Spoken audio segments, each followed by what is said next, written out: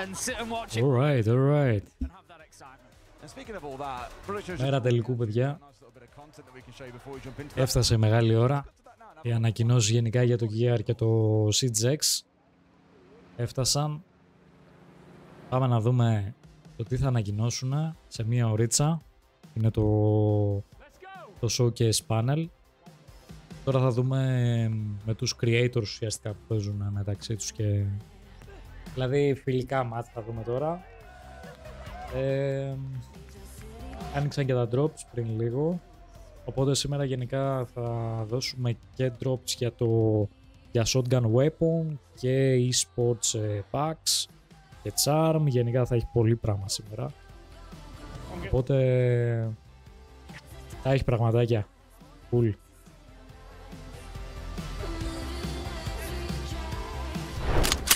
Για πάμε.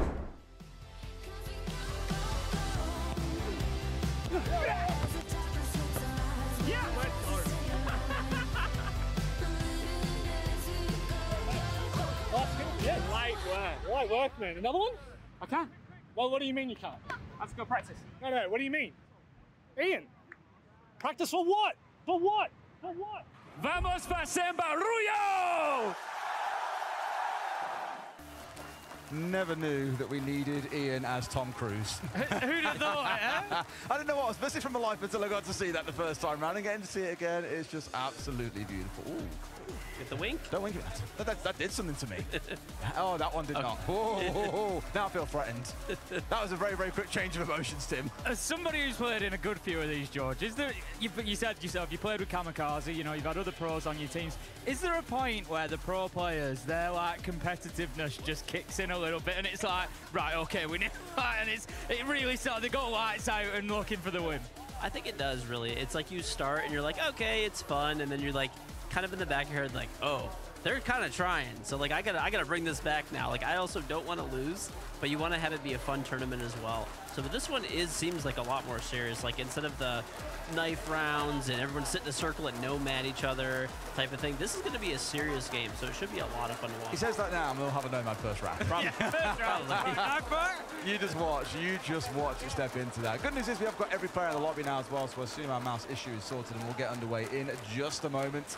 We'll see how this one shakes down. I'm curious because the brief that we were given before was it's a bit more serious. They said Brazil Company kind of want to prove themselves, and I'm like, okay then, so how hard are we, when we say improve themselves, how deep are we talking here? Like, are they coming armed in with strats, target bans against Doki and Leakifak? Are we really going for it? I guess we'll see in the first couple of rounds. I mean, thinking about it, you know, we said there we've had a little bit of a mouse issue. I think I might have had a mouse issue for about the last 5 or 6 years, I think. Just, oh, really? Yeah, I think it's been a mouse issue. I've heard that doesn't go away even when you get a new mouse, mate, I'm afraid.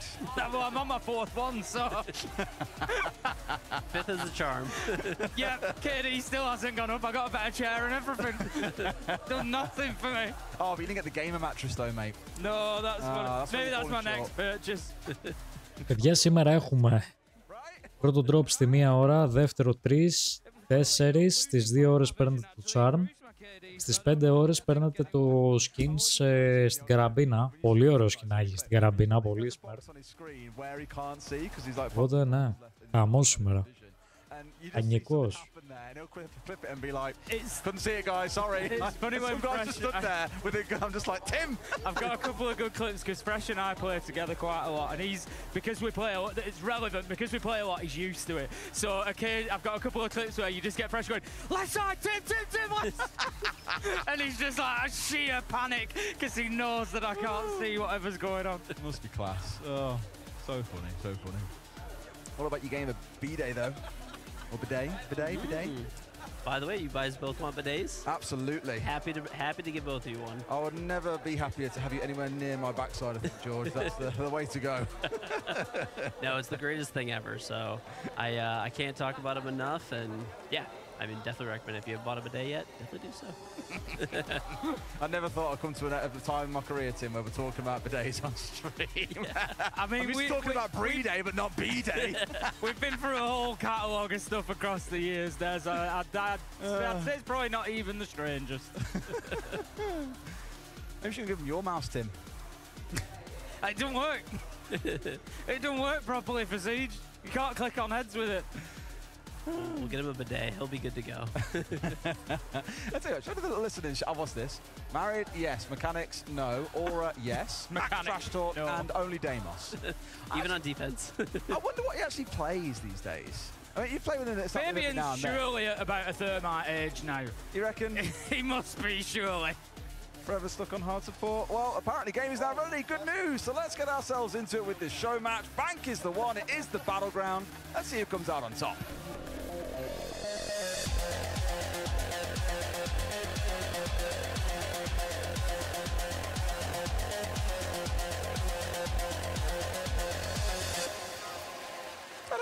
We are in the show match. Bank is underway.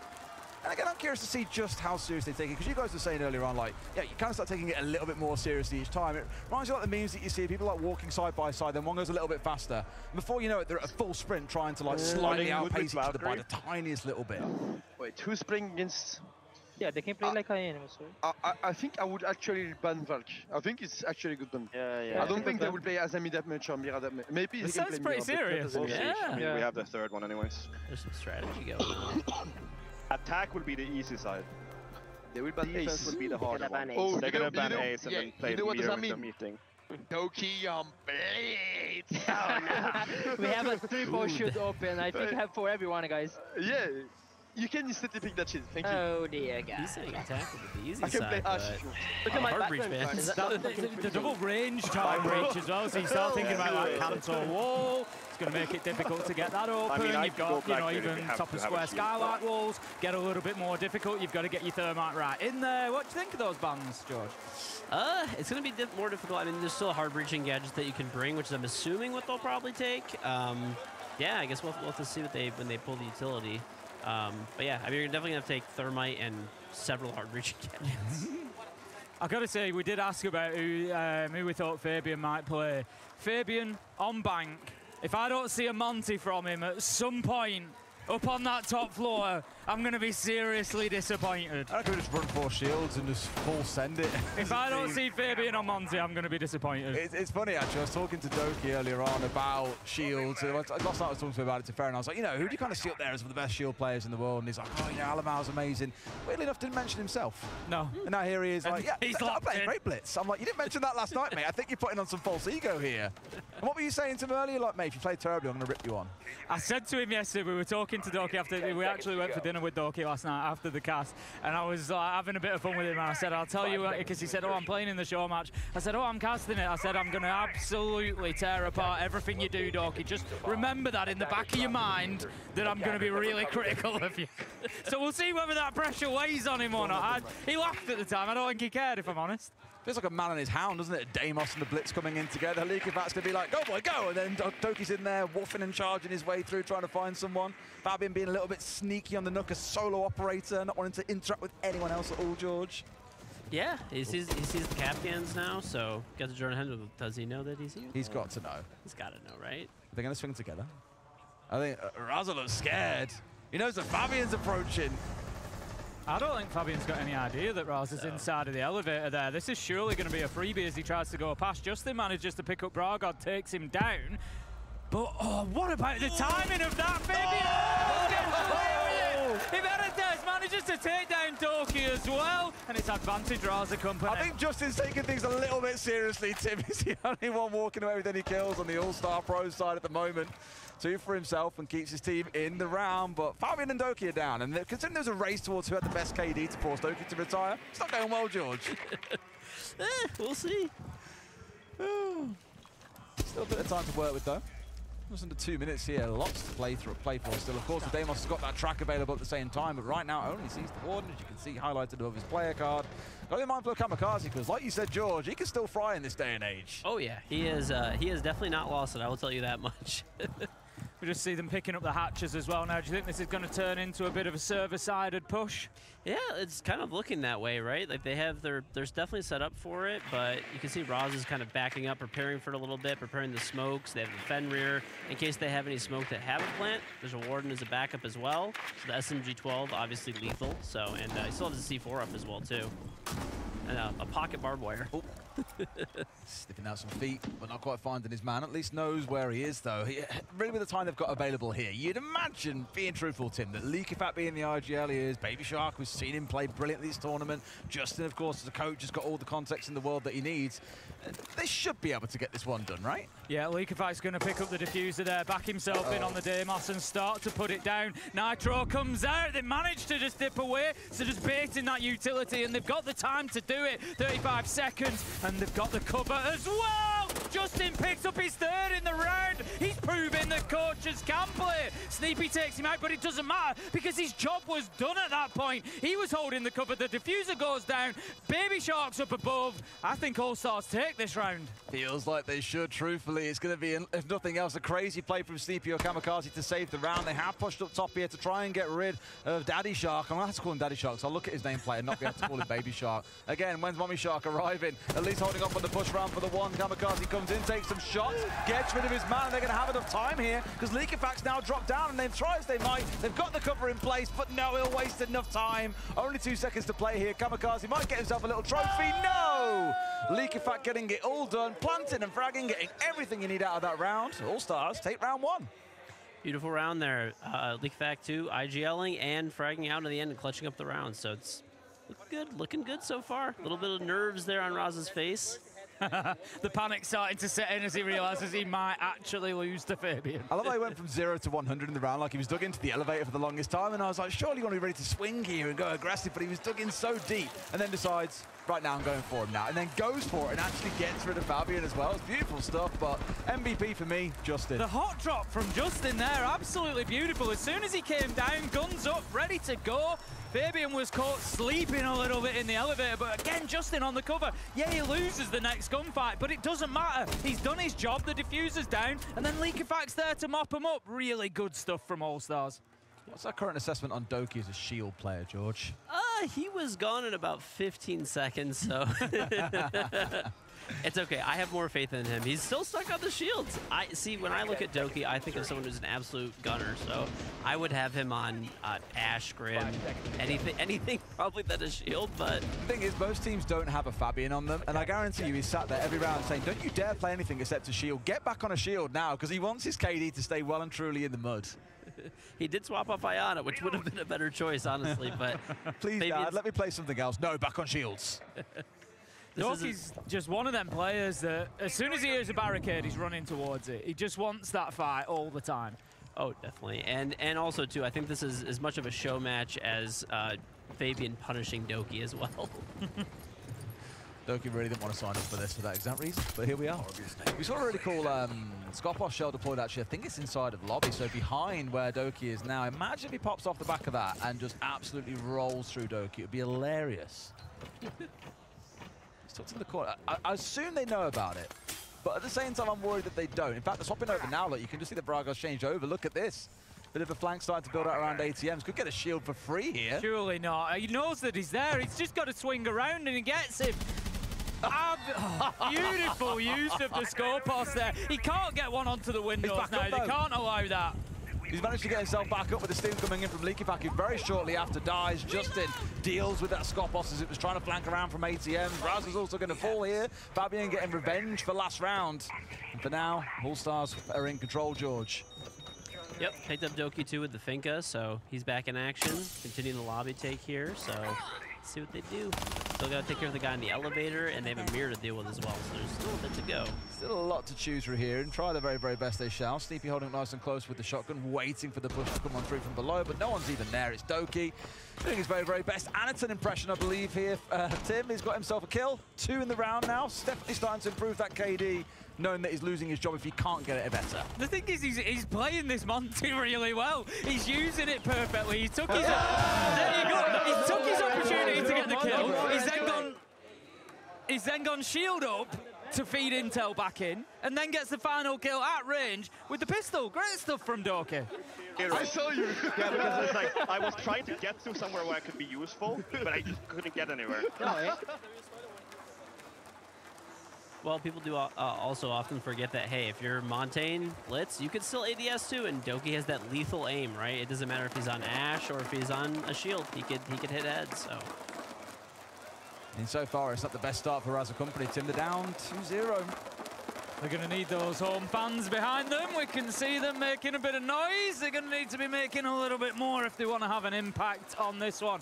Because as you say, the All-Stars locking in and getting themselves a couple of rounds. Raza Company are going to go back down to the basement in the next round. So what can they do differently this time? That's got to be the big question. Last time around, George, they lost a couple early on. They found themselves with 3 left alive down in the basement. Do you think they stick to that roam or maybe play a little bit more turtle?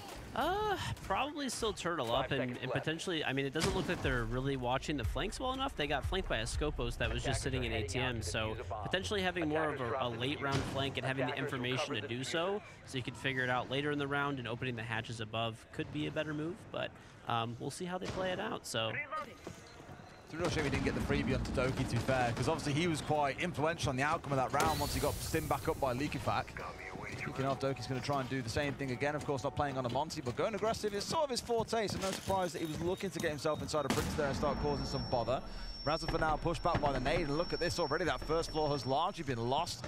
Now Raza's got a choice: hang around here or drop back down towards site, where they've already found out Fabian. Doki be offline without a single call being used, Tim. Yeah, big loss there. Doki getting aggressive as well, but look who he's up against. He's up against Iberitas on the Warden. Worst operator the Blitz could go in for, but he doesn't need the flash. Doki just flips to the pistol and finds his kill, goes for the reload. Can he get another? It's a ring around the roll, and he finds him. Headshot onto Sneepy. This kills all over the map elsewhere. 1v2 as Justin gets taken down. It's all up to Doki. Can he get 4 on the Blitz? I think G2 might have a new Shield player at this point, Tim. He's absolutely fine in the last couple of rounds. Look at him as well. He is locked in, laser focused. That's the only way he's getting to play on the stage this weekend, I'm afraid, so I think he's taking his chance as best he can. It's all down to the Legion now. 4 goos in back pocket.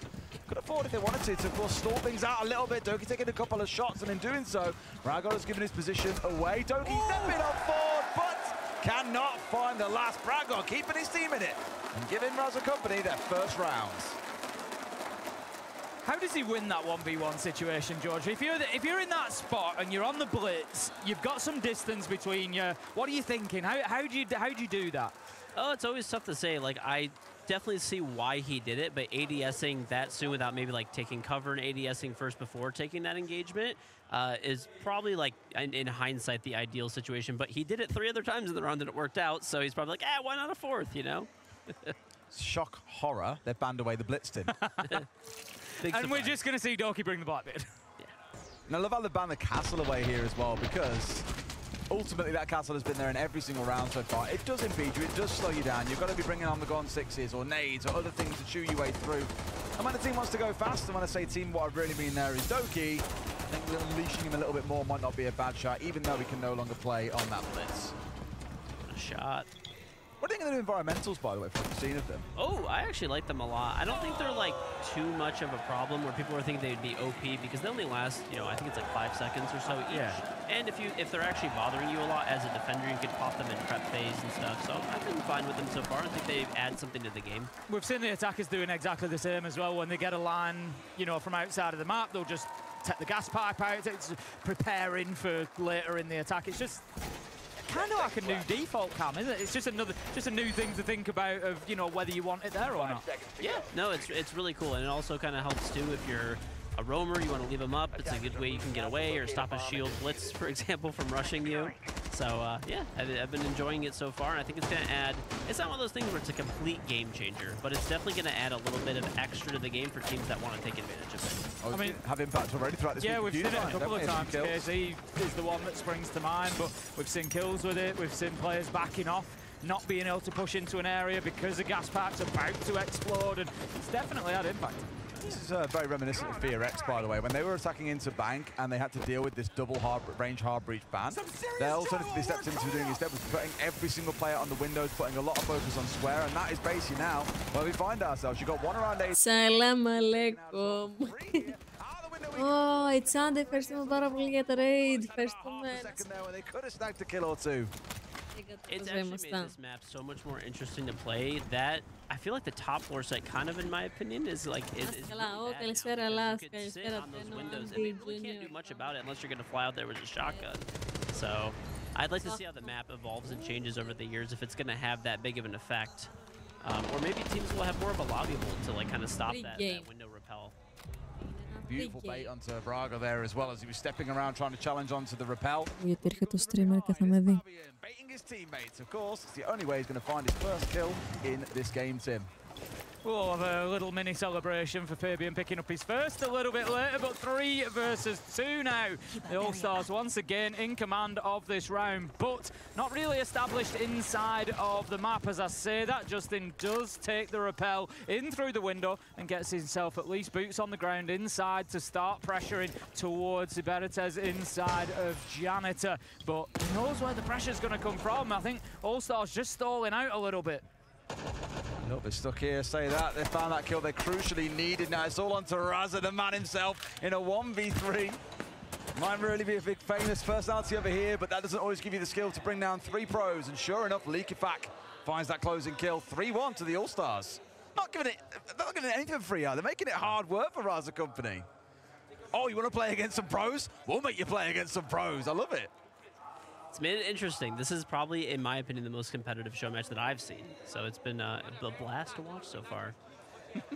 Yeah, it's definitely been a bit of a different vibe, hasn't it? It's definitely been about getting in there and getting some wins in the rounds and really challenging the other side, which at the minute it's All-Stars coming out on top of things. 3-1, and Raza Company just, they seem to struggle to hold on to anything there. All-Stars... καλησπέρα.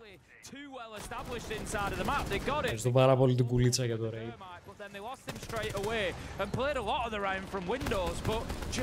Thank you. This is the comms again, you know. It's been a while, and I can imagine everything's nice and peachy right now in All-Stars land. So should we have a listen in a second and see what they're talking about? I can only imagine it's more Doki abuse coming in from Fabian, though. Μάγκες, είναι άδειο το τέτοιο. Τι γίνεται? We'll get a listen on that in a moment. But now, it's more shields. I think Doki really is in shield hell. He's locked in. The thing is, the more rounds he plays on the shields, the better he's going to do, because we've already seen him have a great round on the blitz. Confidence goes up, he's getting his eye in with the pistols as well, not something that Είναι νωρίς ακόμα. True. True. But just as he finds his feet, he's probably going to move on to the other side. But he's straight in there into server, looking to pressure any of those bottom floor roamers before moving up to grab a hold of a little bit of square. One guy's peeking on top of there. I'm pushing archives. I'm drilling tailors right now. I got the mine on tailors. I'm drilling archive now. Archive swinging you on the middle of archive. The middle of archive, yeah, he's running back to Intel's now. Intel's coming to you. We can kill this guy soon. Yeah. But once in guys, I think we can get it. Το double stream, πάμε λίγο. I think he's right side, tell us, near the pipe. Έλα. Yeah, they changed their plan. Yeah, we changed the plan, we can't go... Just there's a guy in admin, left side admin. Yeah. I'm drilling tailors. Yeah, one HP admin. He's on ping. Παιδιά, σε 40 λεπτά θα είναι παρουσίαση για το CGX. Να ξέρετε, 9 η ώρα θα γίνει η παρουσίαση. Και 10 και 4 ξεκινάει ο τελικός Best of 5. Proceed with here. Do you want me to just let's push open like kitchen door. Let's push kitchen door. We smoke everything glass. Τι? Okay. Λαστάκος ή γύρισες? The one without the hatch, I think. Are we just going directly here with smoke? I'm going on the wind window. I'm gonna have to jump in. Yeah, I'm on your lobby cam, in fact. Yeah. It's all falling apart. Inside. All I've heard from the majority of that is Fabian going, what am I doing? Where am I? What year is it? Are we pushing through? Okay. Τσεκάρε μετά DM, ένα λεπτό δώσω. Θα το δω τώρα.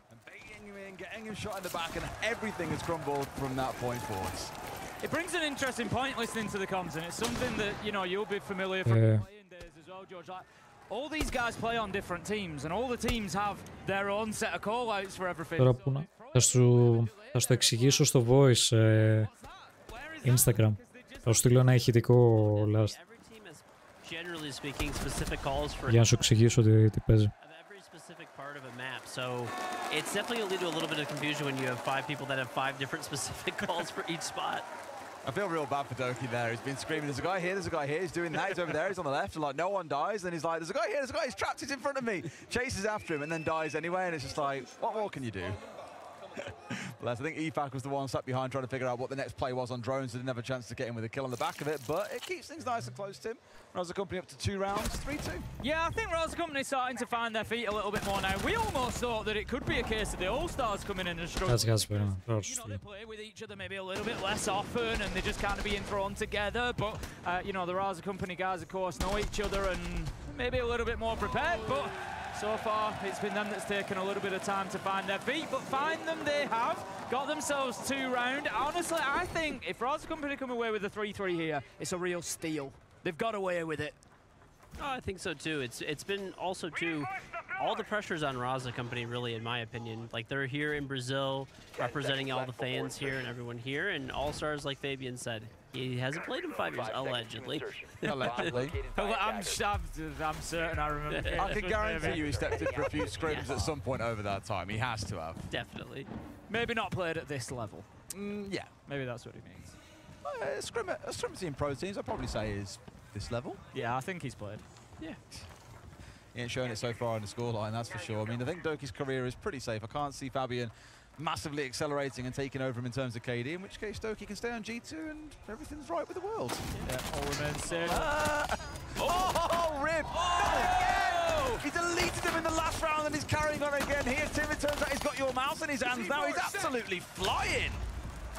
Oh, I wish it was. Fabian's going to take him down. And that's actually not too bad for All-Stars. It was a great start from Rosa Company. What a play from Iveritez there. On the Warden, just predicting that push in through Electrical. Gets himself 2 as well, even with the shield up in his face. Fantastic stuff from him. But All-Stars, 3v4, not the end. Not the end of the world for All-Stars. It's definitely something that they can come back from in the round. Oh, for sure, especially with the trade back here, and you do have a lot of information offers. You both have Grim up and Deimos, so especially being able to cut off the mirrors as well. You got a Capitao, so there you go. And you found the second shield. He has, and they know it's there because someone will start watching it. But there we go, second shell taken away. Of course, Braga doesn't die here. He's able to run around on the second one that he teleported away to. Keeps himself going. A 3 versus 3 here breaking out. Big one for me though, Tim, is the fact they've lost Rib because he was absolutely Yeah, man. last 2 rounds, he said. Yeah, Fabian's got the track onto the score pass at the minute, but he's just Σου έστειλα last game.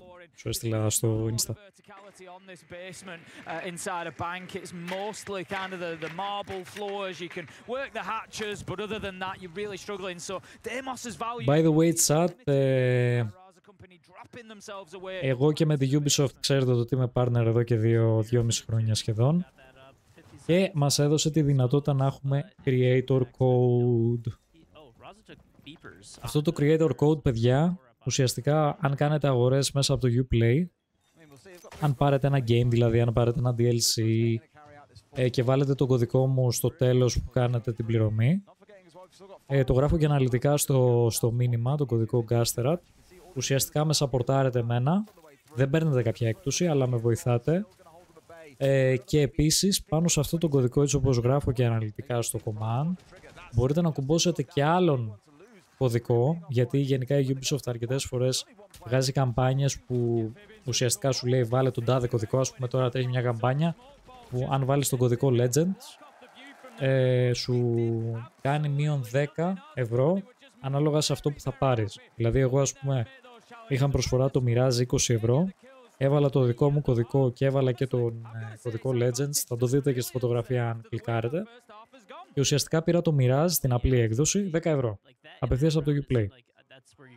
Οπότε γενικά αν θέλετε να σαπορτάρετε τη φάση μπορείτε απλά, αν κάνετε κάποια αγορά από το Uplay για αυτά, στο τέλος να πατήσετε το κωδικό Gasterat και με αυτόν τον τρόπο με βοηθάτε με ένα απλό code. Βοηθάτε πάρα πολύ τη φάση. Ευχαριστούμε πάρα πολύ το UB για αυτή την ευκαιρία που μας έδωσε και ελπίζω να το εξελίξουμε κι άλλο. Αυτά τα νέα. They wouldn't normally. It's, yes, you've got that cohesion with each other, but it's kind of like, Οπότε ουσιαστικά και να μην αγοράσετε κάτι, αν πάτε τώρα στο shop, βάλετε κάτι στο shop του Uplay, ας πούμε ένα game, οτιδήποτε, και πάτε στην τελευταία καρτέλα που είναι για να πληρώσετε και βάλετε τον κωδικό Gasterat, θα δείτε ότι θα πάρει κανονικά τον κωδικό. στο Uplay. Well, it's gonna make things, well, definitely can get all the hatches open now without really any issue. The mirror base. Εγώ τσίπησα το Mirage με τον κωδικό κιόλας, με τους δύο σύνολο κωδικό, με τον δικό μου και τον άλλο τον κωδικό που έβαλα. Πήρα το Mirage 10 ευρώ. Το Mirage που είχαμε παίξει, παιδιά, κάποιες ώρες, νομίζω 3 ώρες πριν να είχαμε παίξει Mirage, μας είχαν δώσει access. Μπορώ να πω ότι μ' άρεσε.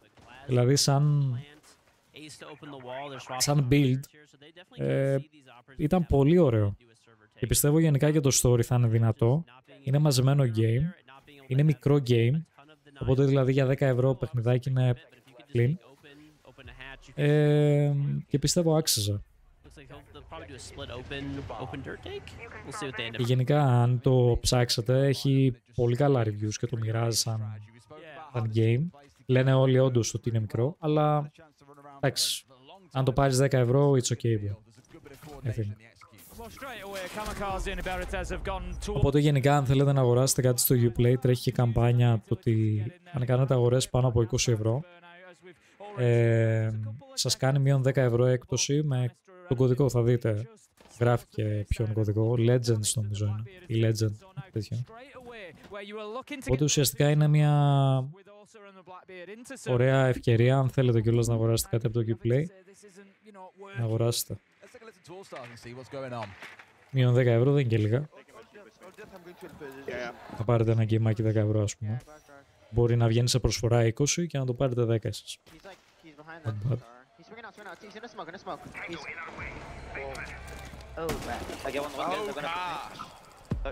You're fine with garage, just Also garage. Or in dirt, sorry. Do you need help, Fabian? No, I'm okay.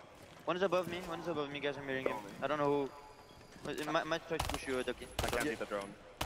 I'm holding main stairs right now, you tell me if you need help. Yeah, I can. Well, they're nading me away. Okay. They have several. I'm going to help you. Fabian, You're on the bomb? again, yeah? Yeah, I'm on the bomb. Yeah. They have also shield. Okay. We have Ryu still. The wall is soft, so I think it's boiling. Oh god! I'm running back here. Yeah. They have Blackbird as well. Yeah, can someone open the side Ash? Yeah, I'm doing it now. I'm opening it now.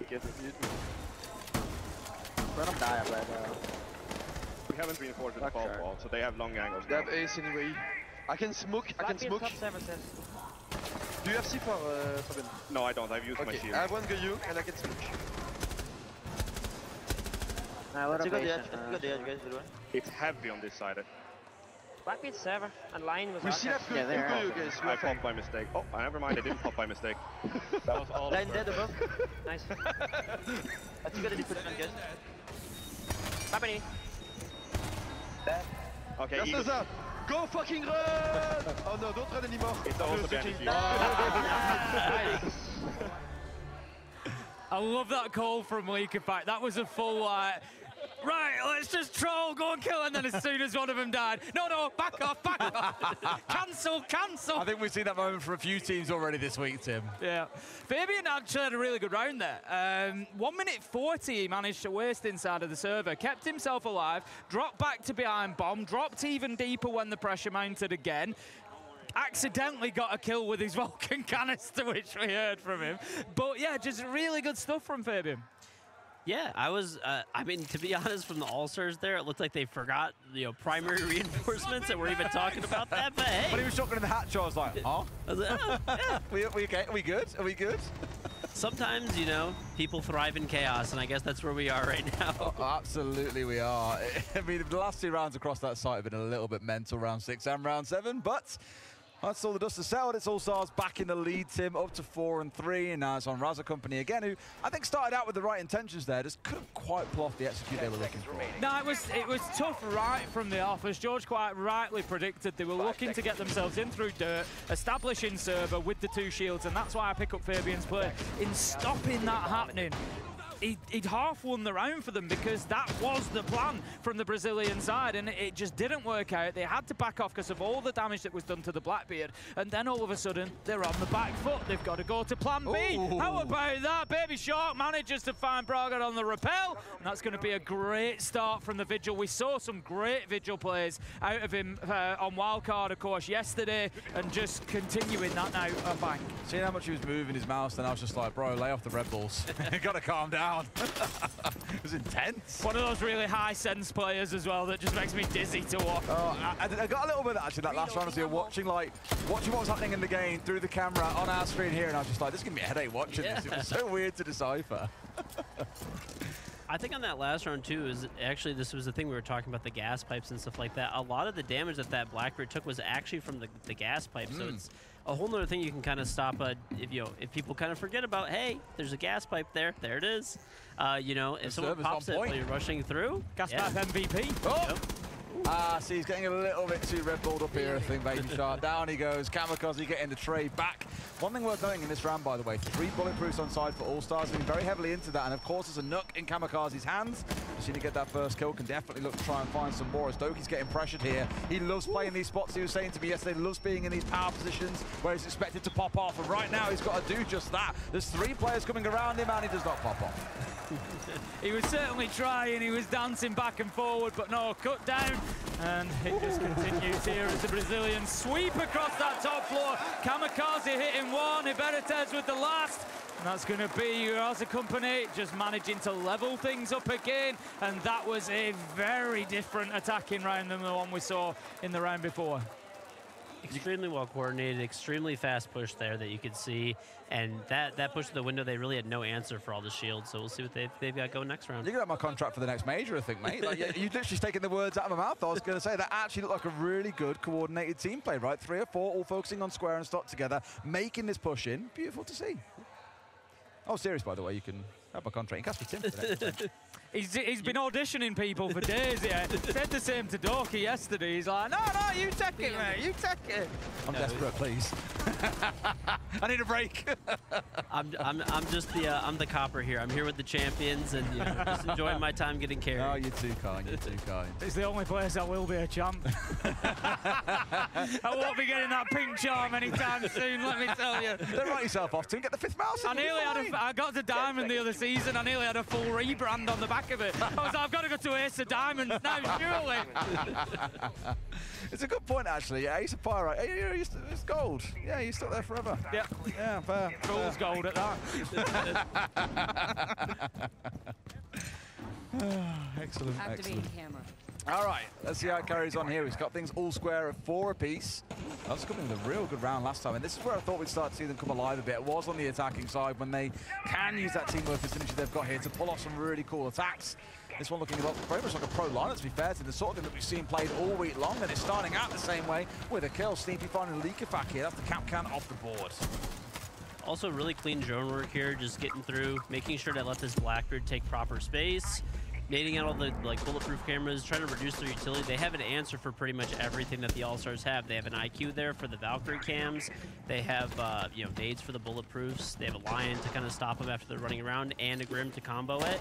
And they're trying to stop that information that they'd have. So All-Stars, it looks like they took a lot of operators to kind of stop the shield push, but they'd only have 1 shield this round, and it's a Blackbeard. So I think this is Raza round, but we'll see how it goes out and how it ends up.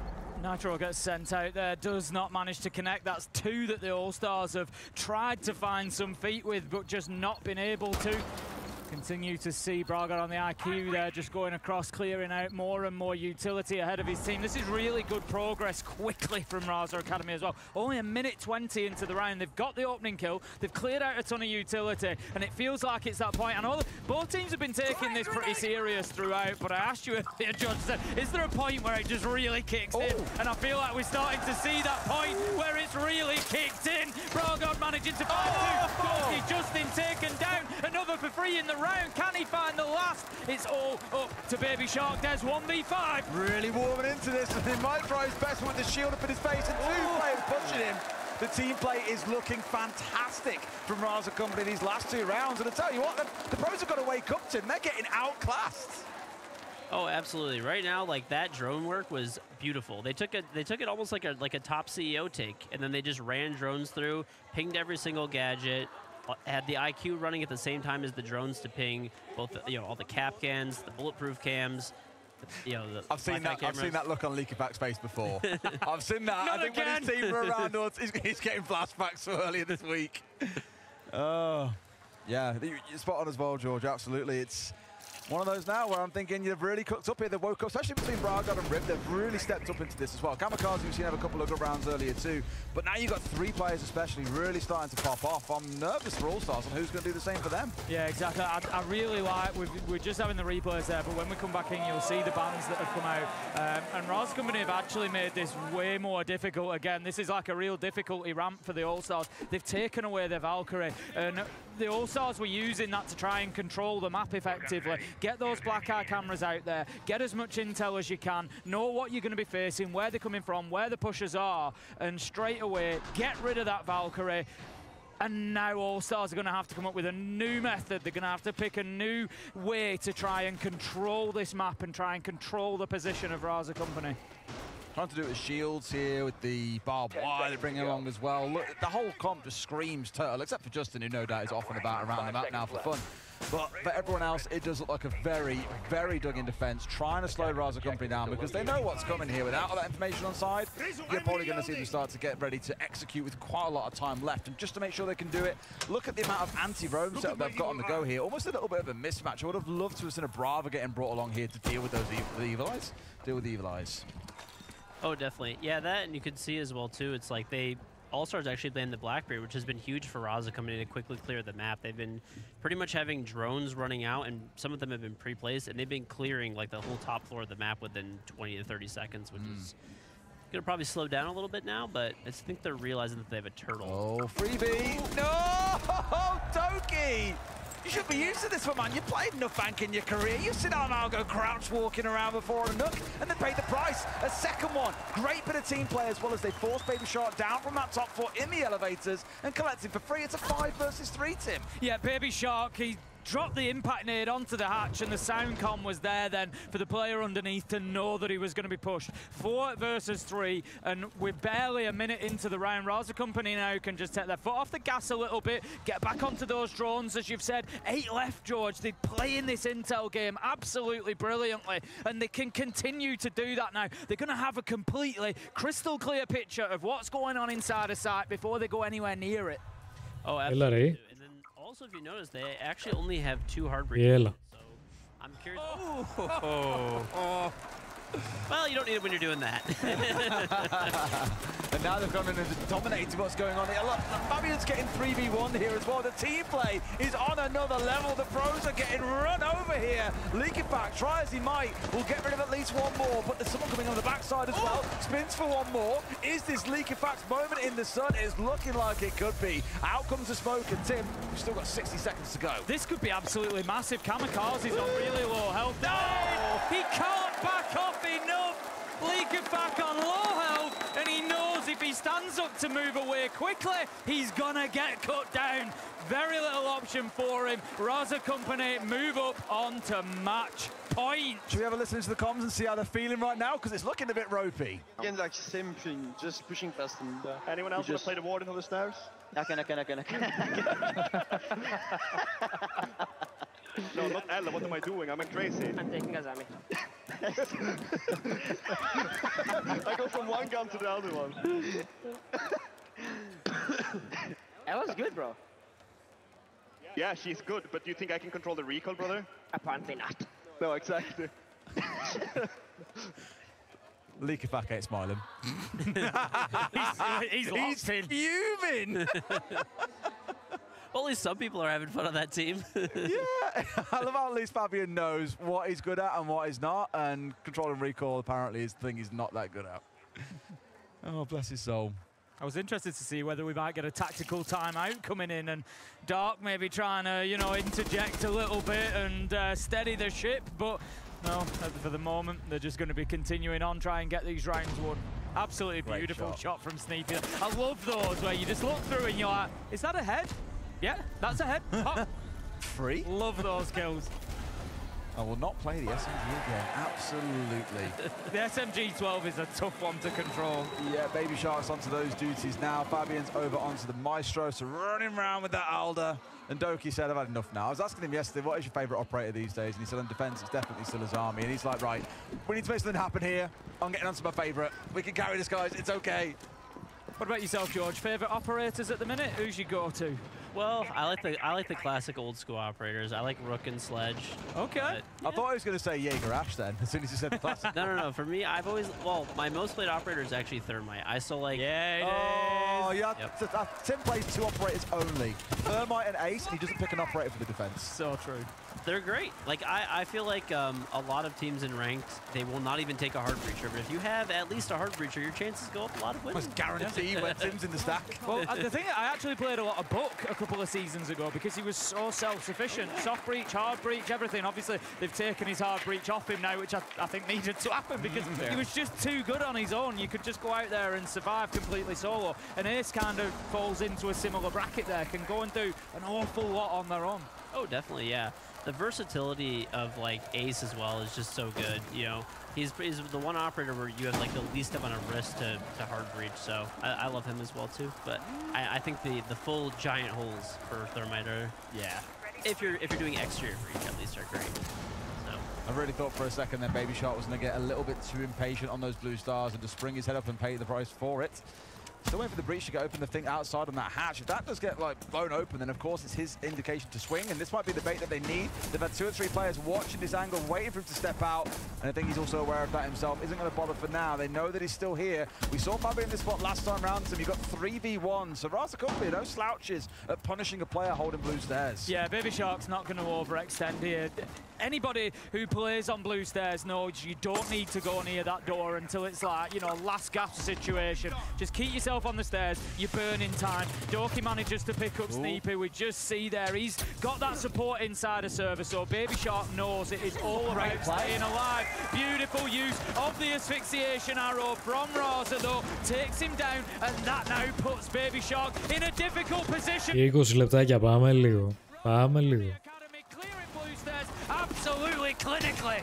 They're all over this. They look large and in charge, and it's going to be hard to slow them down. A 3v3 will give them something, and there's almost no time left. Leakifat gets one more. Forced to run through smoke is never going to help out. Fabian gets one before getting traded away, and then Justin's there for the support from the hatch. The pros hang on.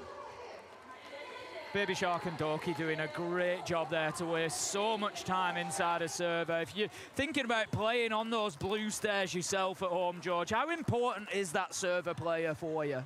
Oh, definitely, yeah. As long as you get, especially with the way that Raza Company is playing with us, with they're consistently running one operator with hard breach gadget, they really can only they're forced to open up that hatch on blue, and they're kind of forced to open up the site hatch, which still gives you like red control, right? So you basically have a hatch where you're either free. You can either sit in sight or you can sit in red with no pressure. But they have to waste one on server every single time here. So yeah, that operator is crucial, and they're wasting an enormous amount of time every single round. I mean, you can see here, what was that, 40 seconds that was on the clock or something like that left that they had wasted. So after that, the rest of your teammates that are in sight can just clean up. Do we see us go into overtime, or do we think it ends here and now? What are you thinking, George? I don't know. It's actually much closer than I thought it was going to be. So the pros are holding on. Pros are holding, even Fabian, look at him. We go up to the top floor then for what could be our last round of the show match. Maybe, maybe not. We'll see if Raza Company can close this out here and now. Top floor for me on Bank. I think you've already sort of picked up on it, Josh. It's a tough site to hold on to, and I think this is where All Stars are going to be under some real pressure. Have been told, by the way, if we get to, sorry, George, if we get to overtime, it's sudden death. First round wins. Just one round. That's it. Wow. No 3 rounds to play out. That's your last chance to win at that point. Go on, George. Sorry. Oh yeah. Yeah, I'm just, I feel like this, like I said, maybe I'll be wrong in the future, but with the new changes on the jump outs, this site is so much more difficult to play. I would definitely love to see teams playing more, you know, open area, and maybe we'll even see a resurgence in Tellers. We'll see. Yeah, I mean, we actually saw it during the tournament whereby there was a plant down, there was players on the window, and straight away you're thinking, how do we deal with this? How do we get past this situation? As it was, I can't remember which team it was now, but heads up play straight into lobby, managed to get the kills from the windows, but as soon as the teams play in the windows, cotton onto, that's our only position of risk.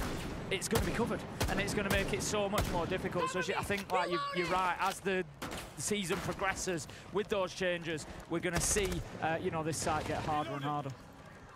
The team play to start their push forward here. Stock in their control. Saw them have some brilliant play around here last time around. We were attacking on towards this site. Moved forward pretty quickly. It was Kamikaze's 3K that really opened things up and secured the round win. Of course, they haven't found a kill for themselves just yet. Sneepy, the only one to fall. So things looking good for the All-Stars to send us into overtime. But a lot can change in 90 seconds, George. Oh, absolutely. So we have... I probably just dropped you in there. I saw you. Oh, no, it's okay. It's okay, it's okay. Yeah.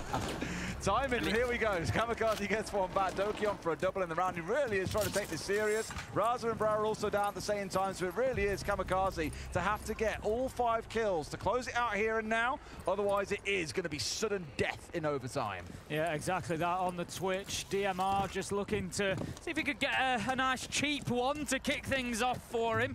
There's plenty of time. He can use that. In this 1vx situation, it's something you can take away for your own edge. You don't have to be rushing in, trying to find those fights every 2 seconds. Sometimes use 25 seconds, let them come to you. See if you can get an easy pickup or two. As it is, Justin is going to take down Braga after he's been picked up. Kamikaze manages to find him, but Baby Shark is there for the trade, and that's going to be the All-Stars taking us into overtime, Des.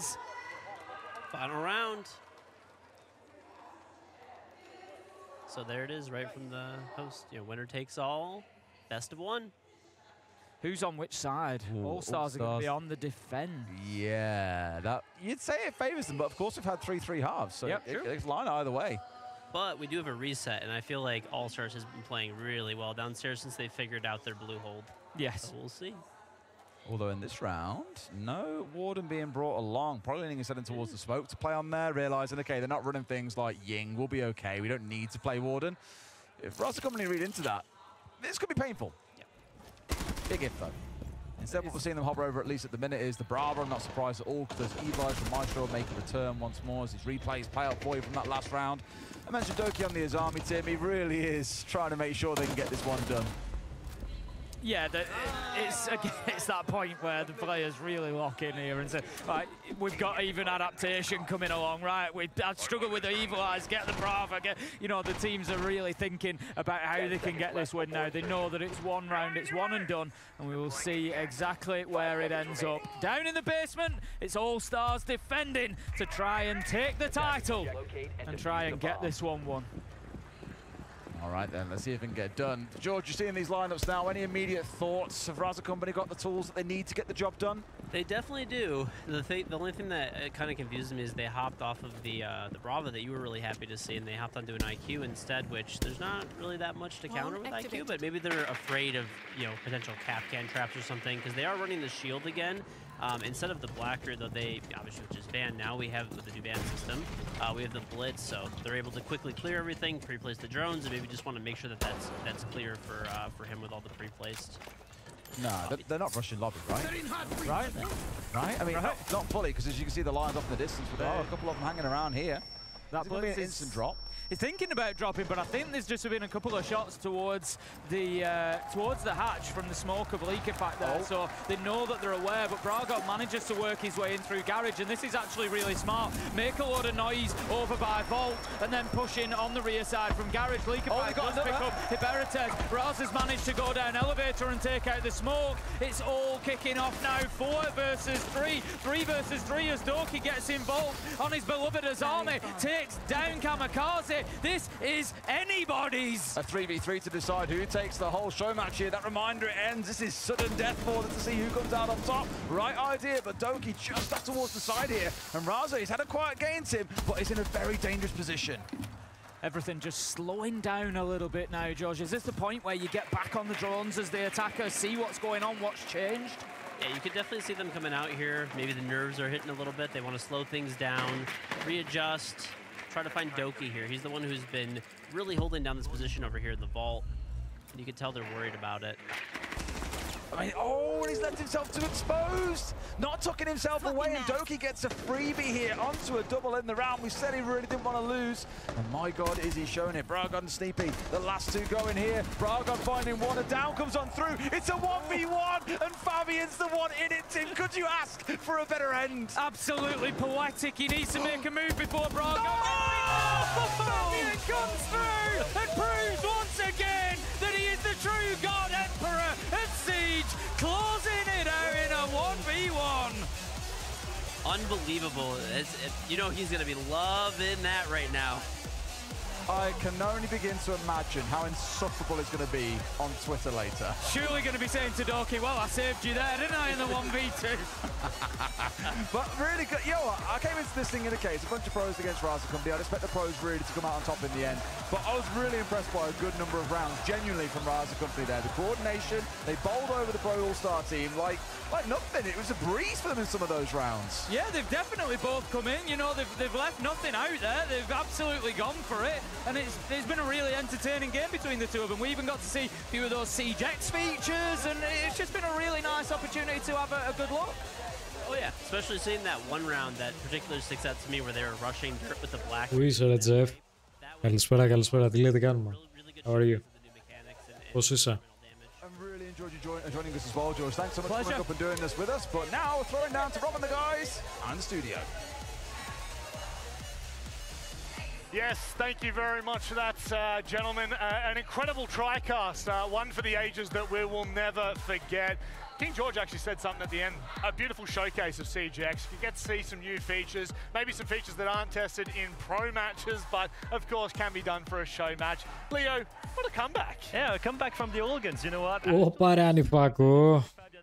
Ευχαριστώ πάρα πολύ για τη ρεϊντάρα, brother. Να είσαι καλά, mate μου. Thank you, thank you, thank you, thank you.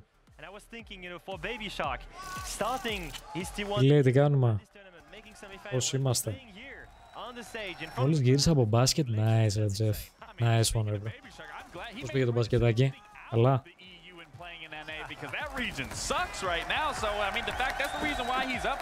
Πάμε παιδιά, στα 10 λεπτά λογικά θα ξεκινήσει και παρουσίαση.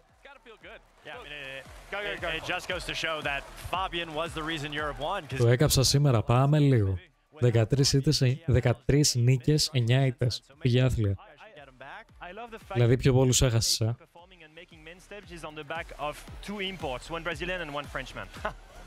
Ελάσσο του. Μια χαρά. Ωραία. Μπράβο ρε Τζεφ. Κακό, κακό, κακό. Let's stick away from the imports conversation. Has there been an APAC player that joined in the NAL? An APAC player? Do us like that? I don't think so. I don't think there's ever been an APAC player that's gone. No, Virtue went to Europe. Virtue? He went to Europe. He went to Europe. Who else? That's it. Jigsaw and Fnatic. That's why I'm an Bro, Intero που είναι? Legit. Intero που είναι? Okay. Well, gentlemen, obviously a little bit of a fun show match. Saw at the end there, Fabian closing things. Ξεκίνησα 110 και έπεσα 55. Talk at the very start. I highly recommend you go back and listen to that. That was actually some of the most impressive trash talk I've ever seen. But we can kind of move on a little bit. Maybe recap for everyone at home that might just be tuning in for the grand final, what we saw throughout groups and then heading into playoffs, just to set the... Αρπείς στο champion. Okay. Στην κονσόλα. Εντάξει, υπάρχουν και αυτές τις μέρες, ρε brother. Δυστυχώς.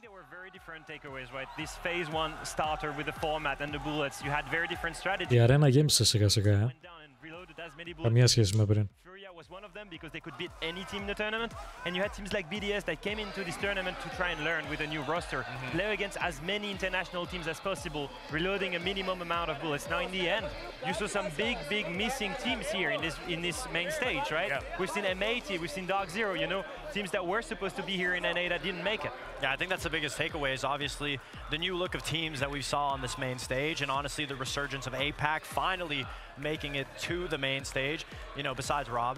Obviously, it's really nice to see when every single region is able to compete. The new looks on Siege X, there's so many new changes that we got to be able to see and teams be able to abuse. The ban system was the biggest thing, I think, for me to take away, because the creativity between all the teams, what ideology they're going for. Are they just target banning? Are they banning things based off strategy, based on just the map that's going on? I think that was the biggest takeaway. Yeah, I mean, my biggest takeaway was just the format and how you reload bullets and what that can look like, because we saw teams that didn't understand how the format was supposed to be played. Like you were saying, big teams going out early because they were just trying to play regular Siege. They were just trying to be better than the other team. But you can't do that in the format of how reload was, which is why we even saw some teams that were unpredicted that were shooting to the top because they took that risk. Elevate, a team, for example, took that risk, put all their bullets and locked themselves loaded and secured a playoff spot, unfortunately going out very early. For one time for the cameras, Leo, can you say we need more... Πόσο έγραφε, κάτω αριστερά, κάτι έγραψε, κάτω αριστερά. Έγραψε time. Δεν πρόλαβα να δω, ρε μαλάκα. Α, όχι, okay, απλά randomize numbers. Oh, yeah. Tell me that wasn't fun. Come on. What's your favorite 1v1? I think probably the one that PSG Talon lost, because it's the only moment that it really mattered. It's the only 1v1 that led to an actual elimination. I think the reaction of like Joker in front of it and being like, oh, we're out. We actually lost that 1v1. I think that was the best one for me. Without kind of, I guess, going in too in-depth in what we've seen in CJX, what are we excited for moving forward now that we get out of this and into stage one? This is where things change dramatically. Oh yeah, absolutely. Again, with CJX and the new environmental ingredients that they've added, it reinvents the wheel. And then you add the ban systems that you were talking about. That again, when you get into this last phase right here, this is where the competition really ramps up, where you're really paying attention to your opponent and what you want to ban. And those bans are so pivotal that we're seeing that teams are taking advantage of, where you can't get away with just the 2 regular bans. You can really counter-strat accordingly. And you've said it 100 times now. Teams that are ready to play and ready to play the other team, they're always going to be one step ahead of a team that is just trying to play it safe. Γιατί ρε φίλες. I mean, it just comes with the evolution of Siege. Α, ναι, να τους τον είδα. You know, it was only the 2 bans, and even then, teams sometimes didn't even really have strats. Now, because of that extra addition to the ban, you constantly have to be evolving as a team to be able to roll it τον είδα. inside the server. There's never going to be a scenario that's the exact same, and that's the creativity in Siege that everyone at home loves to play. There's always new operators. There's always going to be a new layout based on the soft destruction. Now, that's another element of something that you have to think about if you're a top-level team. Yeah, and initially I was thinking that the new destructible elements were going to be situational at pro level. Yeah. It is to a degree, but I've seen way more use than I thought, actually. Absolutely. Especially in the late round situation, the use of the gas tank. For example, to stall a certain area, we've seen Shaiko do it and kill a blitz, for example, on Clubhouse, doing that to make sure that you play into the late round. Other situation, you know, the fire canisters shot to isolate one gunfight in a clutch situation. We've seen that a couple of times. The new rappel system, abuse on bank and on cafe. So many layers of new CJX are actually going to be useful at pro play, but in any kind of casual games as well. Well, and as a competitor, what I like when they add things and re-innovate things, it's more so the fact that it's not forced. You can use it if you want to use it, if it's there. If you want to get rid of it, it's ability to, but it's not forced. But when it's used in these moments that you're speaking of, it captures such a significant moment that we haven't been able to see in Siege. One of the things that I kind of had a chat with a few of the APAC players about, because again, I don't really speak to a lot Last, τώρα είδα το μήνυμα. Κατάλαβες αυτό έτσι όπως το εξήγησα. Αυτό που με ρώτησες. Δηλαδή είναι ξεχωριστό το ένα, ξεχωριστό το άλλο. Εγώ έτσι το κατάλαβα. Ξέρεις. You guys used perfect examples with illustrations to help feed into that things were changing quite dramatically. CJX is going to usher in a different era. The bans are incredible to kind of, I guess, add even more complexity to it. It adds depth. It does. Yeah. It does. It allows you to change things completely, Leo. And right now, I don't think we've seen that depth in the operator bans as well. I don't think they've been abused nearly enough. I think we've seen many of default bans. I don't know if you see the amount of Kaid Bandit combination bans that we've seen at the start. The amount of Blackbird, Monty, Blitz bans as well. Lots of teams are using the new ban system right now to make sure they remove any wall denial or any shields, but we've not seen enough counter bans. And I think we're going to see more of that as the teams get used to that operator ban system and develop it during the stage. We need a little bit more time for the teams to get situated, have their own inter-regional leagues, because absolutely, I mean, the meta going into this tournament was you take 2 shields off the board or you take the denial off. And then your third ban, we saw a lot of teams that the panic of maybe losing rounds, they would just ban something that was not working for them. You know, we saw yesterday with Wildcard banning the Buck, and it didn't look look like a confident band. Yeah. So it's going to take a little bit more time for teams to be able to dive deep into what specifically teams are going to be bringing on CJX to be able to abuse it. Yeah, and one of the things that you talked about yesterday, we saw a Brava and Twitch ban, right? And that impacted an entire round. Maestro was being played the entire round. Yeah, like we just haven't been able to see that in previous games. We haven't had that depth of it. But I guess now that we start to move forward a little bit more, we've got the panel coming up, gentlemen. Now, we've seen many panels over our time. I want to get, not predictions, but I want to get what you'd love to see change in the game. Well, what I've seen on Twitter already is we saw Clash. So I really want to see what that rework is going to be, because it is going to change the game, in my opinion, how you're going to approach Clash, where we saw. So I am very curious to see what that Siege panel is going to bring, but every Siege panel, I think, so far that we've seen today and today's day and age has been great. Yeah, it's always very cinematic. It's always very exciting. I mean, the community loves seeing what Siege has to bring, and now with CJX, I think the biggest takeaway for me really just has to be the fluidity of maps in the way that they look, the way that they feel, just limitlessness, just making it that much closer to making things agile, perfect to do. Yeah, and I think looking at CJX right now, we only have 5 maps that have been reworked, so I kind of want to know what are the next maps that are going to get reworked, because Bank is absolutely beautiful, Border is beautiful, so I want to see the rest as well. And I think it's the 10 years of Siege. That's the big story for me. In December, it's going to be 10 years. What's on the roadmap for that 10-year anniversary? That's what I'm excited for. Yeah, the priority, I guess, now shifts into the conversation for CJX and moving forward, because there is so much that can now be added to this game that we never would have been able to see prior to this. But gentlemen, thank you very much for sitting here and having a wonderful chat with me. We're looking forward to getting underway with the rest of the action. But before we do, we're going to go to a short break. We'll see you on the other side with the live panel. Θα ένα break και θα δούμε το reveal. 6 λεπτάκια ή θα το τραβήξουν πιο πολύ το break? Α, 3 λεπτάκια, έλα, μια χαρά. Μπαμ. Εκεί σε 3 λεπτά ξεκινάει το reveal, αν θες, έλα να δεις. Ήρθε η ώρα, chat. Ήρθε η ώρα που όλοι περιμέναμε. Για πάμε λίγο.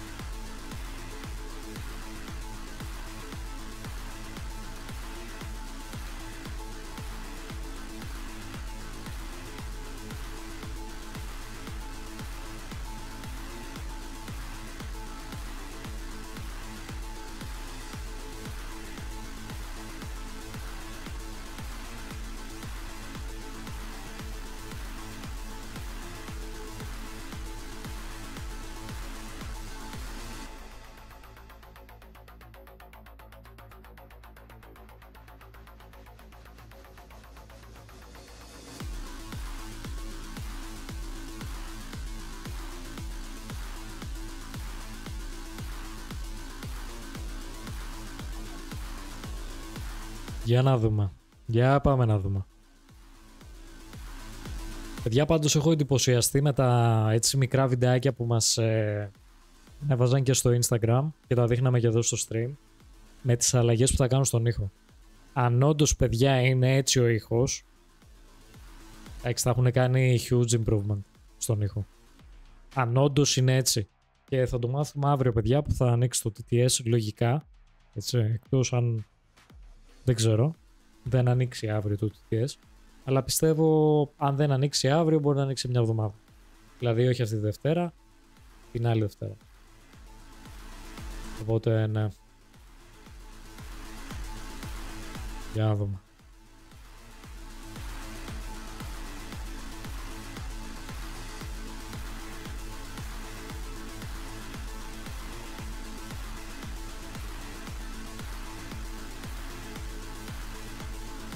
Το rank να φτιάξουν, τους cheater να μπανάρουν και το solo. Κοίτα, και εκεί κάτι θα κάνω αναγκαστικά, να ξέρεις, και στο κομμάτι του των cheater σίγουρα κάτι θα κάνουν. θα κάνουν κάτι γιατί ουσιαστικά διαφημίζουν πάρα πολύ το Shield Guard, αυτό που θα βάλουν, το καινούριο anti-cheat ουσιαστικά που θα ενώνει πάρα πολλά πράγματα μαζί για να κάνουν ban wave. Εμάς μας έσωσε η Sony, τι εννοείς? Τι εννοείς σας έσωσε? Α, ναι, στον ήχο λες. Καλά, ναι, φίλε, όντως. Το EQ που πειράζεται. True.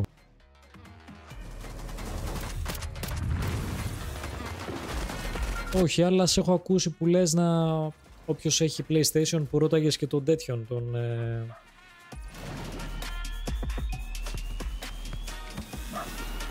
Ο φίλος τους προάλλας, ρε, αν έχει βάλει το setting.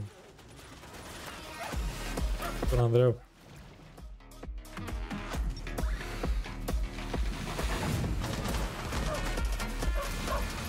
Τώρα όταν σου λέω τα ακούω όλα, τα ακούω όλα. Ρε φίλε, σε εμάς δεν έχουν κάνει τίποτα. Σε εμάς δεν έχουν κάνει τίποτα, bro. Το PC το έχουν μην πω που γραμμένο. Μη σου πω που. Τέλος πάντων. Για να δούμε. Ήρθε η ώρα. Ήρθε η ώρα να δυναμώσω λίγο, να ακούω κι εγώ.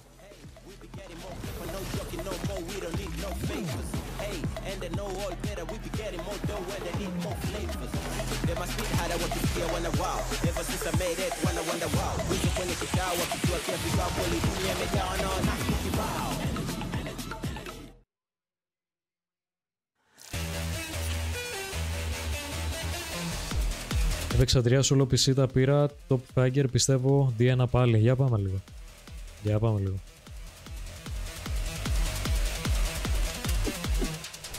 No, probably not the faces you were hoping for, but we've just got a small delay for the live panel, so we're going to sit here and break down a little bit more of what we've seen. A big discussion that we had, gentlemen, off stage, and I guess kind of coming into the finals was the fact that EML, NAL, we're not really seeing a lot of those teams here compete, especially on main stage. Leo, well, now I get to throw dirt at all of you because you're all from those regions. You can enjoy that moment. That's not going to live in the moment. Yeah. I'm going to enjoy it because we had 3 APAC teams here, but let's just talk about it really quickly. Are you at all concerned? I'm not concerned. You had to wait 10 years to see an APAC team on that stage. You know, I have had that for almost every year now for 10 years. So I will be fine with an European team not being in grand finals for now. I will say the big story is that every region should team up against Brazil because they're still on top of the world. Yep. They still have the most talent. And at some point, we've got to ask ourselves the question, what is costing our regions? Why aren't we back to the top anymore? And I think one of the big discussions has been the grassroots. I don't think we've been developing grassroots enough. We've not been looking for talents and developing it. Brazil has had loads of LAN events, loads of official matches, loads of moments and good quality of scrims to improve. And that's something that I've been missing in other regions that we need to develop right now. Absolutely. Taking the T2 level of it seriously. I mean, it was so rough in North America. We had to get Baby Shark, you know, so we pulled the next generation of Europe. You had to get me as well. Well, I mean, that was that didn't go well. So I'm just not gonna say that. I mean, I wouldn't be too worried if you're North America or EU right now, just because it takes a little bit of time for teams to get developed. I know a lot of teams in those regions have recently made roster changes too, whereas Furia didn't really make any changes. W7M did get Palu, but he was from, you know, Liquid. He's a storied player, so a lot of the changes in North America and EU have been really full restructures. Oh, Fox, no. You know. Έχει μείνει στο 2015 γάμισα. The grassroots system, because what's been a great system for the SAL teams is the fact that they've stayed together. When you look at the top team, you look at FaZe, you look at Furia, even if they aren't finding that success, I mean, FaZe is a prime example. They've gone through their renditions throughout the year, but consistently as of, I mean, what, the last 2-3 years, they've stayed the exact same roster. And then even for Furia, they got off to a good start, had a solid year, the best year that any team has ever had in history, and then they kind of fell off. They weren't finding that same success, but they haven't made any changes, and they're here back on a grand final. So I can't, I can attest saying, you know, the grassroots. It's FaZe and Furia you're mentioning. Where is W7M coming from? From Brazilian grassroots. Where is Loud coming from? Brazilian grassroots. Once again, they have so much talent that they've developed, and that's why they've got such a big variety of style. And it's because they've. Τους δυνάμωσα λίγο για να ακούμε καλύτερα. Ήθελατε να τους βάλω έτσι όπως ήταν πριν. Ο ήχος εννοώ. Τους χαμηλώσω λίγο. There wasn't really much practice. There weren't many teams for you to get better, so all of their preparation came from practicing in tournaments, and they use that as a learning experience. And hey, we finally got a team to be able on the main stage. I think that's something to say for it. Now, as for NA and EU, I mean, you can't be worried. I do agree with Lax to a certain extent of longevity. Δεν παίρνουν ανάσα, γάμισε τα. Και είναι και 4 κιόλας σύνολο και ο ένας μιλάει μετά τον άλλον, ξέρεις, και έχει συνέχεια ροή.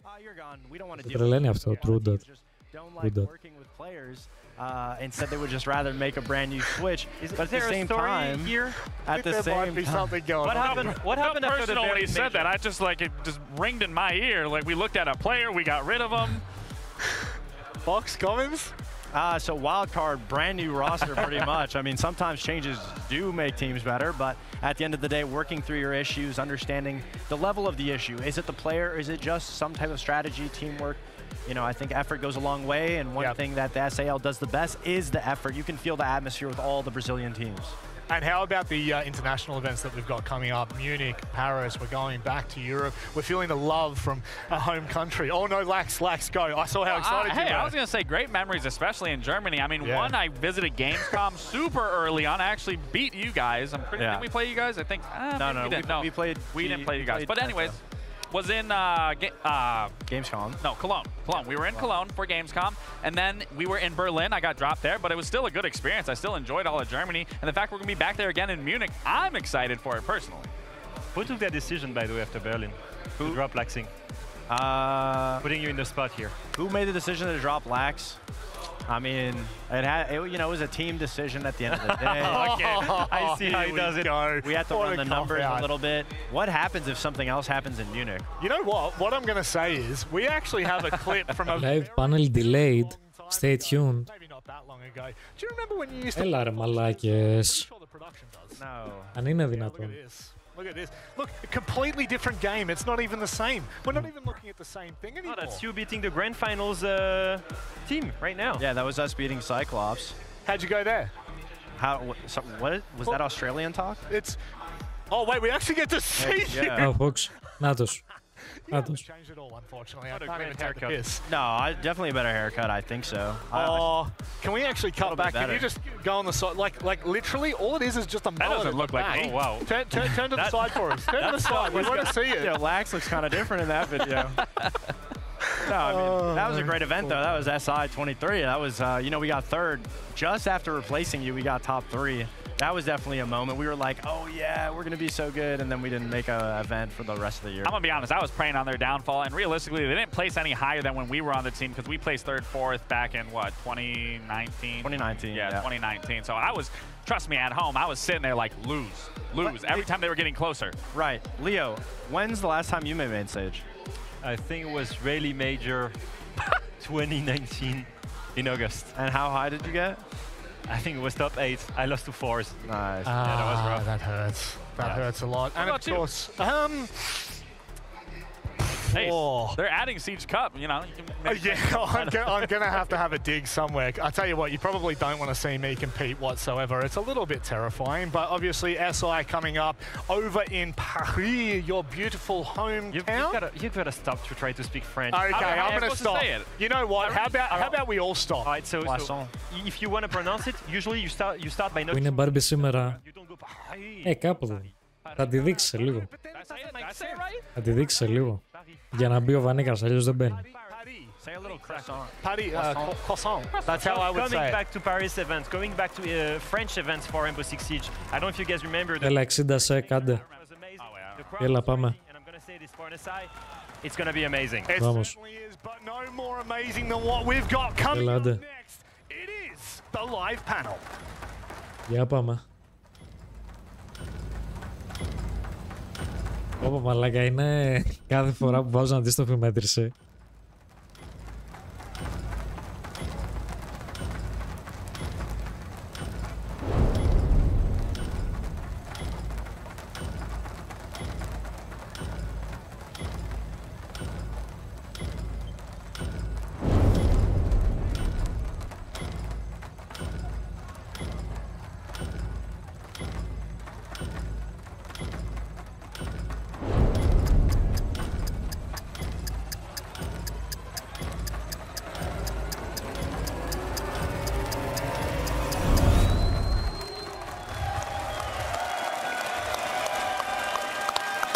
Για πάμε.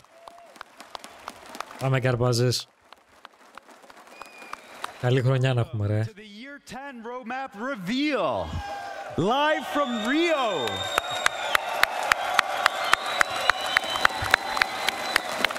Brasil, muito obrigado por nos receber. É uma honra estar aqui com vocês. I'm Alex Carpazes, Creative Director on Siege, and I'm here with Joshua Mills, Game Director, and Christopher Budgeon, Live Content Director. Today is a big moment for Siege, as we're weeks away from a new era evolving the game we all love. The past few days, we watched the first ever SiegeX esports competition, and it's been exciting for the whole team to watch the changes come to life. Yeah, and normally watching this pro scene keeps us on the edge of our seats. But this time, it hits a little different. Seeing all the hard work the team's been putting into SiegeX live on stage makes this an incredible moment. Now, I'm not about to get all emotional again, but this does mark a defining moment for the game. We've set ourselves up for the next 10 years of Siege. We've done this all while staying true to what makes Siege unique. Today, we're here to look ahead beyond the launch of SiegeX. The Year 10 roadmap lays out what's next. Seasons of updates, new features, and of course, our promise of long-term support for this game and the Siege community.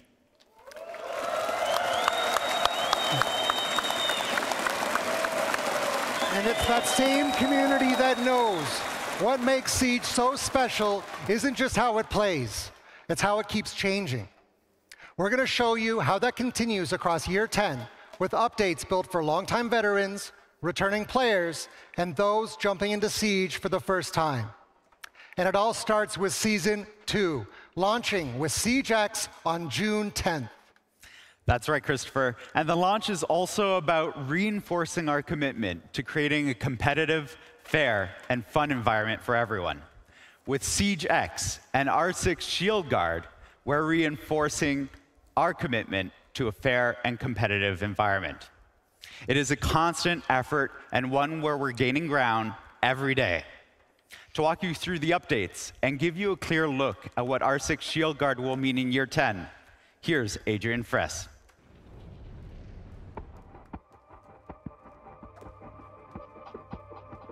With R6 Shield Guard, we're stepping into SiegeX fully prepared. Over the past year, we've put systems in place that reshaped the fight against cheating, making Siege fairer and safer for everyone. Some of those tools are visible, like cheater match cancellation. Others work quietly in the background. Security upgrades, gameplay-based detections, data-driven bans. Together, they're making a real difference. And players are noticing. Cheat reports are trending down. With Year 10 Season 1, we introduced a new hardening tech, boosting security without impacting performance. We've also cracked down on lag abuse exploits on PC and console. Thanks to Shield Guard and BattleEye working in sync, we're not only banning more cheaters, we're also banning them faster. With Season 2 and the launch of SiegeX, we're raising the bar for game security. We've also introduced new tampering detections, building on the tech upgrades for Season 1, while digging deep to patch key vulnerabilities. The result? A major security update, dropping right at launch. And as always, we'll keep rolling out improvements throughout the season. But the biggest game changer in Season 2? R6 Shield Guard, our new unified anti-cheat system, is now fully dynamic, pushing updates live to stay ahead of cheat makers. At any point in the season, we can push a new game executable directly to players. Every single new executable changes security measures, so cheat makers have to adapt again. This puts cheat developers in a constant race, making it harder and more expensive to make cheats. That means fewer cheats available and for shorter windows of time. As we move forward, player protection remains our top priority. With R6 Shield Guard, we're staying proactive, continuously updating to stay ahead of cheat makers. For the rest of Year 10, we'll keep delivering security updates with every patch. We're working with pro players and the wider community to further refine our system and push into new territories, such as AI detection, gameplay violation, and the next evolution of Mousetrap. Some things we can't reveal just yet, but know this, we are in it for the long haul and we are not going anywhere.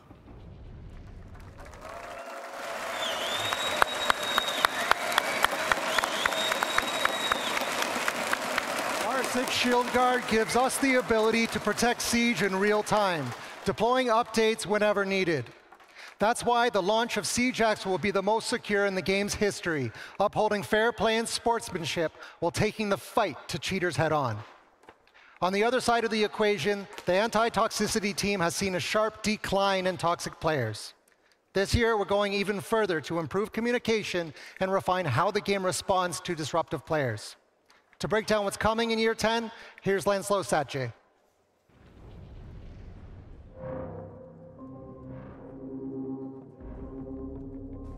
As we launch SiegeX, we are entering a new era. One where the game isn't just more competitive, but more respectful and secure for both long-time players and newcomers. Back in March, we fully activated the new reputation system, and it's already making an impact. The number of negative actions per match is constantly decreasing, leading to a safer environment. On the other side, we are seeing more positive actions in-game. Meanwhile, players are using text chat more often, and abusive language continues to drop. Additionally, we have introduced stronger consequences for repetitive toxic behavior. Dishonorable players who continue to receive negative units now face automatic suspension. And if their bad behavior continues, they will be flagged for manual review and permanent ban. And we are not stopping there. Our priorities for the rest of Year 10 are clear. Voice chat moderation. This will be one of the most important upgrades yet. Built on everything we have learned from automated text chat moderation and designed to be fair, effective, and player-first. Privacy settings improvement. All privacy features are coming to console, keeping you in control of your identity each match. And one improvement across all platforms. Nicknames will be automatically generated for each game. Abandon penalty improvement. We are reworking abandon penalties, making them less punishing for one-offs and tougher for players who abandon matches regularly. In-game reports improvement. We are adding more detailed reporting options and better visibility on what happens after you hit report. New reputation system actions. We are introducing new positive and negative behaviors to better reflect how you play and how you treat each other. We are proud of the progress we have made together. Toxicity is decreasing, not just because of the system we have built, but because of the choices you have made. And we are not done. We'll keep refining these systems to strike the right balance, protecting players while honoring Siege's competitive edge and culture. So keep evolving with us. Stay positive and make Siege better.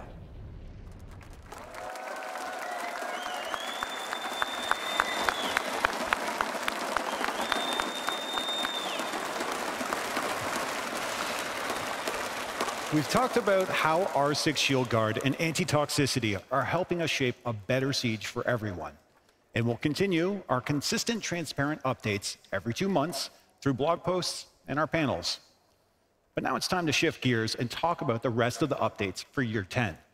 In Season 1, Operation Prep Phase, you had the chance to change the flow of engagements with our newest attacker, Aurora. While you were doing that, the team was behind the scenes in the dark preparing everything for this next era of Siege. And now, we're stepping into the light with Season 2, Operation Daybreak, starting with a recap of what we shared at our SiegeX showcase. SiegeX is the biggest evolution we've ever made for the game, and we've already shared a lot of the details from our showcase last March. Let's start with a big one, free access. Beginning June 10th, we're opening the doors to even more players, making it easier than ever to jump into Siege with friends and an improved onboarding experience. Next up, Dual Front, our new permanent 6v6 game mode that mixes attackers and defenders in the district map. We're modernizing 5 maps: Bank, Clubhouse, Border, Chalet, and Cafe, all updated with improved detail, lighting, and materials. We're adding new destructible ingredients, fire extinguishers, gas pipes, and metal detectors that open up new strategic opportunities to shift the momentum of a round. Better movement controls while rappelling and on the ground. Advanced rappel improvements allow sprinting and turning corners. Core movement now carries momentum, bringing more fluidity to the game. We're revamping the pick and ban system, giving each team more control and making every decision more strategic. For quicker callouts, new communication wheel enables accessible communication for everyone. Also, it's time we brought a much requested feature to the game, Weapon Inspect. To let you flex your favorite skins and charms at any time, whether it's mid-match,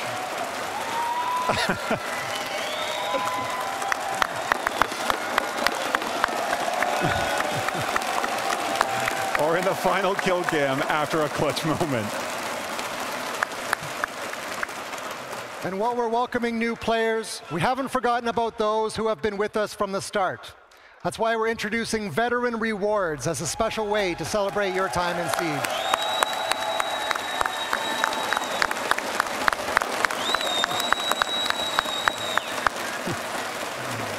We're also bringing back Unranked, giving players more choice in how they experience competitive play. To round it all out, we're overhauling the audio system, making it more precise, more immersive, and more reliable.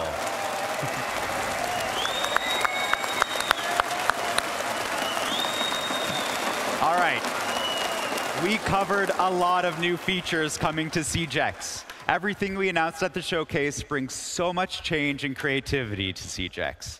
And yes, we did keep some surprises. Josh, how about we talk about the world the pros compete in? Absolutely. Siege Esports is bigger than ever.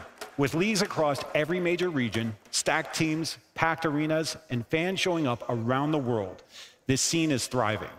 It's exciting, it's emotional, it's the best of Siege. Hell, it's the reason we're here live in Rio de Janeiro.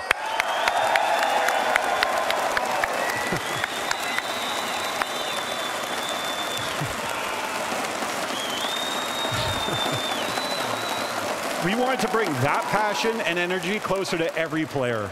For the first time ever, esports has a home inside the game. The new esports tab will be your way to stay up to date on the scene right from your main menu. You'll find the landing page highlighting Ωραίο, καλό. full schedule with filters so you can keep track of matches in your region's local league just as easily as matches in global competitions. And an info page to give you a global picture of what Siege Esports is all about. But the pros all started somewhere, which is why we've made major changes for new players jumping into the game. Christopher, what's the plan? Well, our focus was making the game more welcoming for new recruits. This season introduces a smarter, more rewarding way to learn and progress with 40 new beginner challenges, unlocking 2 at each clearance level up to level 20. This will help new players focus on what matters as they level up. Leveling your clearance level now feels more rewarding. You'll earn 1,000 renown with every level, an alpha pack every 10 levels, and new players will unlock modes and operators as they progress. That's right. We've completely revamped the clearance level progression. If you're level 100 or higher, your clearance level will be adjusted to a new XP curve, meaning you'll level up faster and more often. And as for training, we've replaced the beginner versus AI with a new enlisted playlist, featuring a smaller pool of maps and operators for a smoother learning curve. Returning players will also have access to a new field training playlist, where you can customize your training experience, choosing your map and settings. And these aren't basic bots. Our AI is trained using real player behaviors, giving you the chance to practice with updated gadgets and real Siege scenarios. And one more note. If you're coming back to ranked after some time away, we've added skill decay, which lowers your skill rating after 90 days of being away from the game. It's all about easing you back in to the competitive ranked experience. There's never been a better time than to jump into Siege right now. And when you jump into SiegeX, you'll notice immediately we've rebuilt the entire UI. All of it is faster, cleaner, and designed to help you get to where you want to go without friction. And visually, it's aligned with the new SiegeX look, modern and bold. Josh, How about you show us what that looks like? Of course. You can see with the core dual front tabs, the new hub system is dynamic and modular, allowing us to customize each one seasonally and show relevant information directly in them.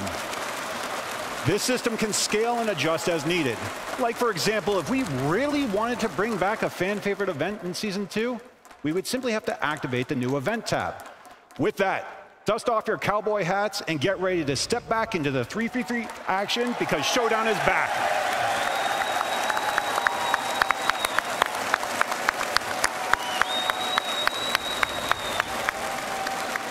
Showdown won't be the only event in Season 2, because starting now, every season will feature 2 limited time events.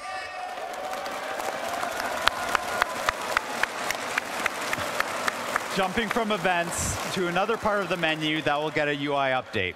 The Battle Pass navigation system has been redesigned to be more intuitive.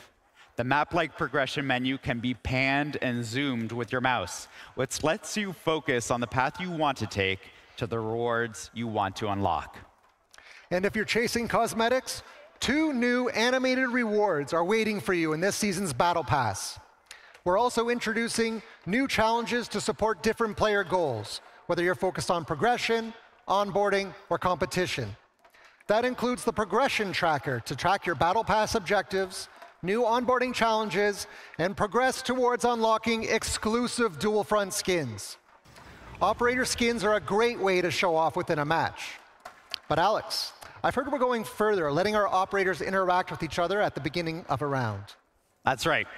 Both the audio and universe team has been hard at work bringing more personality to our operators while they're on a mission. We're introducing Operator Banter, a brand new audio feature that brings operator dialogue into matches. Hearing the characters we love interacting with one another adds so much to their identity. You'll hear lines triggered naturally at the beginning of rounds, short exchanges, reactions, and moments of tension between characters. It adds personality, context, and just the right amount of drama. Here's a taste of what you can expect.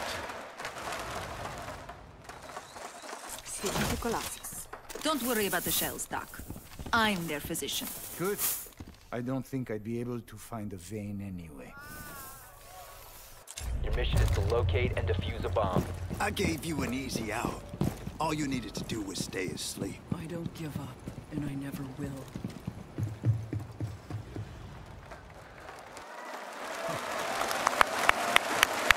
Εντάξει, οκ, όμως αν μιλάνε και γενικά μας στο round δεν θα είναι καλό. Δηλαδή πιο πολύ θα του κάνουν off αυτό. You'll start to hear more variations across different operators within future updates.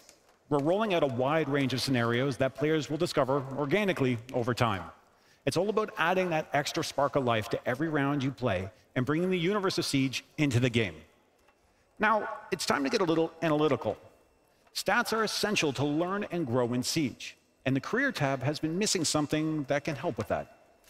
The Career Stats Tracker will go live with Siege X, your personal performance menu, fully integrated into the Career tab. Επιτέλους. Πολύ καλό αυτό, ρε φίλε. Τα stats. Πολύ καλό. Identify your strengths Ωραίο. and track your performance. Stats are broken down across ranked, unranked, and quick match game modes, with dual front and more coming in the future. You can even filter by season, so you can see your evolution over time. A well-known content creator once said, Siege isn't just about your KD, and he is right. Now you can check your KOST, kill, objective, survive, trade, just like the pros, and measure your consistency and round impact the way they do. Your progress matters, and with these tools, you'll have what it takes to climb the most competitive playlists of the game. Like, for example, Siege Cup. All right, Brazil, this one's for you. We could tell you what's next, but instead, let's hand it over to someone the Brazilian Siege community knows very well. Fala galera, é o seguinte, hein? Estou aqui para avisar que dia 24 de maio pela primeira vez no sábado, tá bom? Teremos o Seed Cup. E eu vou montar um squad, né? Temos que montar. Peraí, mano, mas tá muito difícil, mano, descarregar, mano. Papo reto, meu. Tá nômade já não funciona mais. Mano, pelo amor de Deus, vocês são bagre pra caramba. Irmão, vocês são bagre pra caramba, meu irmão. Eu vou chamar. Vou avançar a passarela. Cai na trap aqui, família. O cara tá com o pixel de baixo. Pô, vai tomar no seu cu, mano. Olha o que esse cara tá jogando, mano. Eu vou chamar umas máquinas pra carregar nós. Aceita, aceita. Chama agora foi, mamãe. Vai, bebê. Meu Deus do céu. Thanks, God. Thanks.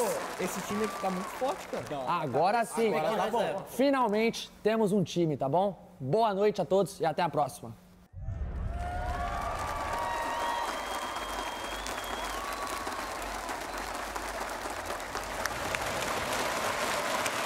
Κάθε εβδομάδα δηλαδή θα έχει Siege Cup, okay. Siege Cup is stepping up, and it will now be available on select weekends throughout the season, giving players regular chances to jump into high-stakes competition. New content will be arriving in the competitive packs each season, giving you even more reason to win and stand out. And to give you something to show for it, we're adding exclusive Siege Cup badges. Earned only through participation in victories, these are designed to spotlight the best of the best. Now, Josh, to be the best, you need to know the balance of Siege. Its operators, the gadgets, the systems.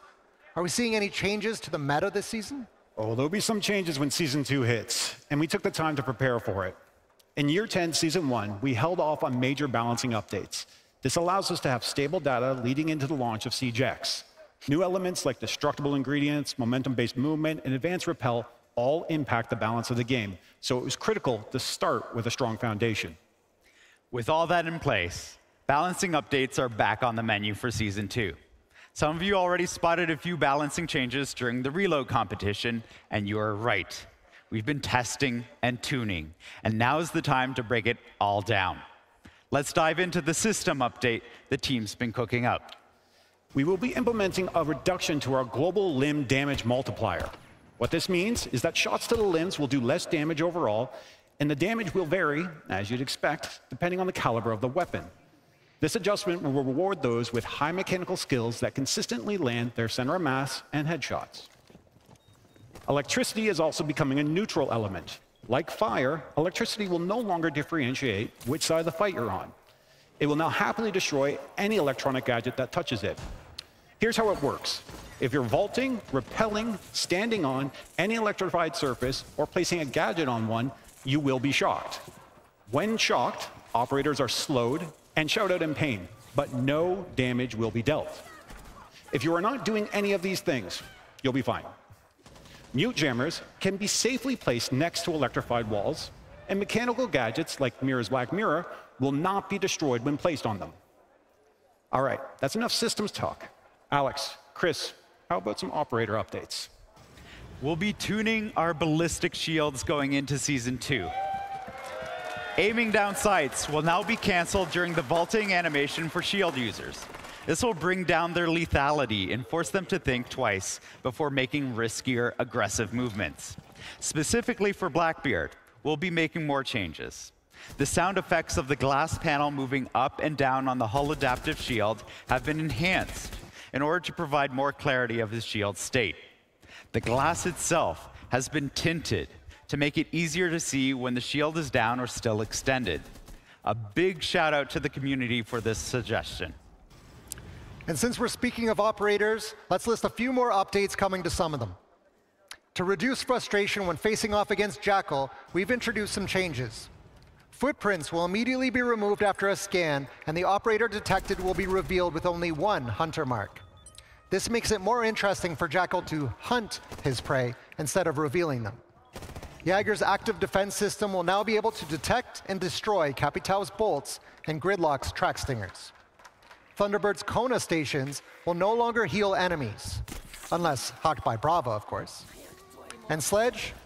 Well, Sledge will now be able to use his hammer to knock a shield user on their ass if they decide to challenge him.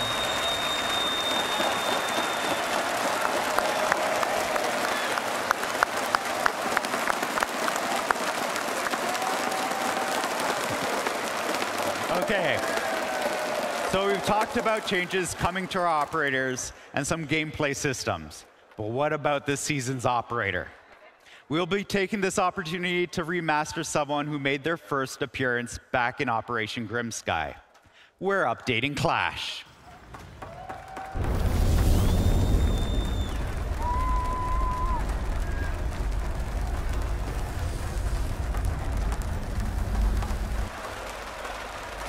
Much like Blackbeard's remaster, the team went back to the core of the operator and rebuilt her from the ground up, keeping what worked and improving what didn't. Clash will be returning to the field with her redesigned CCE Shield Mark II, and it's packing some new functionality. First, Clash's movement has been greatly enhanced as her shield can now collapse and expand automatically depending on the situation. It will collapse while she sprints, crouches, vaults, and even dashes through barricades. It will remain extended when standing and moving around. She now has access to the free look feature similar to that of our other shield users, allowing her to have better situational awareness. The taser on her shield will no longer do damage because of our electricity update, but will still shock and slow opponents when activated. The biggest change comes with how she can now deploy and anchor her riot shield in the ground. This means Clash not only can play off her own shield, but she also gets the added benefit of moving faster because she's no longer carrying it. If you find her shield deployed in the field, don't underestimate it, because a new trick Clash has is the ability to activate the taser remotely, springing a trap on unsuspecting opponents. To counter this, it's important to know that when the shield is deployed, it is vulnerable to explosives and anyone who can get close enough to it and bash through it. We look forward to seeing how you reintroduce Clash into your lineups. Yeah, sure, replay. We spent all this time covering the huge changes to Siege with Operation Daybreak, and Season 2 is the best time to jump into the game. But now, it's time to look further ahead with a first look at the Year 10 roadmap and what's coming next. Let's take a moment to dive into Season 3. Πραγματικά περαμαμπάν. Παιδιά, δεν μας έδειξαν ούτε ένα βιντεάκι για τον ήχο. Ούτε ένα βιντεάκι. Αν είναι δυνατόν, ρε. With it, a brand new face is joining the Team Rainbow roster. He's a defender, he's from Switzerland, and we are anticipating some pretty insane plays to come from all of you when you get your hands on his new gadget. He may be in the shadows now, but in Season 3, he's going to unlock your creativity with the way you defend. I really love what this gadget brings to defense, but our Season 3 operator will also bring a little extra hardware to their loadout. We know how everyone loves a new weapon added to the arsenal of tools at your disposal, and this one fits so well with the destructive nature of Siege. You'll be able to use this new weapon when our Swiss operator launches in Season 3, and we can promise this, it packs a punch. The new operator will bring fresh developments to the story of Siege, something you'll be able to play with an update to Dual Front. A new neutral sector assignment will introduce unique mechanics tied to lore-driven objectives that can swing the outcome of a match in Dual Front. The team is already hard at work on this, and they wanted to share some concept art that sets the tone for the next chapter. Take a look. New seasonal assignments bring a lot to Dual Front. In addition, each season features 2 seasonal operator rotations, shifting the meta and introducing new exclusive cosmetics through monthly challenges. We'll be monitoring it all closely while delivering balancing updates tailored specifically for Dual Front. But Dual Front isn't the only map that's getting updated in Season 3. Alex, which maps are we modernizing next? Oh, whoa, hold on. We'll get to that. As a reminder, one of the biggest goals for CJX is to bring every part of the game up to the standards players expect. Season 3 continues to push to modernize iconic maps with improved lighting and new destructible ingredients, all while preserving what makes them special. That's right. But that's all we're saying with the new modernized maps today. Η Oregon. Δεν θα πούνε κάτι άλλο. Come on, we gotta show them a little something. Who wants to see more? Oregon. Την Oregon θα κάνουν, λογικό είναι. OG mapping.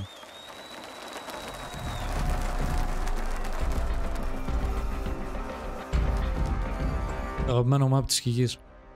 Και Λεάρ. Okay.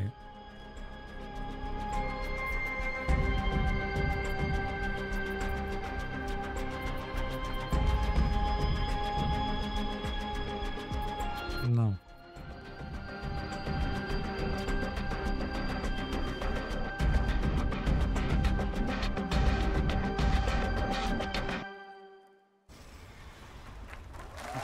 Μόνο εμένα μου φαίνεται το ίδιο. Nighthaven, Lair, and Consulate are all getting the full modernized treatment in Season 3. As you know, these maps are part of the competitive pool and will have an impact on playlists like Siege Cup. That's right. Season 3 will also bring new improvements in our plans for Siege Cup. Inspect Squad Stats now allows you to inspect your opponent's team before the match even begins. Everything from the ops played to KOST, it'll be your chance to plan smarter, counter better, and make every round count. We also wanted to give you more opportunities to play Siege Cup. Starting in Season 3, Siege Cup will be available every weekend. Τώρα νομίζω ήταν μία φορά το μήνα το Siege Cup. Ή δύο. Ή δύο, δεν το θυμάμαι. Αν το θυμάμαι το ανέφ. Εντάξει, καλό είναι αυτό. Κάθε εβδομάδα να έχει. Δεν είναι κακό αυτό. With over 14,000 winning teams so far, Season 3 is turning Siege Cup into a true proving ground. While Siege Cup is where you'll bring your A game, the esports tab helps you follow the pros at the highest level. That experience will keep evolving in Season 3. Εντάξει, κάθε εβδομάδα, φίλε, δεν είναι κακό να έχει Cup. Μια χαρά είναι. Each Tier 1 competition will have its own dedicated page, so you can follow every league, every region, and every match with ease. We're also giving key events their own spotlight. You'll find dedicated pages for every major, and of course, the 6 Invitational. And to tie it all together, we're adding a new... Μπράβο, σαν το ESL, ναι, που παίζαμε. Μπράβο. See exactly how teams are performing across the season, who's climbing the rankings towards SI qualification. The most competitive tier of Siege keeps on growing, and now the esports tab is ready to grow with it. And we said, to be the best, you need to know the balance of Siege. Hey, Josh, let's come into balancing in Season 3. Season 3 balancing will be focused on reviewing the new data from the massive launch of Siege X, as well as listening to all of you. On top of that, we're still going to deliver additional updates. We will be diversifying a number of loadouts this season by reissuing one of our newer weapons to multiple operators. The goal is to give you more control over how you play your favorite operators and allow more access to weapons that were once exclusive to a single operator. There's more on the horizon, a recruit update, and plans to explore magnified scopes. Recruit update. Before we wrap up Season 3, this Halloween, the horrors found a new home. Some of you might recognize this fan favorite map, but something still feels cursed. Clubhouse. Don't worry, the bathroom is not haunted in Doctor's Curse this year. It's... Όχι, όχι, δεν είναι theme park. No. Season 4. Έμοιαζε με την Clubhouse, τις σκάλες της Clubhouse έμοιαζαν πάρα πολύ αυτές. Παιδιά, δεν έχουν πει τίποτα για τον ήχο, το ορκίζομαι.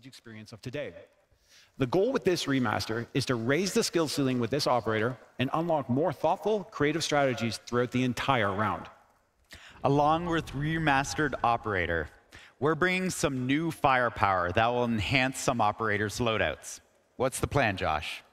Similar to how we're redistributing one of our newer weapons in Season 3, we're introducing something slightly different in Season 4. A new weapon available for multiple operators when it's released. This allows us to open up new potential playstyles for the receiving ops and even influence squad lineups. Those new squad lineups will be headed into a few more modernized maps in Season 4. Chris, where are we going? 2 more maps are being modernized in Season 4, Theme Park and Skyscraper. Here's a first look at Skyscraper, now rebuilt with enhanced lighting, new destructible ingredients, and sharper visual clarity across the bold. It's a bold update to a classic setting made for Siege X. And on top of those 2, we are delivering a full map rework. That means completely reworking and modernizing a map that isn't in our current competitive pool. this map will be elevated directly into the ranked pool, joining the highest level of Siege play. Other destinations for players to visit are the training tools the team have been hard at work on. And reports are coming in that the Carries Legion are invading the target drill. We've heard that you wanted more than just static dummies to train against. So now you'll clear moving Carries Legion targets positioned just like real defenders, navigating key rooms so you can learn the map layout, giving you the instincts you need for live matches. Δώσε μου το παλιό το T-Hunter, bro. Cameras and destructible ingredients, you can toggle the guidance on or off anytime. We're also adding AI allies to both enlisted and field training to give players the real squad. Ο Ελβετός θα βγει, να. Ελβετός. We'll be testing out a new tool, introducing the mini-map in our training playlists.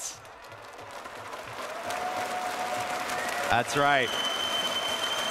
This new perspective will help players navigate faster and gain that crucial map knowledge.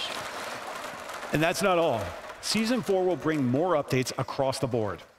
We have improvements to ranked matchmaking, a new assignment in Dual Front, continued work on balancing, like revamping our EMP and jamming systems, even shaking up our Heartbreacher balancing. Additionally, we will have updates to the esports tab. And Siege Cup will continue to be available every weekend, giving players even more chances to compete. We're also introducing a new playlist called Testing Grounds, available directly in-game, built to explore new ideas, gather your feedback, and shape the future of Siege together. Our first Testing Grounds topic, Speed and Armor. There's a lot more coming, and we'll be sharing those details soon. To see it all together, here it is, the complete Year 10 roadmap. 4 seasons, 4 major steps forward for Siege, with new content, more events, and impactful features.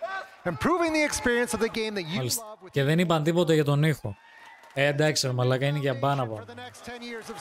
Πώς γίνεται να μου παρουσιάσεις το νέο audio, το πώς το έχεις μπιλντάρει. Bro, come on.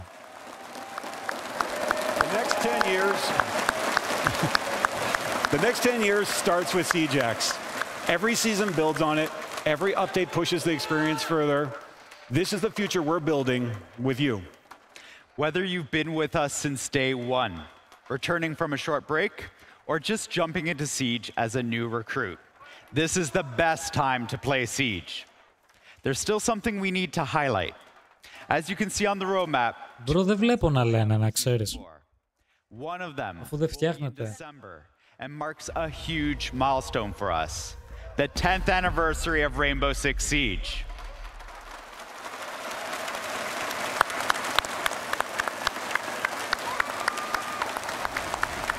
That's 10 years of clutch plays, unforgettable moments, and a community that's still here, still pushing Siege forward. For a moment like this, we're planning something special. The 10-year anniversary in-game event will highlight moments that celebrate Siege and this incredible community. 10 years of Siege, and we're just getting started. We can't wait for you to get your hands on what's coming, starting with the launch of SiegeX. The test server will be available on PC in 2 days, starting on May 20th. So jump in, test the new content, and help us shape the future. 20 Μαΐου. Για το audio δεν είπαν τίποτα. Wow. Okay.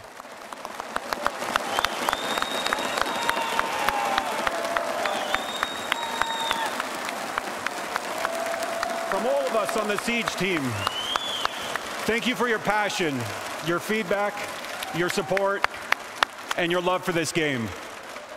SiegeX launches June 10th, where the next chapter starts with all of you. Thank you. Obrigado. Τρίτη, ναι, τρίτη. Okay. Μάλιστα. Και όμως Ανίβ δεν είπανε, μπρο. Και όμως δεν είπαν ούτε για τα rank. Okay. Μάλιστα. Incredible changes coming to SiegeX and things that will completely reshape how we've done things in the past. Guys, there was so much information in there. You can hear what the crowd was thinking and all. Καλά, θα γελάω, θα φάει delayed Ποιο θα φάει delay, το season εννοείς? 10 Ιουνίου θα φάει delay, αυτό λες? Preparado, tubarao, muchas gracias afición. I'm not excited for it. I mean, I can. I think the commitment to bettering the anti-cheat is always going to be something that everyone looks to at home.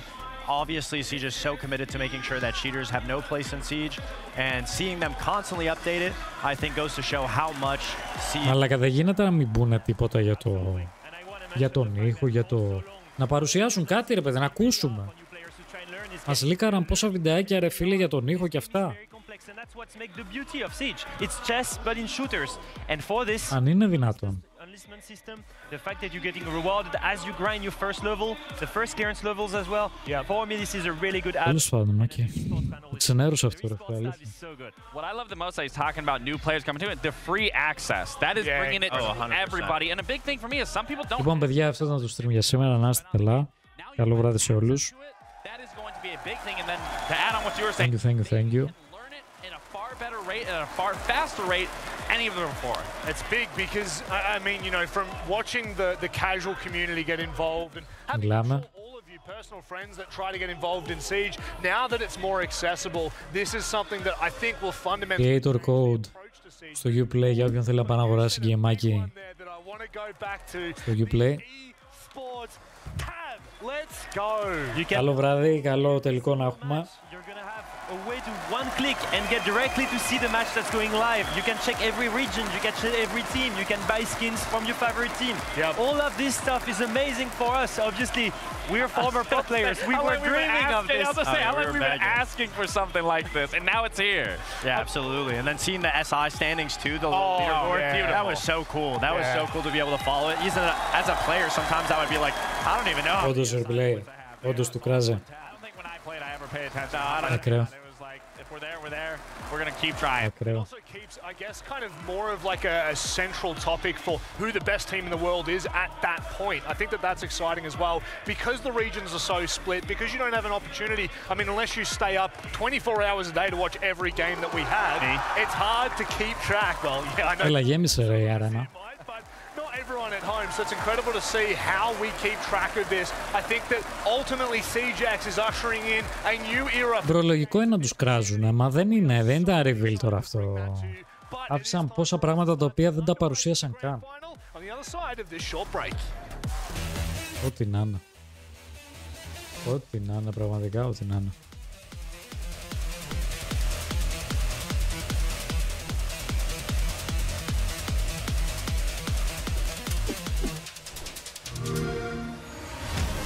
You know how they say, it's not the destination, it's the journey?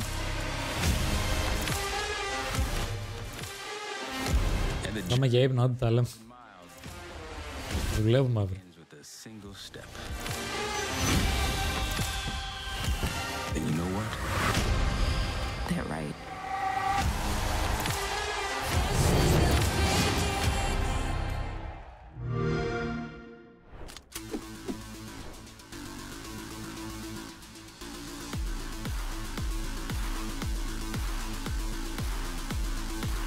Πάμε να παίξω Star Citizen, έτσι. Το έχω ανοίξει ήδη. Login κάνω.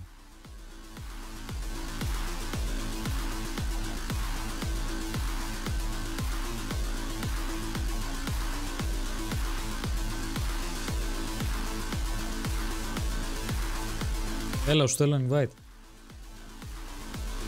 Σου στέλνω invite τώρα.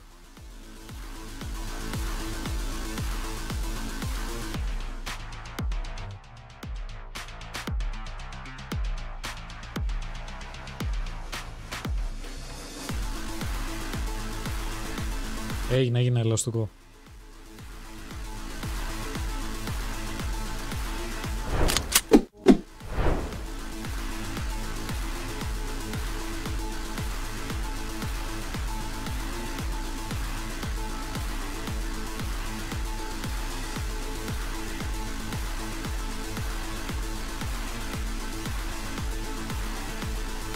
Αφού δεν μας παρουσίασαν τίποτα, θα βάλω εγώ βιντεάκια από το καινούργιο audio. Γιατί εντάξει... Πες πω.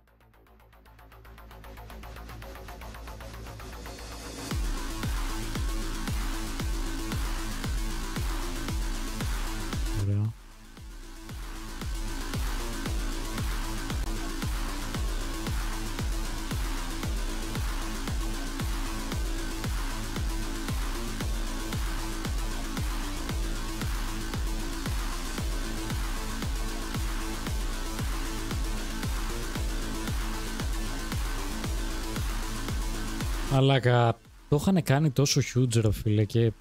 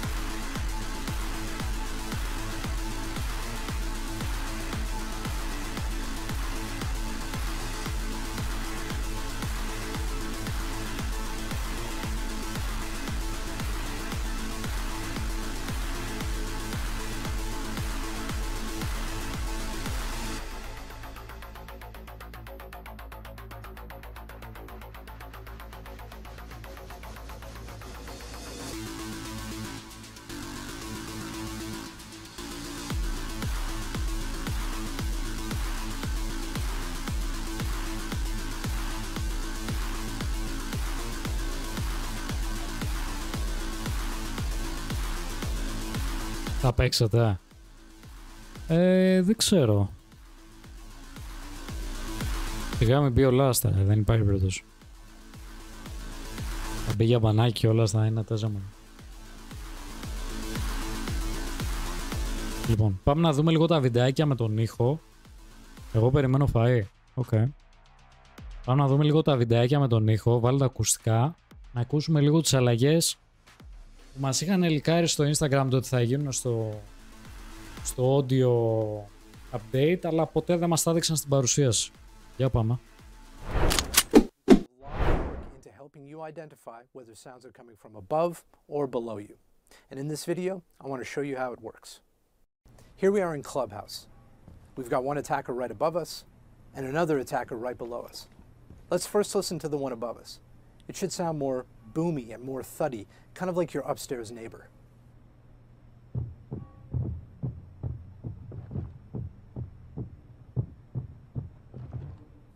And on the contrary, sounds that come from below us have a more thin, more hollow, sharp kind of sound, almost as if they're coming from a basement in a house.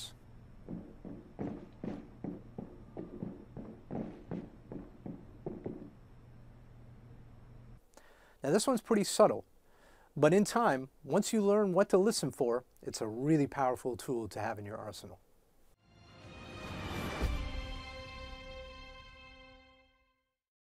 Today I want to show you how to use the sound propagation in SiegeX in order to track the enemy better. In addition to the reverb, the sound propagation in SiegeX can also help you pinpoint the location of the enemy. In this example, Ash is going to run a full circle around us. And I want you to listen to the low frequency thump of her footsteps and gunshots. That's going to help us track her as she completes that lap.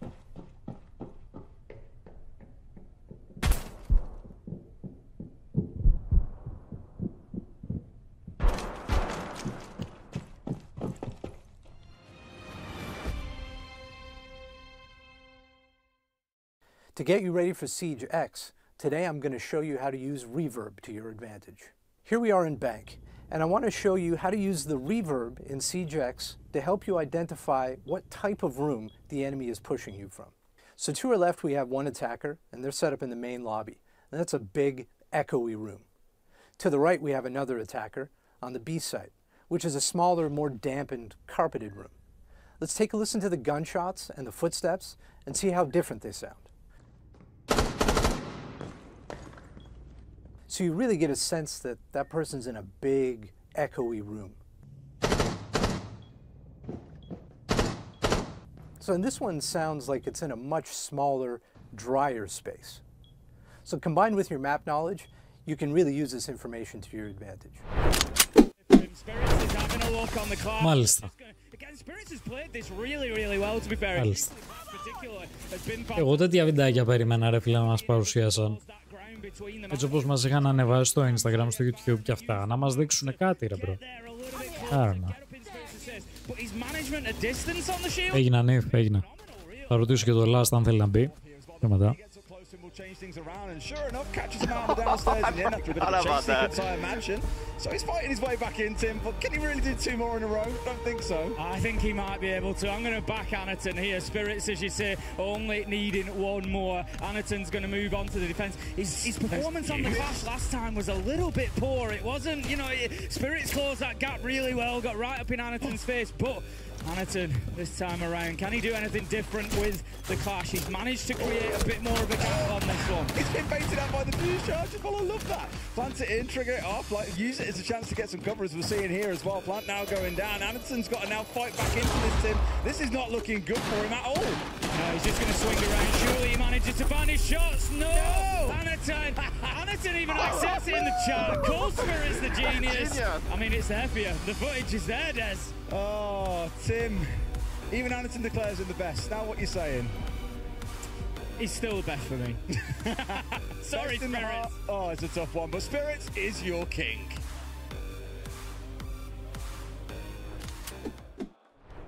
It's a little bit heartbreaking, I'm not gonna lie. Το rank χάλια θα είναι. Μόνο ήχος και αν. Ούτε αυτό δεν παρουσίασαν. Ούτε αυτό δεν παρουσίασαν. Θα το δούμε σε 2 μέρες στο TTS, παιδιά.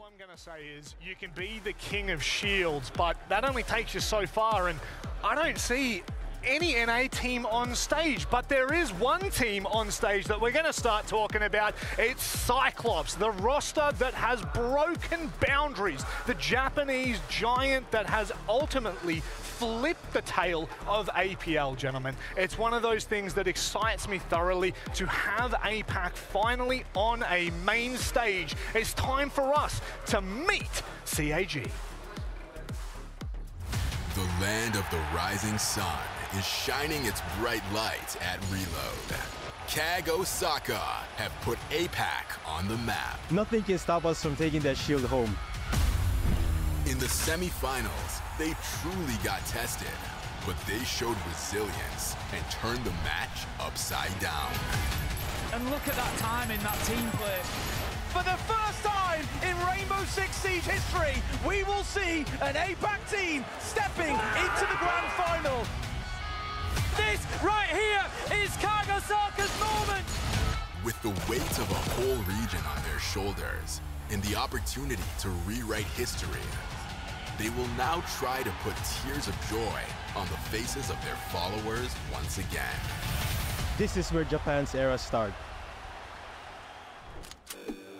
Honestly, I think Ace put it best. It is CAG's moment. This is the moment that all of APAC have been waiting for. A Japanese team has finally taken to the stage, finally made it to a grand final after over 9 years of competition. You're seeing the names there. You're already familiar with them. They have absolutely shown up here in Rio de Janeiro, Fox, and what a time to do it. Absolutely, and they've deserved it. I mean, just CAG as a whole, time and time again at events, they've always struggled. It doesn't really look like we've seen much life from them. They're not correcting mistakes. But now at Reload, we constantly see them during the group stages. If they lost a game, they corrected it. They lose a game, they corrected it. Now they make it onto the main stage. Every round, it feels like we're seeing CAG finally being the smartest team in the server at the moment, and they're constantly getting better. Now, one thing you saw there was, of course, Victor, our translator that helps the Japanese roster when they go into national events. And he said before we started this matchup that he only brought 1 jacket for the final day because, of course, that would make sense, right? You don't usually see CAG make it all the way to a final, but there's just a spark in the air, Lax. There's a bit of romance. Is there love in the air?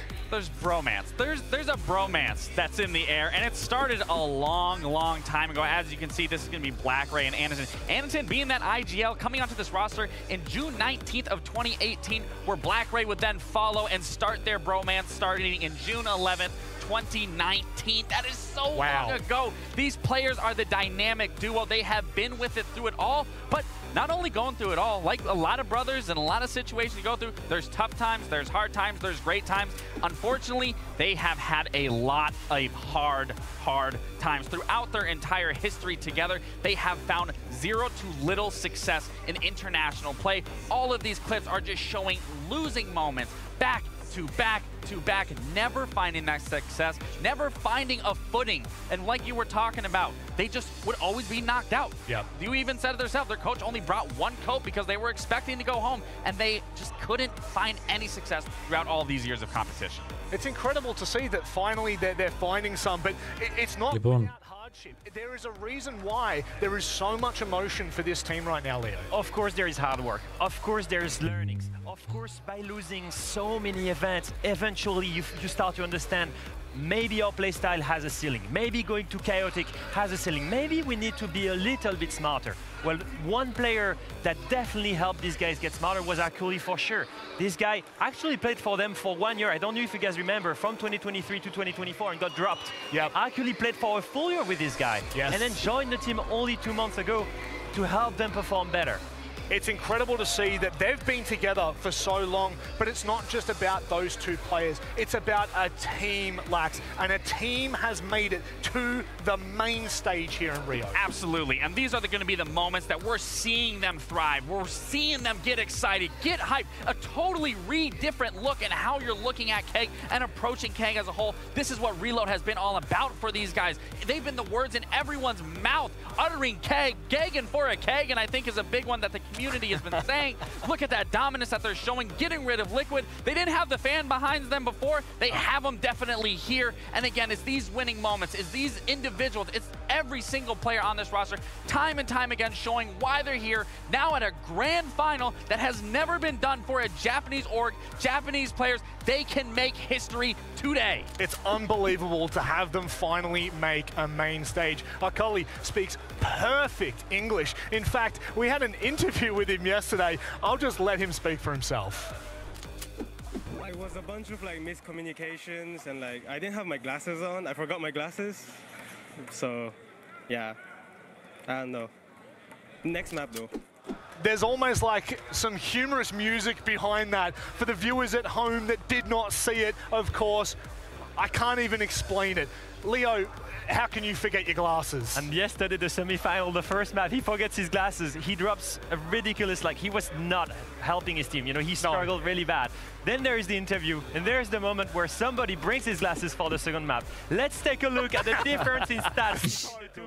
It's insane. He dropped 7 kills with his glasses on the second map. 91% KOST.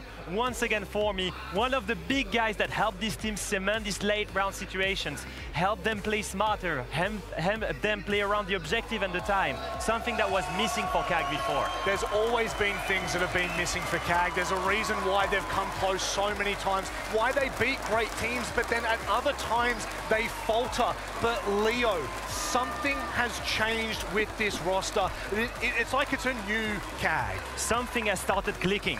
Not only do they bring more team play, they bring new tactics.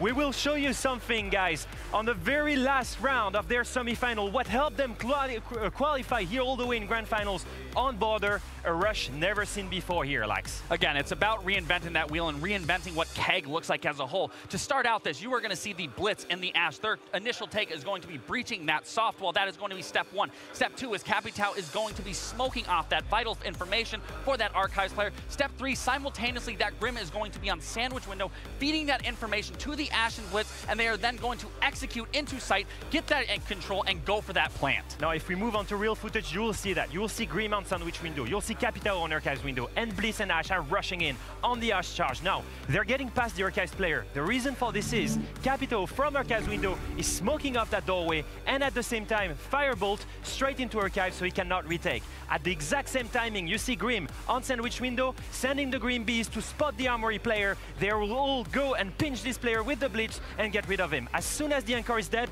everybody turns around and covers the Blitz for the plant. First kill here, and then suddenly the Ash goes to check on Metal Stairs. Yes, and this is exactly why we're seeing Keg here, creating history and making these strides for the Japanese community and being in this grand final, because typically when you would see an Archives rush, they would start in Archives and end in Archives, and they reinvented that wheel. They start in Archive, push through Armory, take that control, and do it by force and execute it flawlessly. This is something that's completely new with CAG. Yes, there was the chaotic playstyle, but now they're bringing new tactics, new vision. Is it enough to beat the former world champions? We'll see very soon.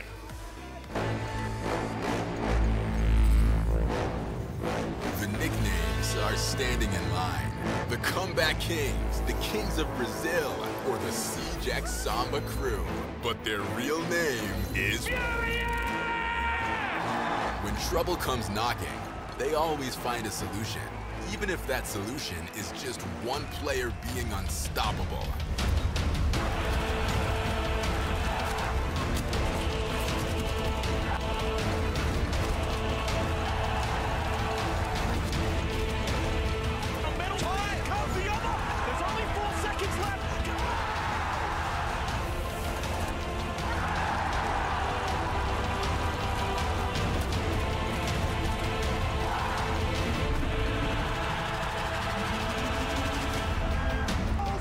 Execute with the kill! And for the first time as Furia, they make a grand final at an S-tier event! Can they lose a match on home soil? We will find out very soon as Furia enter the Olympic arena to once again hear the roar from fans of the Panthers.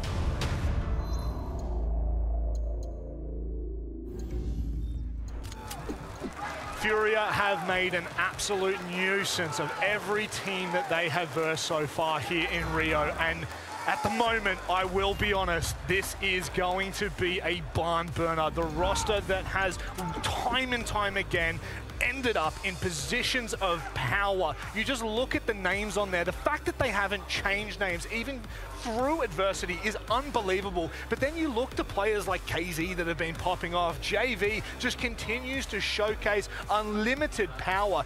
This roster is peaking once again, Lax. You have to highlight every single player. There's not one player that you can't talk about at the highest level play. These are some of the 5 best players in the entire world. These players don't need any introduction. They already last year made history for themselves and continuing to do so here, where they can do it again here at Reload event at the championship to close it out today. This is a roster. This is a formidable opponent. This is a Goliath. Goliath is the only way you can put it. They are at the top of the mountain. They've been there before. I was going to say for so long. Yeah. They've been there before. They're slowly getting back there, Leo. Sometimes people's shirts are made out of boyfriend material. Their shirts are made out of champion material. Absolute champion material. They've waited so long, an entire year, before playing a grand final again. But before that, out of 4 grand finals they've played, they won 3. And the last 3 they played, they won every single one of them.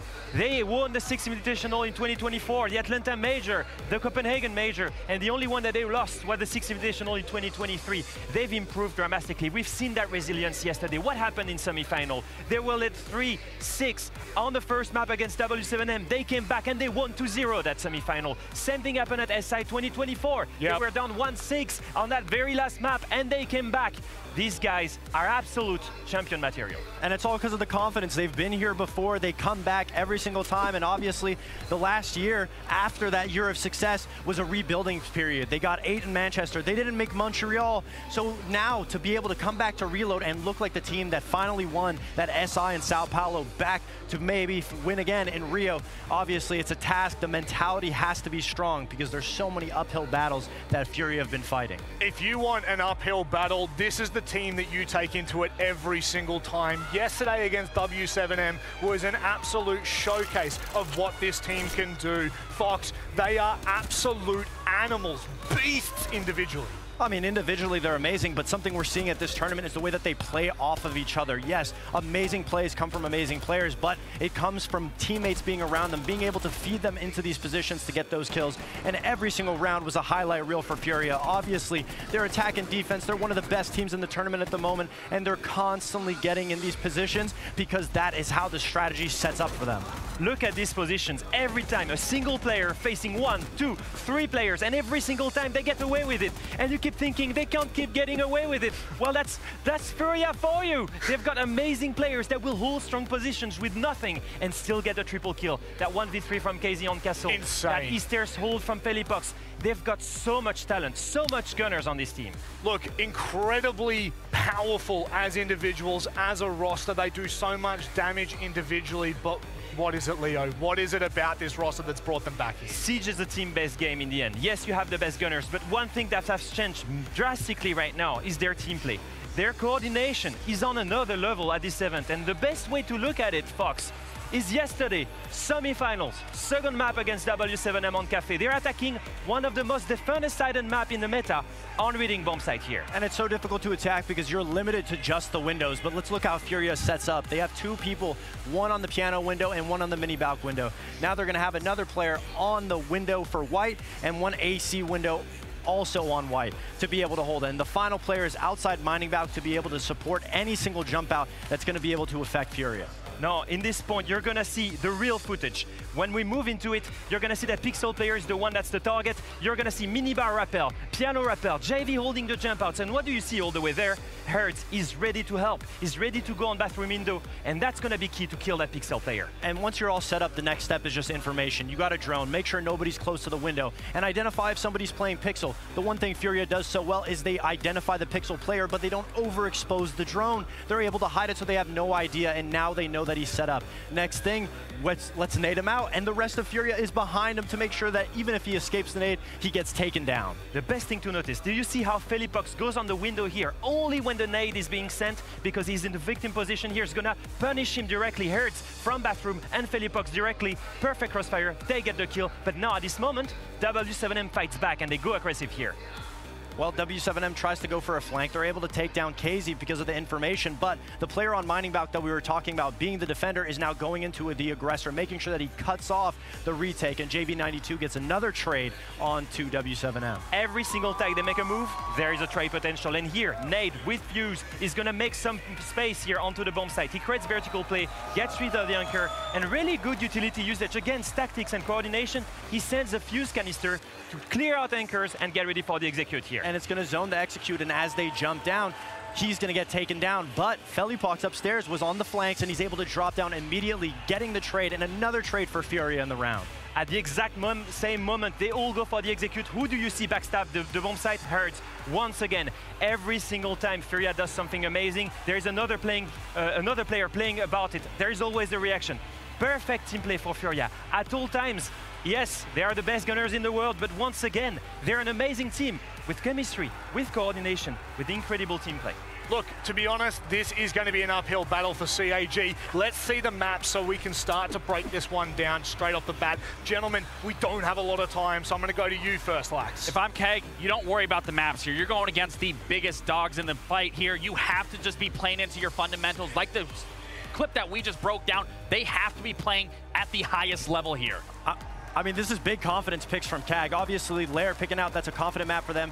Bank confident for Furia, but then CAG going to Cafe. We just broke down Cafe map for Furia. Furia is the best team in the tournament, best team in the world at Cafe because of how aggressive they are on this map. And obviously, CAG is feeling confident in ways that they want to be able to go for gunfights against Furia. I'm so scared for CAG in his map, Vito. Lair, Bank, both maps offer so much variety in roaming for Furia to exploit. Cafe, Furia has beaten FaZe on it. They've beaten W7M on it. Same story for Border. Furia is undefeated for more than a year on that map. And then they go to Clubhouse, their third favorite pick. This is heavily leaning in Furia's favor, in my opinion. Yeah, the only map that I could say actually is a confident map for CAG is Lair going out the gate. So we're going to have to see the testing grounds of how they play up against the aggression from Furia. If they're able to use those shields, slow them down a little bit, that's their first step because Furia, teamwork-wise, has been unbeatable. Lax, what are your thoughts about this series now that you've seen this? Both these boys heavily leaving in Furia. I think we're all worried for KEG here, and this is why I said in the beginning, I don't care what map KEG is going to, they just have to play into their fundamentals of what even got them here this far, because no matter the prep, no matter the map you're on, you have to play your fundamentals, you have to be ready to adapt, and if we can't see that KEG going in today, Furia, without a doubt, is walking away. Leo, quickly, prediction, very quick. Furia has to win this, otherwise everyone will be disappointed, but I need at least one map from KEG. Yeah, KEG has to win that first map, so I'm going with KEG. I have to agree. KEG has to walk away with this map. I disagree with all of you. I think KEG win this no matter what. Unfortunately, the APL pride is coming out a little bit too much, but it's time to set the scene. It is the grand final, the first ever grand final in CGX. We couldn't be more excited for these two teams. APAC has never been to a main stage. Furia back to former glory. It's time to represent CGX. The battle to become the leader of the CGX era is moments away. A best of 5 between two valiant teams for that trophy behind us. this is where it gets serious, Nivi. Exactly! It's time! It is do or die. This is the moment we've all been waiting for. Esse é o momento que todos nós estávamos esperando. Hora da grande final. Faz muito barulho, galera! But before then... They're ready. Yeah, I think they are ready. But before that, I have a gift for you. A gift? Wait a moment. After the invitational, after the reload, I think there's only one thing missing to make you officially Brazilian. That's it. That's it. Here's your CPF. Toma aqui o seu CPF, Ian. But let me explain. Now you are not Ian anymore. Now you are Ian. Ian. You are not Chambers. You are Ian Chambers. Ian Chambers da Silva. Because da Silva is a Brazilian last name. It is so normal here in Brazil. Ian Chambers da Silva, te amo Brasil. I am Brazilian. O Brasil, desgraçado. Now you can pay taxes. Agora ele pode pagar impostos. All right, thank you so much. But right now it is time to get right back to business and get serious. Let's bring out our grand finalists. Now they are the first ever APAC team to make it to a Siege Grand Final. Talk about a flex. It's Kago Saka!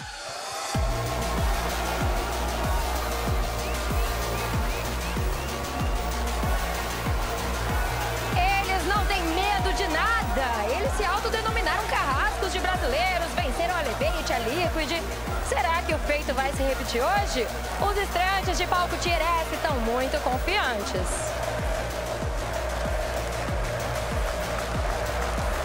E depois de 3 títulos mundiais e de vestir o manto furioso, o céu é o limite.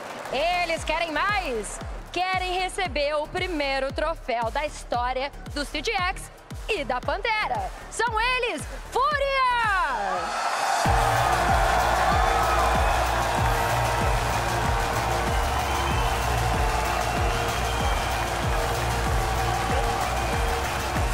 The beasts of Brazil looking for the glory of old under a brand new banner in a new era.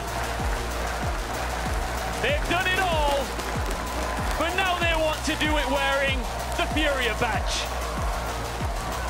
Predict Furia. Furia. Εννοείται. Philippox, Akali, come on in. The rest of you get set up for our grand final. Philippox, Akali. These two are amped up and they are ready. Πού είσαι εσύ ρε, νωρίς ήρθες.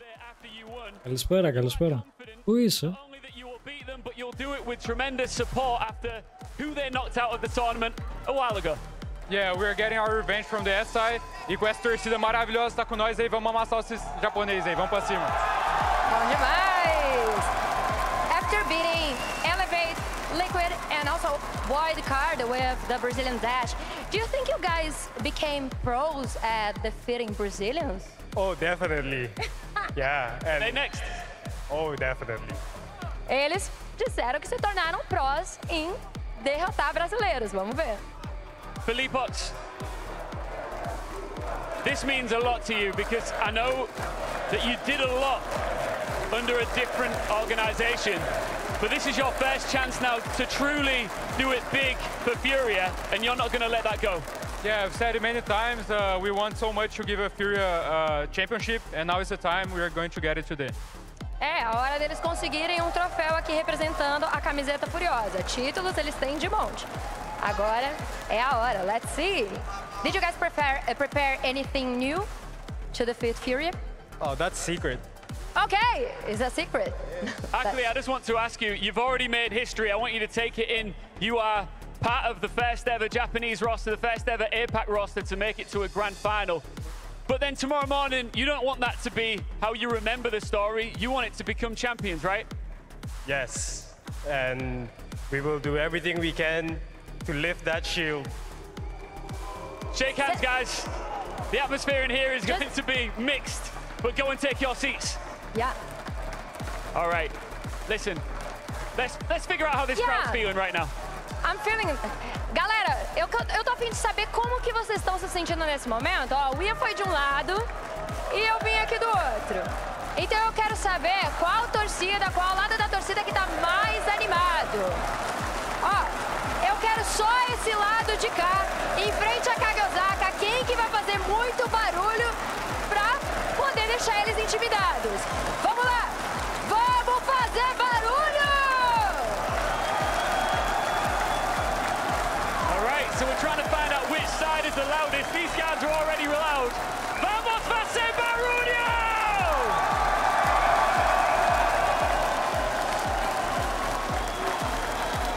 Agora deixa eu tentar só esse lado de cá. Só esse que tá em frente a mim aqui.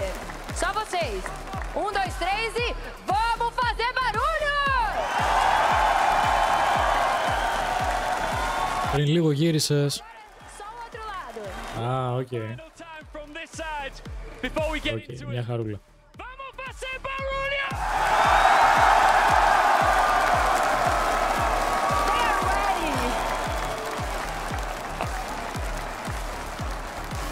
It's time to crown the first champions of a new era, and I couldn't be more happy to be bringing it to you guys with two of my favorite people in the world, Pengu and Fresh. Pengu, how does it feel to be back in Brazil? Το μαράκι στην αρχή το έδειχνε. Τώρα δεν ξέρω. Δεν ξέρω που είναι. Μπορεί να κάνει κάτι άλλο, δεν ξέρω.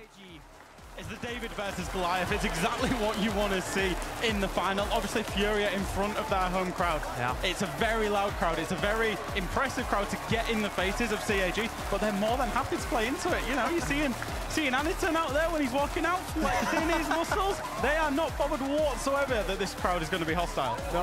I spoke to the players of CAG after their win yesterday, and I said, guys, tomorrow, just like they asked me for advice, I was like, don't worry about the crowd, don't worry about your opponent, just go out there and have fun. You've beaten expectations, you've gotten so far already, and I think it's their mentality getting to the finals that will also win in the grand finals if they can get all the distance. Just have fun, believe in yourself. And these CAG players, I mean, 2 of them have been on this roster for 7 years. Since 2018, they've played at 7 majors, 4 6 invitationals, and never once even made it to the main stage. Nice. And here they are, the first ever APAC team, the first Japanese team to make it to a grand final. But what an opponent they have. The comeback kings, the top of Brazil, it's Furia. And the last time they played a grand final here in Brazil, they rose the hammer. Now it's time to see in a new dawn for Rainbow Six which team will come ahead. It's Japan versus Brazil. It's CAG versus Furia here in Rio de Janeiro.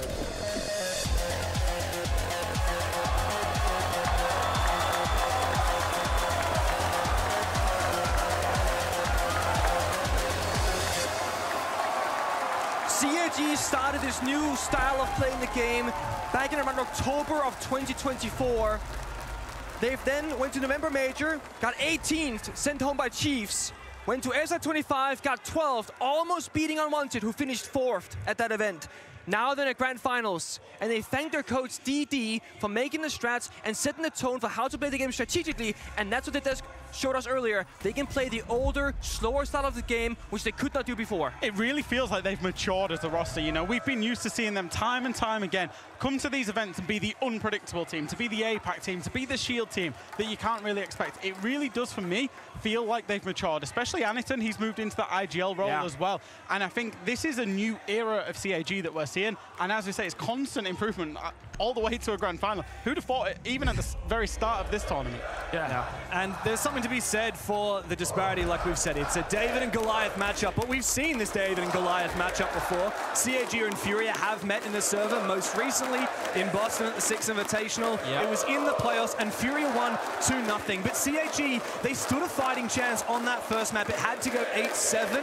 That was on Cafe, which we will see later on. Of course, here on Lair is where we kick off what is a very historic series in the Age of Rainbow 6. And for Furia, they're looking to defend that title. They have not lost a match in front of the Brazilian crowd ever as this roster. That's ridiculous. I was thinking about what should CAG aim for before this matchup starts. Right now I'm thinking go on a map that's, you know, strong for defenders, start the defending side, all is good. Because my big fear is that Furia, we saw them yesterday against WCM, when they're on the defensive half, they will win every clutch, every 1v1 gunfight, and every moment. They clawed back for a 1-5 comeback yesterday on border, looking unbeatable on defense. CAG start on the attack up against the defending Furia, and I'm worried they're going to have a slow start. Yeah, there's two lines of thoughts for this, Nick. I think first and foremost, Furia are the best defending team in the tournament. So putting them on that defense, they're going to be strong on it naturally. However, historically, Furia don't play Nighthaven, Labs, Lair, and Consulate. Now, CAG, their permaban is Consulate. So whichever one was open... Δεν ξέρω, Βαν, ήταν πολύ περίεργο το reveal. Απλά θέλω να παίξω TS, να δω μόνος μου τι έχει γίνει. Αλήθεια. Ήταν πολύ περίεργο το reveal. Ούτε τον ήχο δεν έδειξαν τίποτα. Ούτε το rank system που είπαν ότι κάπως θα τα αλλάξουν. Δεν ξέρω. For the attack, and I think for CAG, focus on that first step, don't get overzealous. And you mentioned the shield, while to our band, we still have Anis. Ψιλοξενερώσαμε όλοι στο τσάτρα. The shields, you know, he does flex off the shields from time to time. He's a specific, he flexes all the time, but he flexes on and off the shields whenever needed. Like I said, part of that maturing for the CAG team is that they're not just focused around Anderson on the shields. They're not a shield team anymore. They're a great team with, you know, variation in strategy, and then they can throw the shields in when necessary as well. Much more depth. I think right now for the players of CAG, mentally speaking, get your first kill, you're going to be so good. There's nothing worse than going down 0-2, 0-3 in the KDA, and you're sitting there getting to your own head.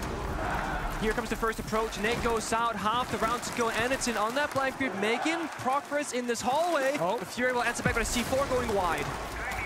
Anderson wants to make an entry here, caught in the dread mine. He does help flush out the top of the mezzanine. Look at the peak, and that's the first engagement of the grand final. KZ, the lion to fall to Anderson on the shield. Let's see what happens next here. Attack step attempt, like it's shut down, but the shotgun off Shurip on the staircase as well. Fury, they try something they did yesterday. This time, CG did read them perfectly, unlike W7M. It's the ultimate flank watch, that shotgun, even on the attacking side. Unusual to see the Deimos bring it, but Shurip's also got that pistol. Speaking to the Deimos, here comes that Vendetta, the tracker.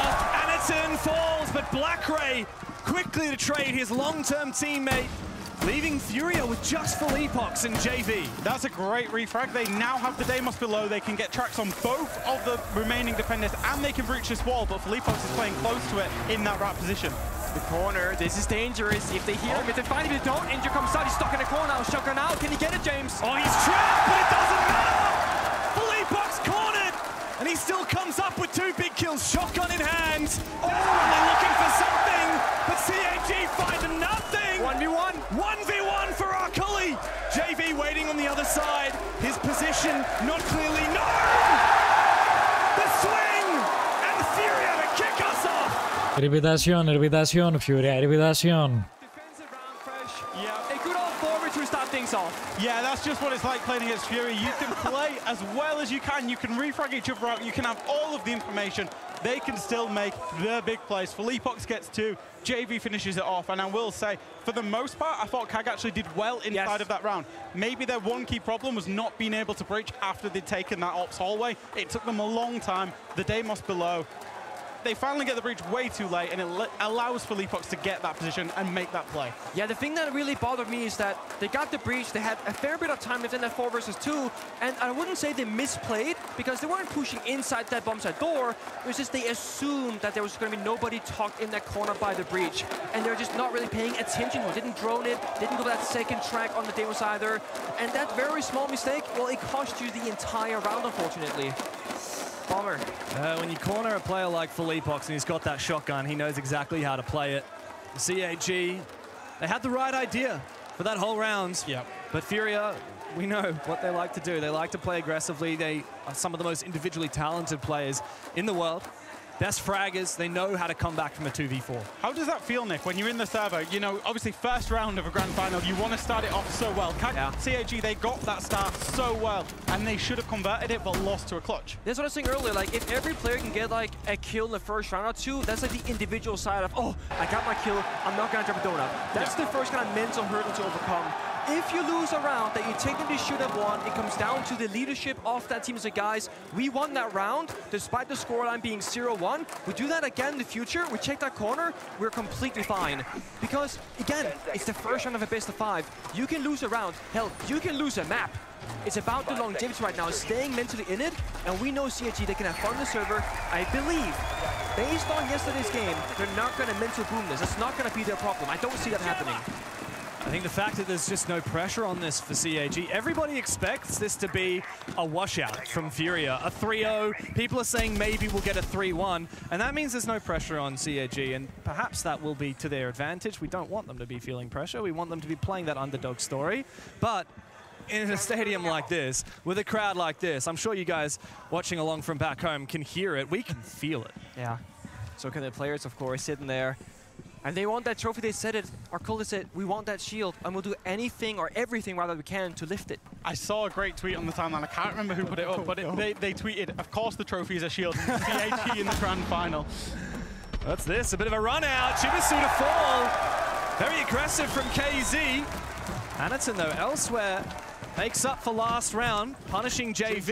Not a player you want to keep alive in the late round, JV. I like this. Furia, they love to toy with their opponents when they're on the attacking side. They recognize CAG, they want to execute, they want to have their right, the 5 different attackers are allowed to do their different things. If we can go for a 1-for-1 trade and disrupt their ultimate plan, they're going to have to go to plan Bs, plan Cs, and start flexing and adapting inside the server. Something that now Furia is saying, we're going to strategically challenge CAG now on their problem-solving skills. CAG have still got to clear out this mid-floor roam, and I think that's one of their big problems. It's a minute 13 into the round. You've still got Hertz playing up there on the top. Το πήρες. Όντως. Άρα κολοφαρδία. Το έδωσε, δεν το έχει δώσει ακόμα. Απλά το είδες ότι το έχεις πάρει. Δεν στο έδωσε in game. Γιατί και εκεί το πήρε. Εγώ θέλω να κερδίσουν οι Furia για να το πάρω. Αν κερδίσουν οι Furia, θα το πάρω κι εγώ.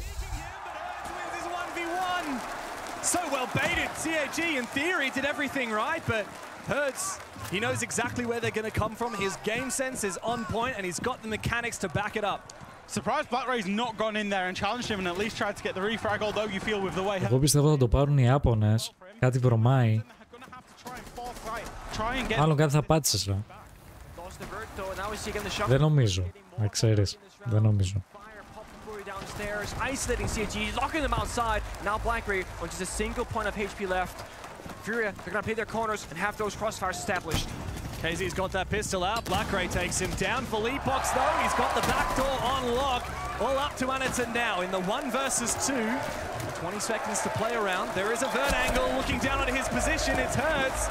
He does have to rotate off now, essentially a 1v1 on site, unless if Anatson exposes himself to this angle. He sneaks on through, shield away, goes for a plant. Philippox is there, knows exactly where his opponent is.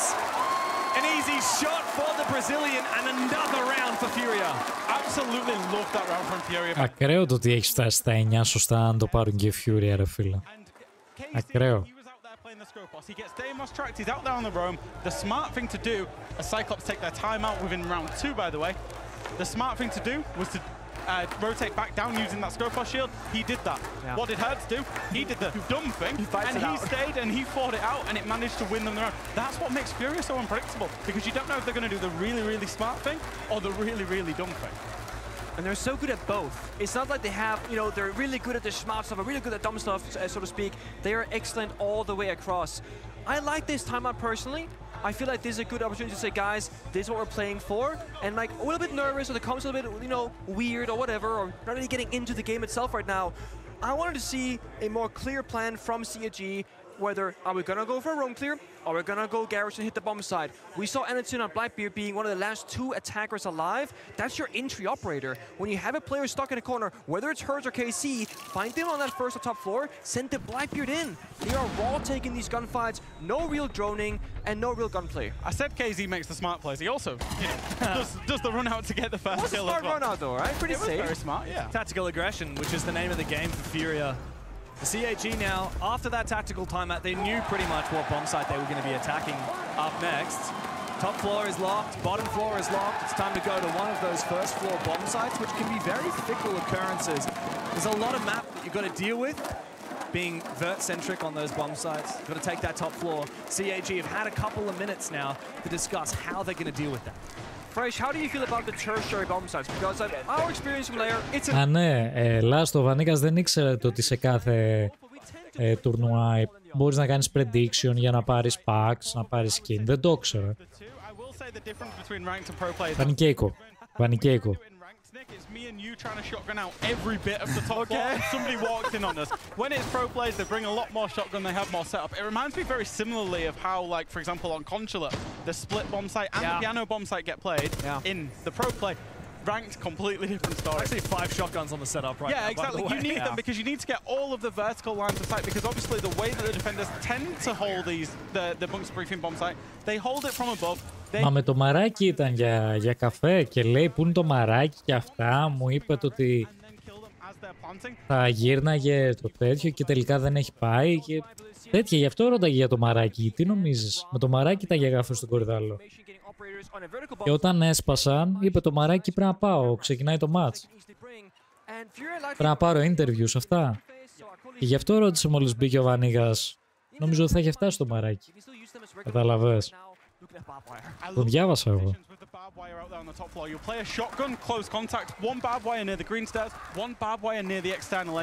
Άστα αυτά που δεν τα βρήκατε, ρε. Άστα ψόφια. Έτσι. In this tournament, not right now though. Furia, going back to information game, they don't have a ton of it. If CG can look at call, maybe find an angle into the bomb side. Γιατί σε χαλάει τον Μπραζέο, ρε μαλάκα. Μια χαρά. Μια χαρά, Μπραζέο. Είναι παντρεμένο το μαράκι. Όπα, κάτι ξέρω ελάστα. Όπα. Όπα, όπα, όπα, όπα. Θα αγαπώ και δεν σου το πά. Baiting for a kill is the game for CAG at the moment, and it seems to work on out. Good breach on the site, and a little bit of poking and prodding does net CAG the advantage, but it is short-lived after Shurip elsewhere on that lurk was put to rest. Furia still maintain dominance of this top floor. They still have a lot of setup as well. The smokes from CAG. Μπορεί να έχω και καλύτερη γραμμή, true. Seconds left. A smoke. Prevent the angle onto Blackray. He's actually going to confirm the plans. 8 players alive in the server, and the Japanese have pulled off a daytime robbery. Now for retake time, I mean the thing is, defenders have to go downstairs, and if they do, attackers can go back upstairs. Absolutely, that's what you want to do as an attacker. You want to use the defenders' holes against them now because they can't smoke off the same way you did as an attacker. But here's the moment where KZ can get onto that diffuser. Look to ninja it. It's up to his teammates to cover. Το χωρίζει ρε χαζούλη, γι' αυτό κανονίζει τον επόμενο τώρα, έτσι.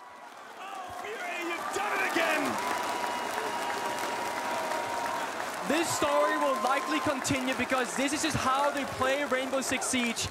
CAG did not get that upstairs control, didn't find the vert, had to sprint through a bomb site door, and guess what? The defenders, they closed the weakness, they closed the gap, they shut down CAG. I don't know who was more surprised that that plant went down, Furia or CAG, because in the post plant it didn't look like they knew what to do. Yeah. It's the danger, right? They went for a really deep and well-covered plant because it's easier and safer to get in there and get that diffuser down. But the problem is you've got to cover it as well, and Furia took advantage of that ill-placed diffuser. Was very, very surprised as we see these highlights come in. Very surprised that Furia didn't bring a single Warden on this lineup. Of course, you can bring the Warden with the shotgun. You can use the SMG-12. You can see through the smoke. In the end, they managed to make it work, but it was a glaring weakness inside of that because the plant was going down in the smoke. They knew it. They were spamming the smoke, but they couldn't quite hit that shot. There's a bit of an right? Whether it's a blue for cameras, they had one. Dokkaebi Call came out. Same with Maestro. Dokkaebi kind of completely counters you. I would say Soulless as well. Yeah, you're not gonna know, where they're planning at all times unless you activate the overclock mechanic, but you can track what is happening. Had they had a little bit of information, or just simply a defender answering the phone call immediately and hopping on that one camera on site because there was a camera, but the issue is because CAG found the opening kill, it didn't allow any of the other 4 main defenders to feel safe enough to check the cameras. You know what's crazy? The scoreline is 3-0. Yeah. But the game isn't a 3-0 game. It's not at all. It's CAG have been more than competitive, and maybe actually should have won 2 of the rounds that we've played out of 3 so far. I would maybe go as far as saying, in terms of control, they're controlling this game better than Furia right now. They're just not clutching it out. Furia have that clutch potential. That's the difference between a good team and a great team at the minute. Yeah. We see CAG though, they got tricks up their sleeve. Warden Band coming through and a glass immediately after. Whereas Furia, to no surprise, triple shield band, get that out of here. So again, CAG no longer a one-trick pony. They're showing us strategical depth, saying, yes, we got the shields, we need them, but we can also leverage other operators. It's Anderton leading that charge, and I know he's been playing a lot of Capital, a lot of Grim, a lot of shields, of course. Glass is a different beast. It's hard to entry, and your entire team has to play around this, and they only have one set of smokes to support Anderton's playstyle. Here's a peek from Herds. We know Furia, they're happy to challenge 50-50s, even perhaps unfavored gunfights. That said, this time around, Herds does fall on backware. Back up to that top floor where CAG got so close last time around and then fumbled in the 4 versus 2, thanks to some heroics from Philippox and JV. One of the problems, again, for CAG is that they're going upside across, as we've seen the initial breaching coming out there from the Ace. Again, they've got nothing to deal with the bandit batteries of the site itself, so it's potentially going to be sending that Deimos or Sharik below again to try and get the bandit, but if that happens, it's going to be in the late round. Yeah, out of nowhere, and it just gets that kill. Smoke goes south, 2 in fact, despite the reinforced wall is there. Has to jump in, surely, right? That's the only set of smokes for this tag. They have to find some value. It's a breach in the wall. Love this idea there with the ace, the breach, the pre-placed smoke as well. Cheeky there from Anderton. They can't get through, or oh, he can. Okay. He is somewhat trapped as of now. Has made his way onto the staircase. Good coverage now from CAG. But where's the next step? Yeah, they're in, but where are they gonna go and how will they get there? Toxic Baits, all 3 spent, 2 C4s in pocket, but again, it's a great shot from Hertz. Yeah, dirty one as well. Another from Hertz. Holding the fort here on the bomb site, peeking these angles aggressively. Usually, the attacking side takes control of the mezzanine. This time, Hertz refuses to give it up, hungry for a little bit more. Black Ray moving onto his position, unable to breach the wall to his left, means that Herds is going to be feeling very safe, comfy on this bomb site. His head spotted for a brief moment, couple of warning shots sent his way, a few pre-fires from Black Ray, and into the site, CAG going for the servers. A great wall bang from Chibisu. He's going to worry about the crossfire he's about to walk into as well. Arcoi's lost his head. Nate's got massive on the sides. Unlock. MP7 does the magical trick for Nade. Furia doesn't matter when can't get close because Furia always comes alive. Again? Again, and again. It comes down, Nade gets a big 3K again. Another player on this roster that is getting a big moment, a big multi-skill to win them the round. And I will say, and I'm going to keep harping on about it. When you attack this top floor of Lure, you've got to breach. You've got to get that main breach off in the office at the very, very start. Yeah. Whichever side you do, you've got to get it off.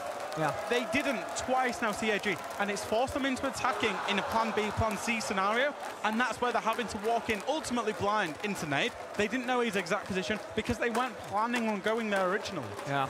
And this philosophy can, of course, be taken to almost every single map of the game, maybe excluding something like a border or a coastline where hard breaching isn't as necessary. And it's about applying pressure to defenders, right? Yeah. Fury have to worry about the 3 bumps at doors, that's it. Yeah, even Herds. Herds got a big double kill in there. You know, picked up one, picked up Bandit, done a refrag. He's able to be stood in the middle of the room. Ισχύει last, ισχύει.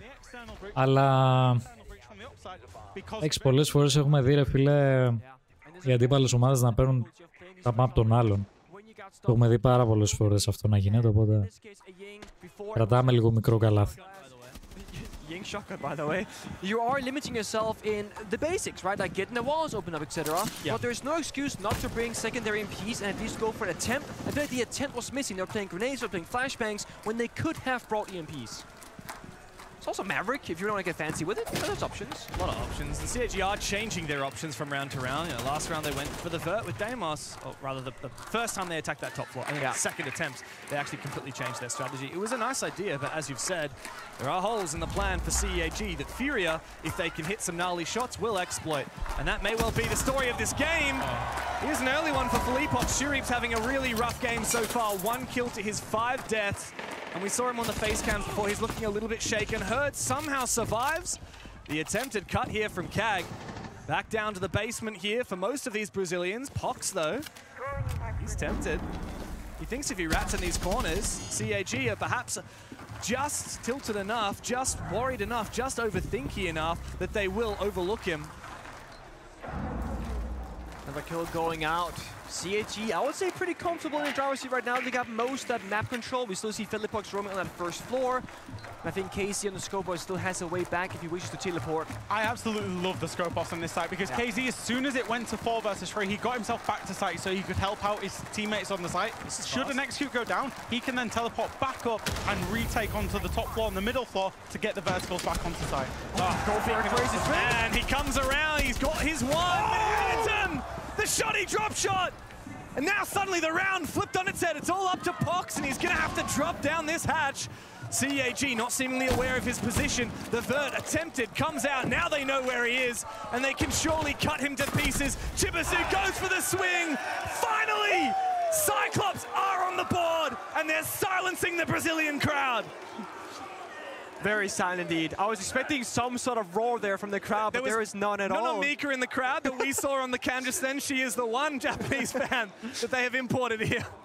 Who wins, one Mika or thousands of Brazilians? Oh, look, she's an optimistic type. I don't imagine her spirit falling at any point in this series. And I will say it's nothing less than Kagav deserved. They deserve to be much more competitive on the scoreline. Yeah. I think it was a really, really good execute, particularly Aniton being able to make that play. I'm presuming he did it off the back of Yincondelas. Shotgun has the double kill, really opens up the round for his team. Here we go. Yeah. Bang. Drop shot. Drop shot. Bang. Yeah. Drop shot. We've got to have some Rainbow Six bingo. Getting drop shot by Aniton. Δεν είναι random. Είναι η κοπέλα ενός. Είναι η κοπέλα ενός. Fragging department. 8-3 He's the one that's holding his own in the gunfights. Not just that, but I also think he's taking the pressure on the operators that he's playing. If you're playing the shield, you're playing the glass, playing the Ying, it's all down to you to execute, to find that way forward for your team. Yeah. Just like last round, he's in the bomb site first. He gets the 2 kills. His teammates, they just follow in. It's clear already. I love the reaction that the CAG players had. A lot of teams 4-0 down, first map of a grand final, your map pick as well. Maybe when you win that round and make it 1-4 would be relief. For CAG, they were just loving it. They were like, it wasn't we finally got one, oh, we've got an uphill battle. They're just enjoying being here despite that scoreboard pressure. And also, to put this into context, yeah, this is CAG's map pick, but Furia, as you said, best defense team in the tournament on a defensive-sided map to kick things off. Yeah. If CAG can make this a 2-4 split, perhaps we're not to be so worried for the chances of the Japanese. We spoke of the EMPs, bandit walls in the wall, just rotate it off. If they do it right now, we know the coast is clear, that wall should be opened up, and that will mean the first step. Come on, commit to it. You got this Black Ray, second EMP through. Should be a done deal. Little bit nervous. What? The second EMP must have missed. Did they miss it? They missed it. How? The first one hit it, the second one didn't land in the same area. They get set because they were hesitating. Gotta commit. I know you're a lover of bandit tricking, Nick, and I know I was expecting KZ to be out there on the bandit trick. He ran away, free wall, and then they've not got it. They lost to nothing, essentially. What they did. What I will say, it might now force CAG to go and clear out that top floor, which generally is the preferred way to approach this site. And they can't get the exterior and this internal wall. It's going to be either or now. So they can't, once again, plan A is probably done already. They gotta go to plan B and look for a different way in towards this map. We're looking to Aniton once more on the Ying shotgun to say, guys, I can carve a path in this specific area, but there are so many different directions, so many doors to worry about. You have to show up elsewhere. Arcoli, Πόσα pack έχω να πάρω ακόμα?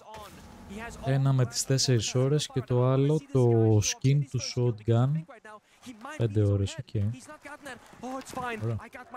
Έχουμε πάρει τα 2 esports pack και το ένα charm μέχρι τώρα.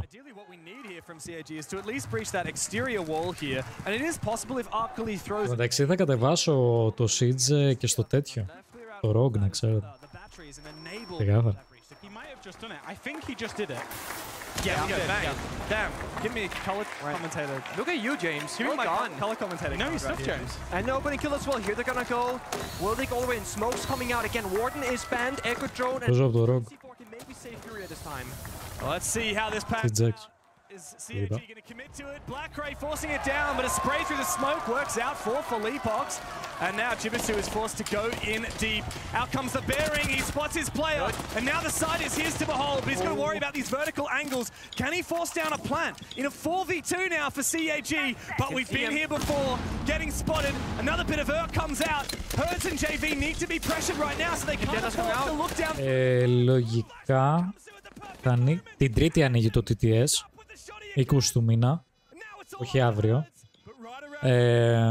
Λογικά μία μέρα πριν θα ανοίξουν. Δηλαδή αύριο μπορεί να ανοίξει το download. Θες να ανοίξει το download αύριο. Εννοείται πως θα το κατεβάσετε για να παίξουμε. Δεν το συζητάμε καν.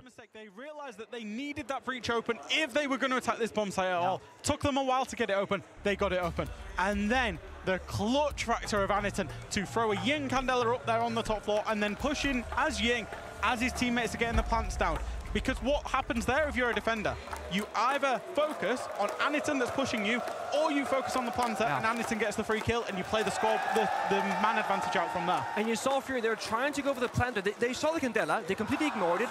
Trying to get down the guy below, thinking their timing will be off. I was thinking to myself, Aniton is late. He should have been there maybe 10 seconds earlier, because if Fury hit one of those shots from the verticality, the planet dies again. It was so close. Like that Ying Candela could not have gone off at a better time. I mean, arguably 0.5 seconds earlier would have been a little bit, you know, it was a bit closer comfort. But CAG, 2 rounds? Yeah. Arguably could have been, maybe should have been 4 rounds. Yeah. That's not too bad. They'll feel settled into this now. Statistically speaking, 2 for half on layer, especially when you're the underdog, is a great place to be, at least in my mind. Δευτερό, όταν γυρίσω από δουλειά πριν πάω gym, θα το βάλω να κατεβάζει. Ή μόλις γυρίσω από το gym μπορεί να έχει ανοίξει. Ή μπορεί και μόλις το βραδάκι δηλαδή. Αυτό παίζει, να ξέρεις. Ή μπορεί και να το ανοίξουν και Τρίτη λίγο πιο νωρίς στο download. Αν και συνήθως μία μέρα πριν μπορείς να κάνεις pre-download. Συνήθως έτσι το κάνουν. Τώρα δεν ξέρω. Θα δούμε.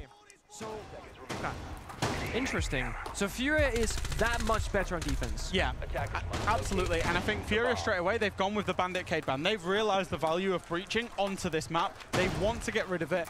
Get rid of absolutely everything that CAG can do to deny those walls. The only thing really they can play is a mute or maybe play for those impact tracks. And on the flip side, CAG, they've targeted individual nerfs to them, right? The Dogebi calls to make their phone screen, to force them off the camera, utility, and of course demos, so they can't just go downstairs, go for a track and pick her apart one by one, because later on, Fury can just go for a mute ban as a final one, that's triple wall deny, plus that demos gets really opened up, same with Dogebi. So I think they're both playing long-term, like, okay, how do we want to start off the orbital ban phase, but how can we leverage those bans to make that third ban even better or more flexible later on? And at this juncture in the round, the player that I really want to focus on for Furia is KZ here, droning himself down below. I'm sure he would have loved to pick that Deimos, but in its absence, the Buck will do just fine at creating vertical dominance here against CAG, denying any players from below and making sure that Furia have good crossfires, both from below and directly onto these players on the side, hunting them one by one. I love this. We're seeing Capital downstairs helping Bok. And the reason for this is Bok is the first step. Do the vert, get the breach, then you work from there. You know, get rid of those like key positions on the bomb side. Capital is needed later on for the bomb plant attempt or the bomb set execute. But so many teams, they'll send down Bok downstairs to get the first step done. Without support, he dies to a flank. Furia, yes, it's a slow round for them, but it's because they're playing this perfectly and nice and slow, trying to go for that 5v5 execute. And just very quickly on the Capital now, of course these Capital bolts now do get taken by Jaeger ADSs in play. Blackray will be playing on that Jaeger. Keep in mind for the late round, we also have that Yokai in play. Keep that in the back of your mind. Thing is, there's not much outside of that. Yes, you got Toxic Babes, and honestly, I'm gonna take that back. There is a lot left. With the timer ticking low, those smokes will get higher and higher value. I feel like Furia, the Buck downstairs or a great fire error has to make or break this round. If not, then at least it comes down to excellent gunplay from Furia and brute forcing gunfights. Time delay here for CAG is keeper barriers. He's blocking off these windows. They want to burn the clock as much as possible, but Furia has cleared out this key position behind the desk. It's great use of the block, as you said, Precious. He's getting more and more value. Yeah. CAG forced further and further back, but they're getting the smoke in the right position right now to go for a plant deny. They're reading each other quite well. It will come down to those entry gunfights. Still waiting.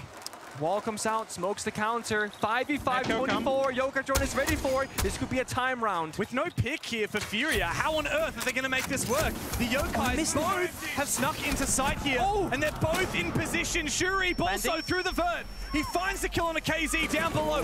Will these light walls be enough to enable the plant? No, they won't. Not with the Yokai up. But there's 4 seconds left to play, and Anaton has another Yokai. It comes on through, and every player from Furia will fall.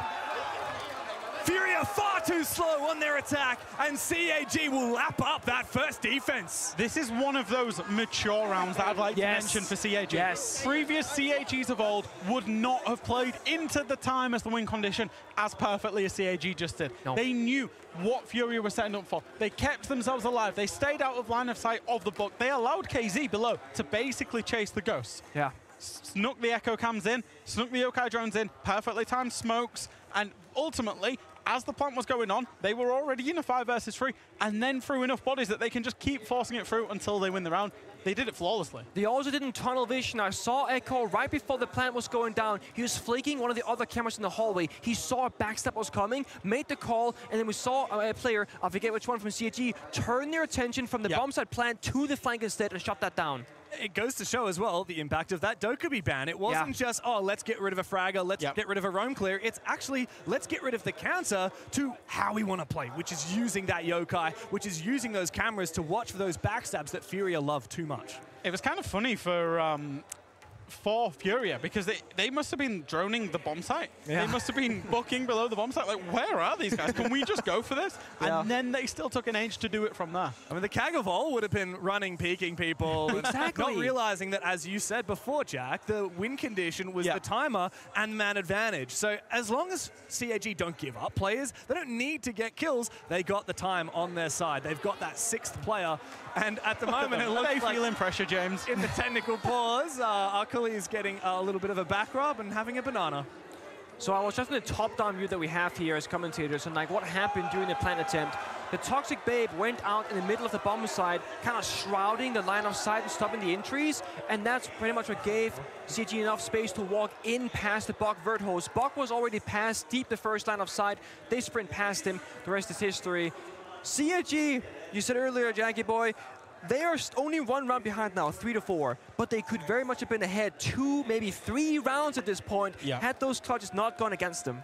That's incredible just to think about. Yeah, especially considering, you know, where we are. And I think CAG, they're coming into this big underdogs, don't get me wrong. Even still. Okay. Gold. Black eyes. Get it, guys.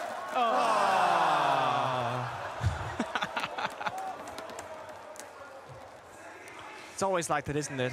It do be like that. Oh, here we go. Here we go. Oh, yeah. Hit the tricep. I gotta tell you, it's not often that the Brazilians cheer for someone that's not Brazilian. Yeah. But they see game, they respect game when they see it. Oh, here comes the thighs. Here are the quads. Oh my God.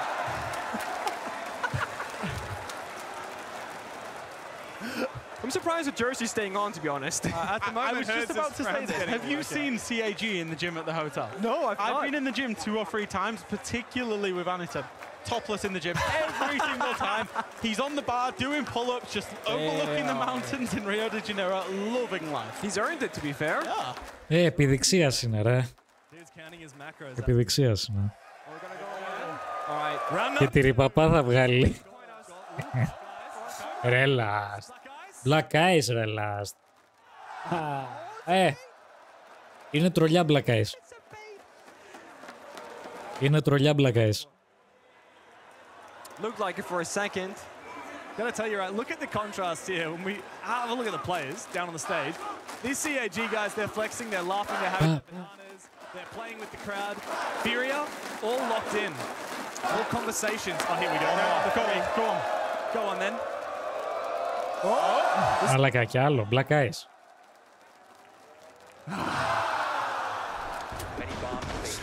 Αλλά για 3 στα 3 μόβ έχει και ένα Black Eyes δεν του έχει δώσει. Απίστευτο. Δεν είναι για μπαν. I saw yesterday when Fury they won and made the grand finals, sprinting to the crowd, their partners, their family, their close friends were there. There was tears.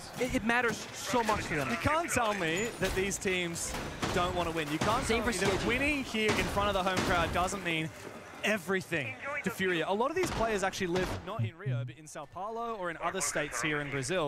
They all travel here. I've spoken to so many Brazilians who have traveled across the country to come to this event, to see their favorite team or their son or their boyfriend come and play in front of a huge crowd cheering their name.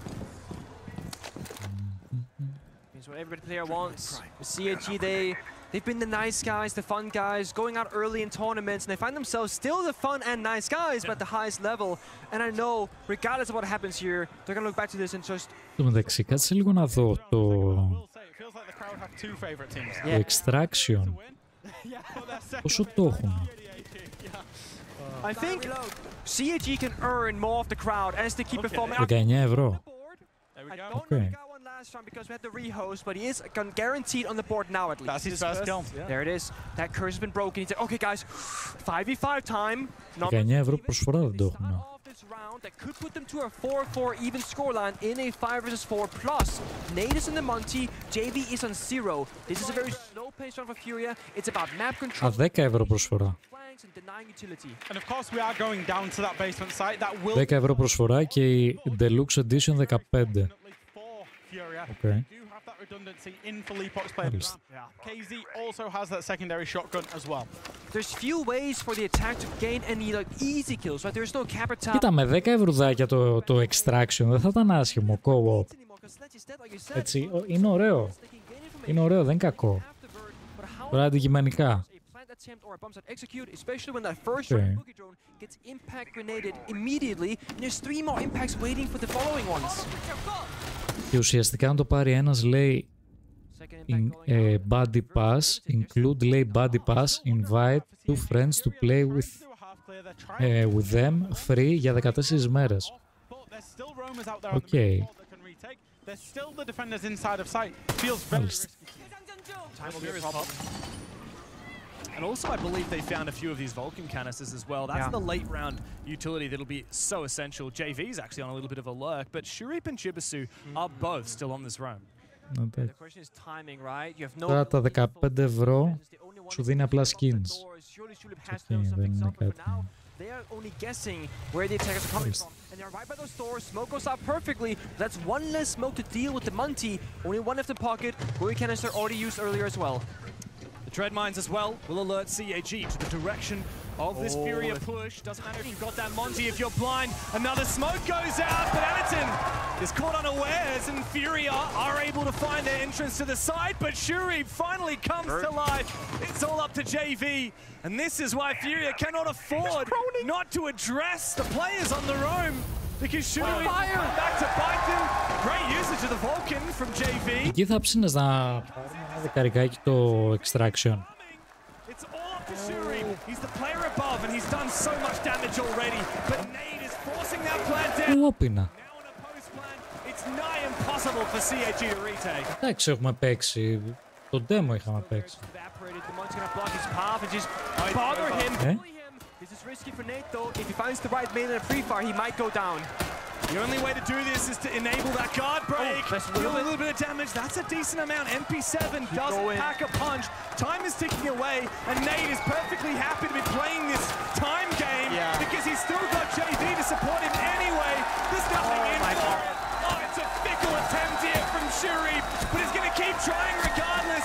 Desperately looking for a shot. Logic, Δεν είναι broken, όχι. Όχι, δεν είναι broken. Δεν είναι broken, όχι.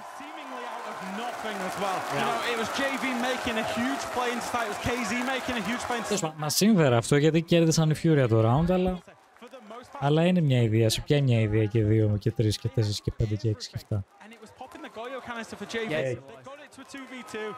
Nade's in front of another defender, he can call him out. JV picks up that one, and then boom, 2v1 post plant. And I think, actually, with that Monty exhibition that we've just had, we might be seeing the shield break getting buffed a little bit more. Certainly. The Des kind of highlighted some of this on border is Leo and Gabriel Laxing saying, yes, they got good individual skill, but the teamwork. This was Furia having a duo system right now. Nate and JV covering each other, making that progression forward. When Monty, if Nate was getting aggressive here, getting meleeed, he stepped in behind him. We see Goyo right there dying while meleeing mid-animation, and it saves his teammate and they get the kill. Yeah, it makes you wonder for CAG, what are they going to do if they keep coming up against this Monty? Because every attempt, everything they threw at them, absolutely fruitless. Also, Furia seemed pretty comfortable at dealing with what CAG brought to the board. We mentioned the Vert game. That mirror was basically just a non-pick. Yeah, there was one in pocket. Oh, the mirror died with a mirror window. Oh, that's not great. At that point, Anatol just like literally bring Oryx, bring anything, just some kind of util, something a little bit more useful. How many rounds is that now, Nick, that we feel that CAG maybe could have, maybe should have won, right? Maybe 4? It's a 3, maybe 4. 3, maybe 1 is arguable, yeah. Okay, so this could be done already. This could be done already. But Furia in that late round just have that experience. They have that nous. They have that prowess to just find a way to get over the line so far.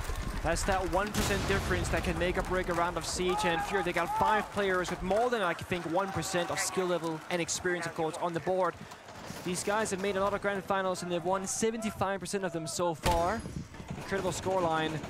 It's another early, slow start for Furia. No surprise there, because again, they're respecting CAG if anything right now. Not taking that risk, not saying, we can just outgun them, we can just walk on it, we own this place. No, no, no. You have to earn it still, round by round. They've seen that in the last, well, 8 rounds of this game. Another way to interpret that stat, by the way, is Furia haven't lost the grand final in 2 years. That's also pretty insane. And as this 5 never lost the grand final, because of course the one they lost, Julio was playing on the roster. Of course, wow, great usage of impacts, teamwork together, Shuri to take down that Blackbeard of Herds. A significant numbers advantage for CAG, and in theory, right, the round should be done. But we've seen 2v4s before from Furia, so what's a 3v5? Gotta hold on. Don't expose yourself to those gunfights. You have the radicality. You have the bomb site. If you're the anchor downstairs, just hide. Pick a nice, comfy corners and have your teammates play around you. This can still fall apart for CAG. It's a tough one for Anaton because you don't want to inhibit him. You don't want him to not make the aggressive plays because he's the one who's been fragging. But then when it's a 5 versus 3, you do want to inhibit him because you want to just win the round out. Spartan is standing a role in every single round, and that one was about passive play from Anaton. A flank going up for Akoli, plenty of time, but look at this, just like that. Fury, they're back in the reins. CAG need to stay on top of this round. Akoli's going for, oh my god. Everybody else has been accounted for by Furia. Akoli needs to come through with a big one, but he's put down before he can get back to site. Furia, map point before you know it. You give them an inch and they take a goddamn mile. You cannot let them ever have a sniff of winning a round because they will find a way. That round, unlike the others, might be more of a tilter because there are so many ways to win that round by simply doing nothing. You're on the defense, you got so many different conditions. Verticality, crossfires, numbers advantage, information. They had no good options to brute force anything. We didn't see a Monty and a Capitan, a Grim and a Demos, like fancy stuff from Furia. They just walked in like they owned the place. They just won gunfights. I was kind of just wondering, what do CAG ban away here? The immediately obvious answer, I think, was the Montaigne. It allows them to play some of the bomb sites a little bit more effectively. Of course, the information provided by Nade when they were all the way down in labs in the basement were able, you know, it was able to win Fury the round. So I'm not surprised to take that one away. Oh, yeah, tough call. That last round, though, was a bit scary. I mean, again, another round where there was such a significant lead for CAG, and it slipped away. We've had, what, 2 2v4s and a 3v5 now? We've had a lot of moments where you think, yeah, it should be over. And you even said it, the round should technically be over. And I think in a lot of matchups, it does follow that turn. You kind of know when things are done. Πάμε ρε Furia, τελειώστε το, άντε. Τελειώστε το πρόγραμμα. Πάμε. Yesterday, in their final Vamos. grand finals on border, they were up 6-3, and they do like a full bomb set rush that doesn't work half the time, if not more than half the time. They did it flawlessly. You never know what these guys will do and how well they will do it. Amazing illustration by the guys down on the on that one in the pre-game, I will say. Can I just point out something I've seen teased out here by Furia? What's that? Well, we know it and we love it. CAG like to bring the Ying, they like to bring the shotgun, but did you know that KZ is partial to it as well? I do now. Nade, you bend them onto where you play the Blitz instead as well. Shotgun. I mean, APAC, they're the founders of being shotgun. It would be one way to take them out in the first map by using it against them. Now, Furia, for the first time, are playing for a very fast, or aggressive at least, execute style. It's about the smokes are gonna come out, the glass, the Ying, the Blitz will lead the way forward. They need to get the opening kills. The way to win this round, if you're CAG, you need to shut down that push and win that first initial gunfight. Just cheeky. Oof. Cheeky bait there.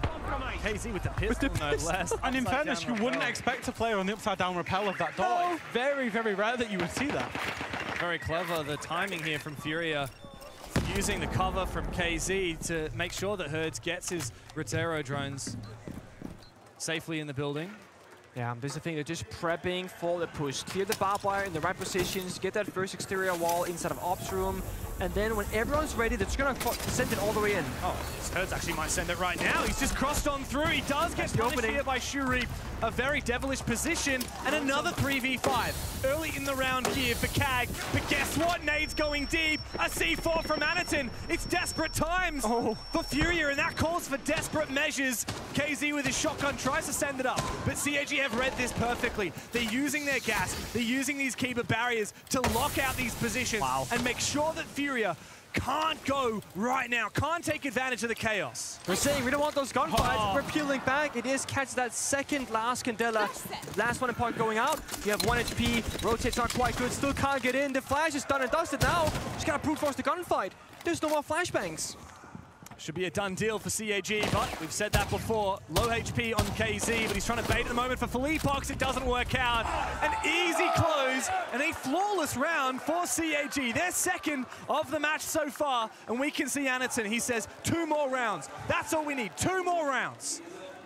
Feels a little bit, I don't know what the word is, a little bit risky from a Furia point of view to try such a play. Now, I don't mind making the plays. I don't mind trying to push in, if you're Herd, push into the bomb site as the breach is going off. Be a little bit unexpected. Yeah. But like we said, CAG, they're kings of the unexpected. They're kings of the Ying shotgun. They know everything that's going to happen, and they dealt with it so well, of course. Sharit was ready for it. I mean, there's 2 things right now. One is Furia being up 6-3. They can afford to take a round like that is highly risky, because if it doesn't work out, you're only looking at a 6-4 scoreline in your favor. And the second one is going to go back to that first top 4 defense of CAG, maturity. They once again, they play back, they play U2, they're throwing issues at the problem instead of taking gunfights against the problem. Okay, so here's my problem. I don't mind that they take the risk. I don't mind necessarily that they lose the round. Problem is, they're going back down to the basement bomb site. What's the reason that they won the basement bomb site? They had the Monty. It was a little bit fortuitous that they managed to get the Goyo canister kill in the 2 versus 3. Yeah. Similar round repeats itself. It could give KAG another round because KAG actually played that round particularly well. It is true. Worst case, there is the tertiary bomb site, which is a bit of a toss-up for me in how it comes down to execution. Also, we see all the operator bans. We have the full picture. Both teams, they have probably prepared themselves for, hey, Warden open, Warden closed, Monty open, Monty closed, because there's no operators right now that are like outside the norm. Of course, these might not be the exact operators that are banned every single time. It's pretty common. Anaton's rocking the pocket mirror window again, by the way. But the thing is, I'm not sure if this was the case last round, but this round he's actually put his mirror window on the roam. I think he's just placed his second. So the last one is a side mirror, and the first one is a roam. But last time he forgot the roam one. Exactly. So okay. For CAG, not only have they now got their roam mirror, but they also have this Valkyrie and a C4 on both Arkuli and Anaton. So I expect the idea here for the Japanese is to contest harder, prevent the vertical game that won the round for Furia last time. Yeah. And when and if you give up the vertical game, you got C4s fishing for a kill. We gotta see Hertz and IQ really paying attention to where the cameras are and keeping track of that in his mind, or telling JB with Twitch, hey JB, there's a Valkyrie camera in this room in this corner. Go Twitch drone it before we into the door, because you see right now they're a little bit wary about the vert because they know there's gonna be a flip below. This! 18 kills! Jimitsu can take credit for that one. He's looking for another one as well. Nate, though, peppering a lot of damage onto the Goyo, an overpeak, and he loses his life. He didn't know when to quit, and Nate will punish, refragging his fallen teammate, but Arkuli elsewhere goes aggressive. CAG back in the advantage. That's a really nice play by Arkuli. He expected JV to go and support Nate onto Chibisu in that main lobby, ran, found the kill, and potentially can get himself back down to site. As it's turned out, 4 versus 3 man advantage, huge play. do not give them an inch, because they will take it all, like you said. First, they need to play safekeepings right now. Blackbeard finds another 4v2 with two separate CAG members, low on HP, one now injured and in the grave to the Captains of Fire. This can still fall apart just like before. Wouldn't take much here for Furia to bring this back and close the map right now. Blackray very low on HP. But what kind of information have we got on these CAG players? There it is. Finally, that sledgehammer starts working. Reinforced floor. It's okay. KZ's got one at home. I sure hope he's practiced using it. Thing is, time is of course against Furia. There's still a C4, 3 toxic babes. So what CG can do right now, they can just smoke off one area, hold the other 2 with 3 guns alive. This hatch getting opened up might be a problem because that's a bit of a wild card in the middle of the building, middle of that bomb site itself. Smokes, 2 in pocket, 1 fire as well. Here they're gonna go. And the clock, though, is on CAG's side. KZ, his position now known. Up above, Nade sending out those smokes into the site for KZ. It's covered by our Kuli, but apparently not well enough because Dream's gone down. The plan is also going to be confirmed.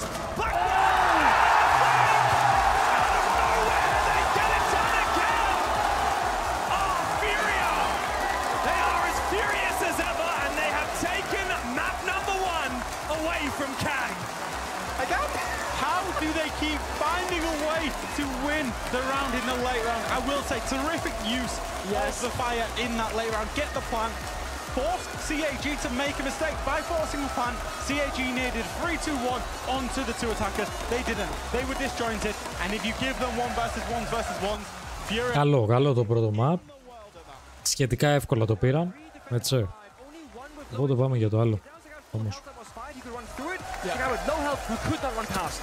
1-0 up in the series for the Brazilians, but there's still a lot more grand final to go. Don't go anywhere.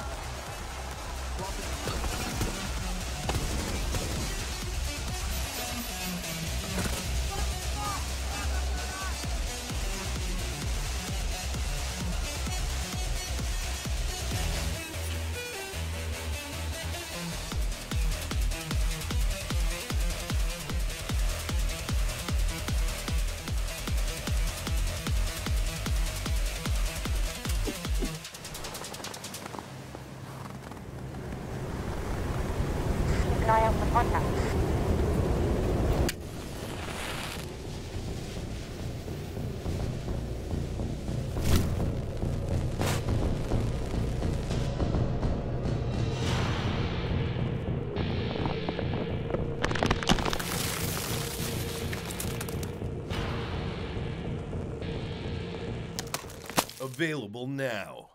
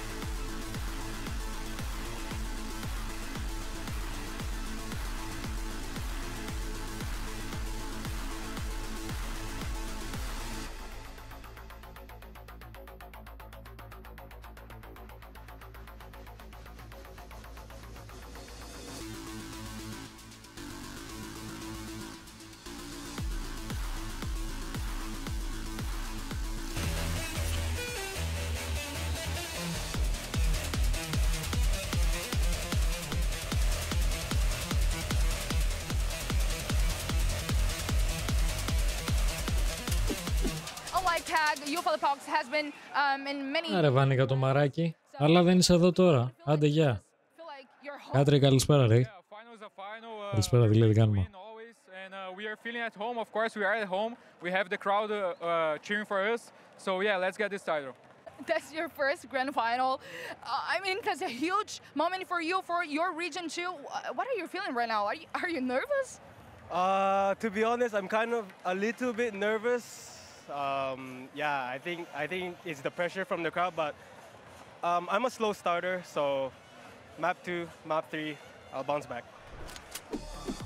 No matter how tough you present, sometimes it gets the best of you. There's a lot of pressure on CA. Ξυλάκι απόψε, τι εννοείς? People expect them to win or not. They are putting pressure on themselves to perform here, and we saw it. There were opportunities. CAG had so many advantages. They slipped away. Yeah, it's always the same story with them. You look at the first 4 rounds, and in many scenarios, they have the man advantage and they give it up almost consistently. Yes, the nerves are here, but I'm in the shoes of CAG right now. Nobody expects them to beat Furia. There is no reason to be nervous. And if you look at this, you know, the first 4 rounds, they were not problem-solving anything. Then we arrived to that round 8, and they're back in the race. They're back at problem-solving. They're back at playing together. But yet consistent. Τα games, ένα map έχουμε δει. Το πρώτο map το πήραν η Furia. It keeps on happening and happening, and once again, exploiting the weaknesses and the lack of discipline. Τώρα θα παίξουμε το δεύτερο map.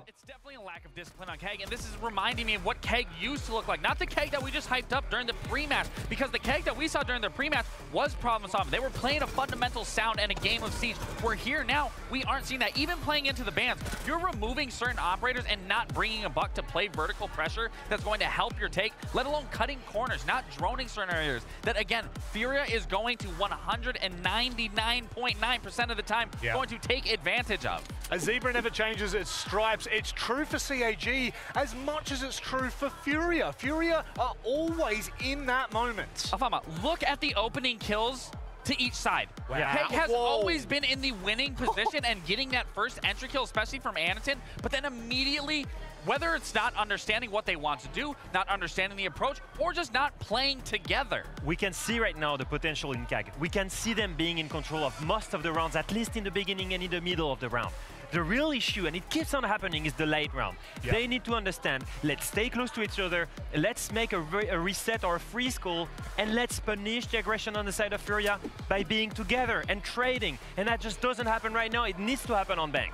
It absolutely has to, because I'm telling you right now, KAG Osaka, you can see the pressure is on. But we have Fox by the telly to break it down. Furia loves playing from a disadvantage. They weren't getting strategically.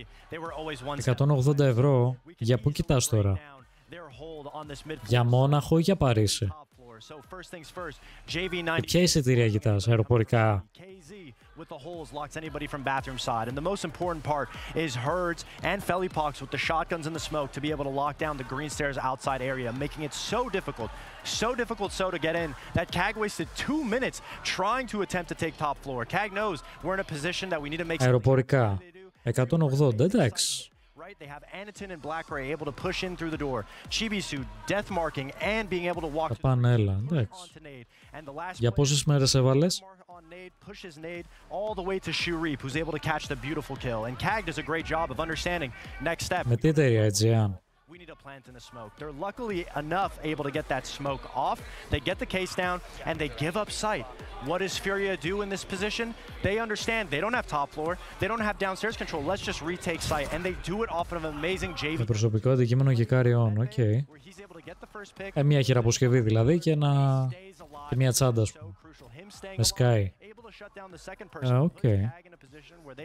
Ναι, δεν είναι άσχημα. Δεν είναι άσχημα. Ίσως μπορέσουμε αν τα κλείσουμε σε καλή ημερομηνία, να βρούμε και προσφορά με Aegean, να ξέρεις. 14 με 16. Okay.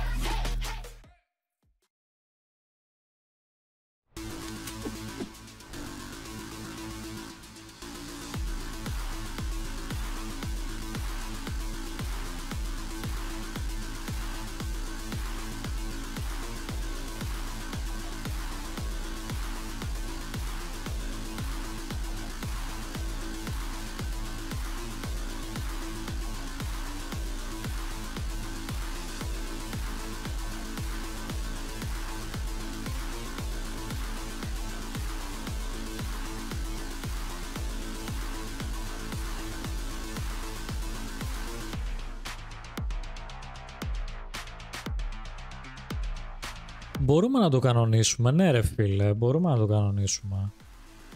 Αν θέλει και ο Last. Ή μήπως να πάμε παραπάνω. Θα μιλήσουμε. Θα το μιλήσουμε πάλι.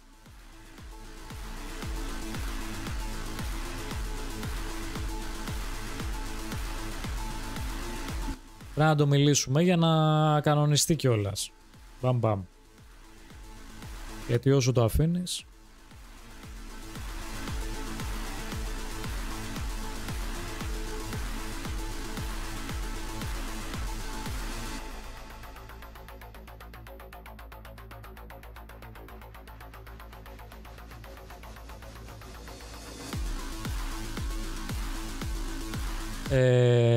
Βαν, ναι ρε, πες το Last γιατί πράγμα λέμε.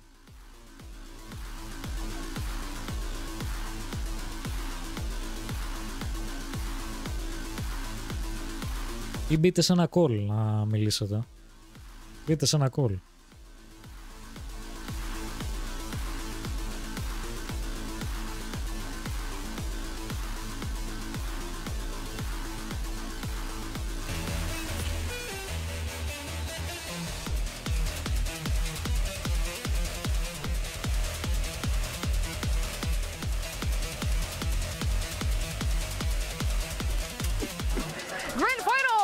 But here we are. We have 3 keys of Game Pass to give away for the fans, but they need to answer the question right.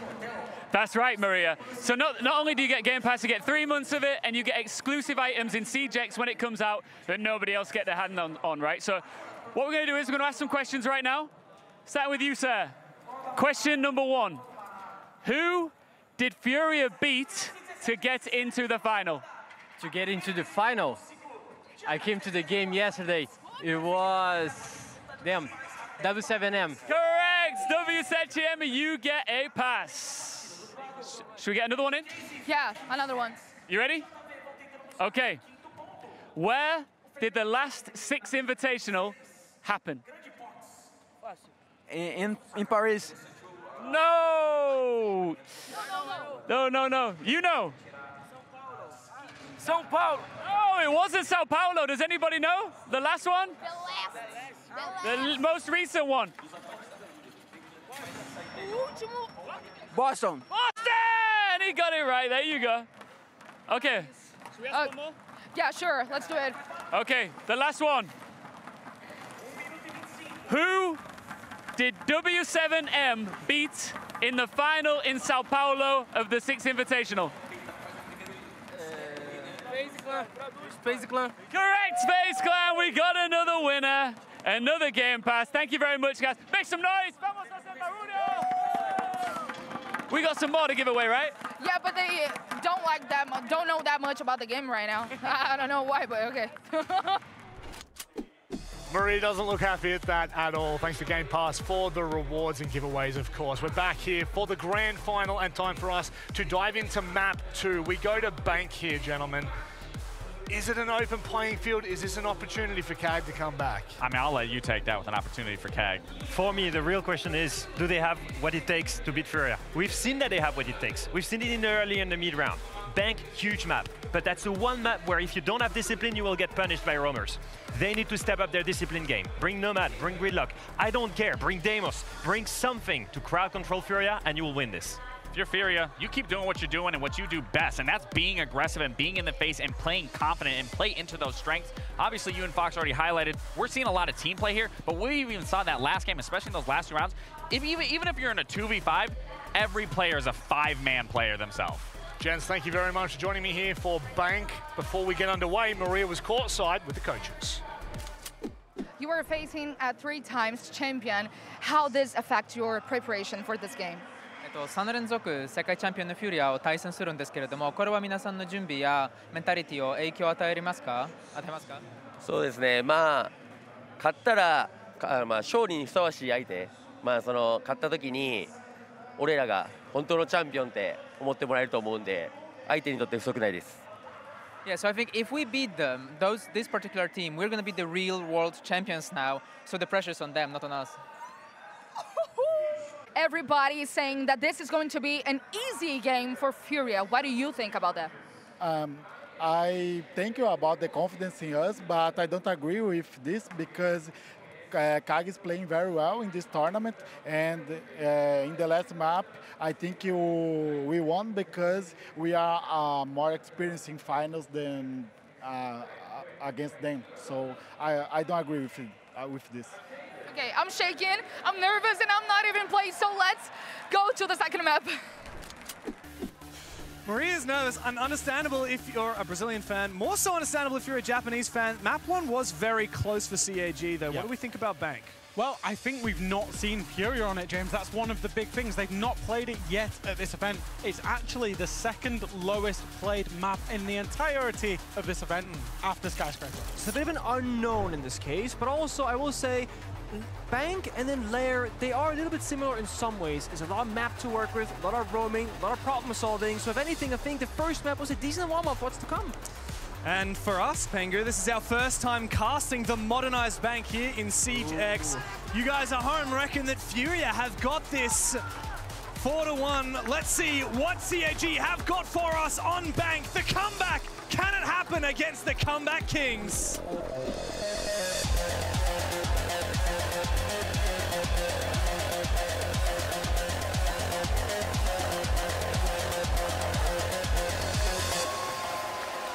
I love that we're getting to hear from the players between maps during a series. Yeah. Arcoli had a slow start, and we were kind of sitting there. He was 0-5 or 0-6 before he got his first kill. He sat down on stage with Maria. He's a player who naturally and always typically has a slow start. He will bounce back on map 2 and map 3. He now has to keep that promise because CAG, they need every single gun skill, every kill, everything they can use in this matchup. And Arcoli is a player who's actually only been on this roster for a month. He was on CAG a long time ago, previously, and then he went over to Crest, and then very recently, actually after CAG's impressive performance at the Boston 6 Invitational in February, he's come back, and I will say he's come in and fitting like a glove. CAG have been making, I would say for the last 2 or 3 years, lots of roster changes to try and figure out what the best CAG looks like. Obviously, given we're an S-tier international event grand final and they're here and they're playing. This might be it. And they're playing well, I think this might be it, yeah. Absolutely. But I will say for CAG, it is only upside. Like, we all know that Furia are favourites, and Furia are, let's be honest, the expectation is probably Furia are expected to win this 3-0, right? Yeah. Anything above that for CAG is upside. They've only got upside. There is nothing to lose in this game, and you can see from their mentality, the way that their teams are speaking, the way the players are speaking in the interviews, just their demeanours as well. They don't feel the pressure, and that can make them quite dangerous. Yeah, I mean, the context of expectation here is utterly insane. CAG were hoping but not expecting to make main stage, right? They never made main stage, despite playing at, what, 12 events in the past? Their first ever debut on the main stage, and then their first ever semi-final, and then their first ever grand final. It's been a week of firsts for the Japanese roster. Winning a map against the former world champions, I mean, that's just another cut above, and yet still possible. We saw that on Lair.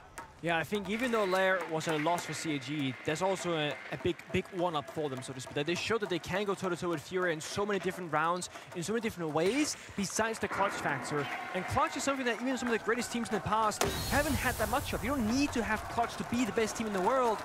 Furia just happens to have it, and like at the highest level.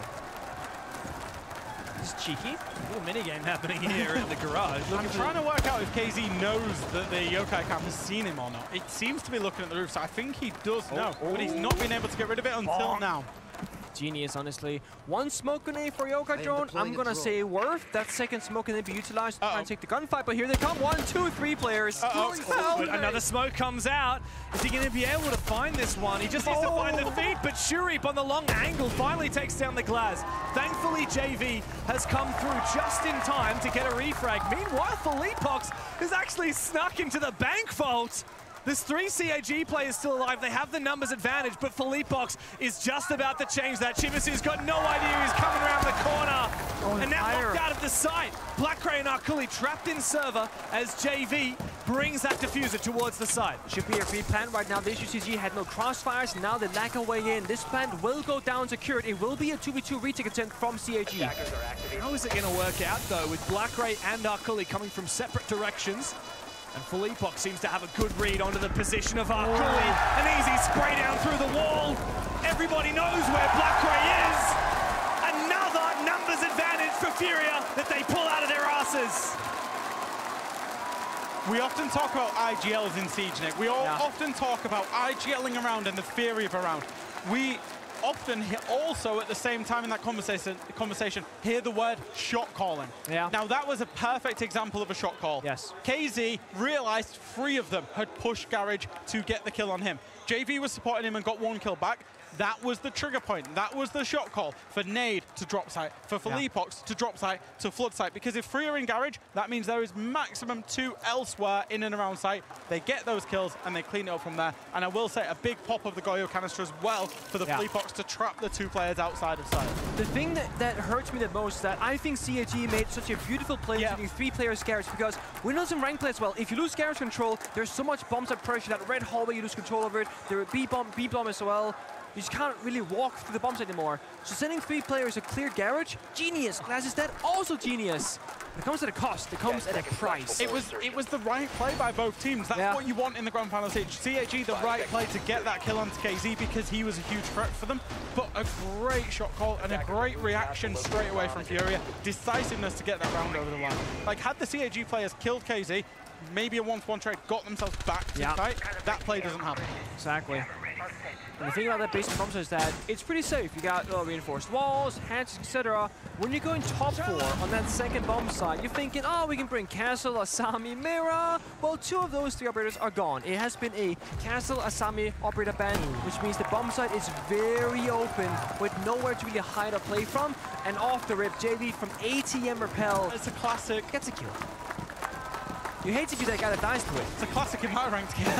Yeah, I will say. It's a shame as well because Chibasu having that DMR on the Aruni, he was one of those main operators that CAG wanted alive to contest. Those long-range fights. Hang on a second. Yeah, he knows. Lurking downstairs. KZ hunting for a kill. Full information on Arkuli. I only can imagine that he mustn't have activated his ERC7 disruptor on the Vigil, his gadget, to try and prevent those drones coming through, and it leads to his demise. And now Furia are really in the driver's seat of this match. A little pre-fire from Anaton is lucky that magnetized to KZ's head. That's gnarly. They reinforced all the CEO walls as well, so that heaven portion where KZ was playing from was very safe, but they've lost presence now. We saw Shield and Philippox coming out. Echo is a great counter to the Blitz. If you stun a Blitz operator, he's gonna sideswipe his shield, expose the entire core of his body and his head. So with 1 Yokai drone and 1 player looking for a swing, they can try and get this kill. Blitz hears it though. Yokai stun missed, and he's got backup back downstairs from Hertz. That Yokai is gonna be deadly against this Blitz. It will force the shield back. However, a good shot from Hertz, and the Ryora comes out. The newest operator to enter the roster here in Rainbow Six, and people are still figuring out the best ways to use it. It's disrupting this crossfire. It's enabling Philippox to push on forward to take these fights. But Shuri takes down the Blitz. Trade back from Furia. They have those numbers, but CAG are still alive on site. Want to see those crossfires now, but there are none. Again, the team flash. Doesn't matter. The injuries through Anaton. 1 minute to clock this round with 50 seconds left. What an angle from Anaton, but quickly traded by Furia. Another valiant attempt from the Japanese. Ρεβάν, μπείτε DM μαζί με την Kiki. Furia are simply incessant. What do you do now, Freshy boy? I feel like with Castle Sami, that bomb site is doomed, no? Yeah, it's hard. That bomb site is so much harder to play, particularly for the bans, but also one of the previous tactics in Rainbow Six Siege. Core? Is that what we're calling it? The previous Rainbow Six? Core. Είτε DM να σου νοηθείτε. Από μηνύματα τώρα όλη την ώρα. Still do it, but you will on ADS and you are much more likely to lose that fight. We saw someone do it the other day. I think it was Fearex. Yeah, it was got the hip fire though. Yeah, it was Rin on the hip fire shot. We saw it in the show match. I will say the show match was played on Bank and it didn't work out well whatsoever for us as a company. I will say Bank's a curious one because the basement bomb site, I think, traditionally is the best bomb site. Yeah. Then I think a lot of teams prefer the CEO bomb site, but maybe now it will be open area as was the tertiary site, maybe will start becoming the secondary site. The concern, though, is as soon as that Azami ban comes through, it's much harder to play inside of staff room, because typically you want to be playing on that B-bomb. I think Bank, and correct me, you know, this is very much from feel, but I think Bank feels attacker-sided. Teams are comfortable attacking onto Bank. Yeah, it was in one of the recent seasons. I'm not sure if it's changed, but I know last year Bank was very much an attacker-sided. Certainly more so with the new bans as well, and the way that you can compound them, because previously with the old operator bans, you could only ban one of the defenders. Obviously, both teams had to ban each side. Whereas now, when you're attacking it, you can ban 2 defenders as well. So you can get rid of the Azami and the castle and really force it into attacker-sided Bank. And you can ban whatever you don't want to deal with, and it resets on the flip side, right? So you usually say, oh, screw you defenders, you're going to have a miserable time, and they will only be that same way if CAG, when they go to attack, will ban those exceptional operators. So things will change around unless you mimic the opponent, but since CAG are starting on defense, when they get on attack, they could be down on a 2-4 again, backs against the wall, Fury a bit lead, and that's where you don't want to find yourself. Fury now looking for a play, server stairs and electric door. They have such a good idea of where those defenders are playing from. Archives, tellers, by the bomb site door, Black Ray upstairs and janitors. Minor Fury, they're applying pressure from 2 different areas right now. The bomb site and stockroom up above, but again, no Asami, very hard to hold. Straight into a Goo Mine for poor Felipox. A little bit of a spray through the wall from Black Ray, but it doesn't find the blitz as of yet. No more Goo Mines from Arculi can be thrown upstairs. He's all the way down on site. He's watching that hatch drop, which is oh so much more difficult these days, which changes to aiming down sights while falling. Meanwhile, speaking of falling, CAG have gone back downstairs, giving up this map control to Furia. I think that's really good from CAG. We talked about them maturing, we talked about them playing for win conditions. Their win condition was not fighting out on the top floor. It was getting back to site, pushing themselves, as you can see from this top-down POV, into tellers, into archives, maybe even down the basement hatches if they need to, and then flank and drop onto the attackers as they execute onto site. They're very much playing the map, but there's a block upstairs from Casey who can rip that floor apart and take archives and Tillers control. Arculi's position here, if he goes undroned, is absolutely massive, because he can cover the hatch drop and the window jump. The question is, Furia, what do they want to accomplish? A flank right now with a yellow ping, information, looking forward, knows to survive this elevator position. Black Ray, he has to win that fight, and he does. Rare to win a 1v1 like that when KZ knows you're coming, but he does. Stay alive now. The advantage. That's the critical win condition, right, Jack? CAG need to just play passively. They have the advantage, and now they're looking to try and harass this blitz. Force him back. 25 seconds. The clock is CAG's best ally. She keeps long for time. There's one Yoka left the pocket. Another spray goes through. Doesn't find the kill, though. And Furia, they're locked out once more. This is the concern for Furia. They haven't found the kills. They haven't found the plant. They have to go deep. But a kill from Felipox. They open the floodgates. CAG now, all they have to do is find this poor blitz planting on the side. The injure and the kill to come confirmed from Shurib. And Cyclops get themselves into the second map. It's gonna be another one of those, I think, like Lair. Back and forth, weird rounds, different pacing, fast, slow. I love the Echo usage now. 2 rounds or 2 maps rather in a row where they can get information, lash out, make a play, and then chill back on the bomb side. This might be stating the obvious, but given that Furia are better gunners than Cyclops, Cyclops are having the most success on their defenses when they're not fighting them, when they're scarpering outside of sight, when they're basically being ghosts. What they want is they want Furia to drone a position, have to re-drone it, check they're there, move, be fluid, and then eventually play for the late round. Because Furia, you know, I wouldn't say executing onto site is their best thing.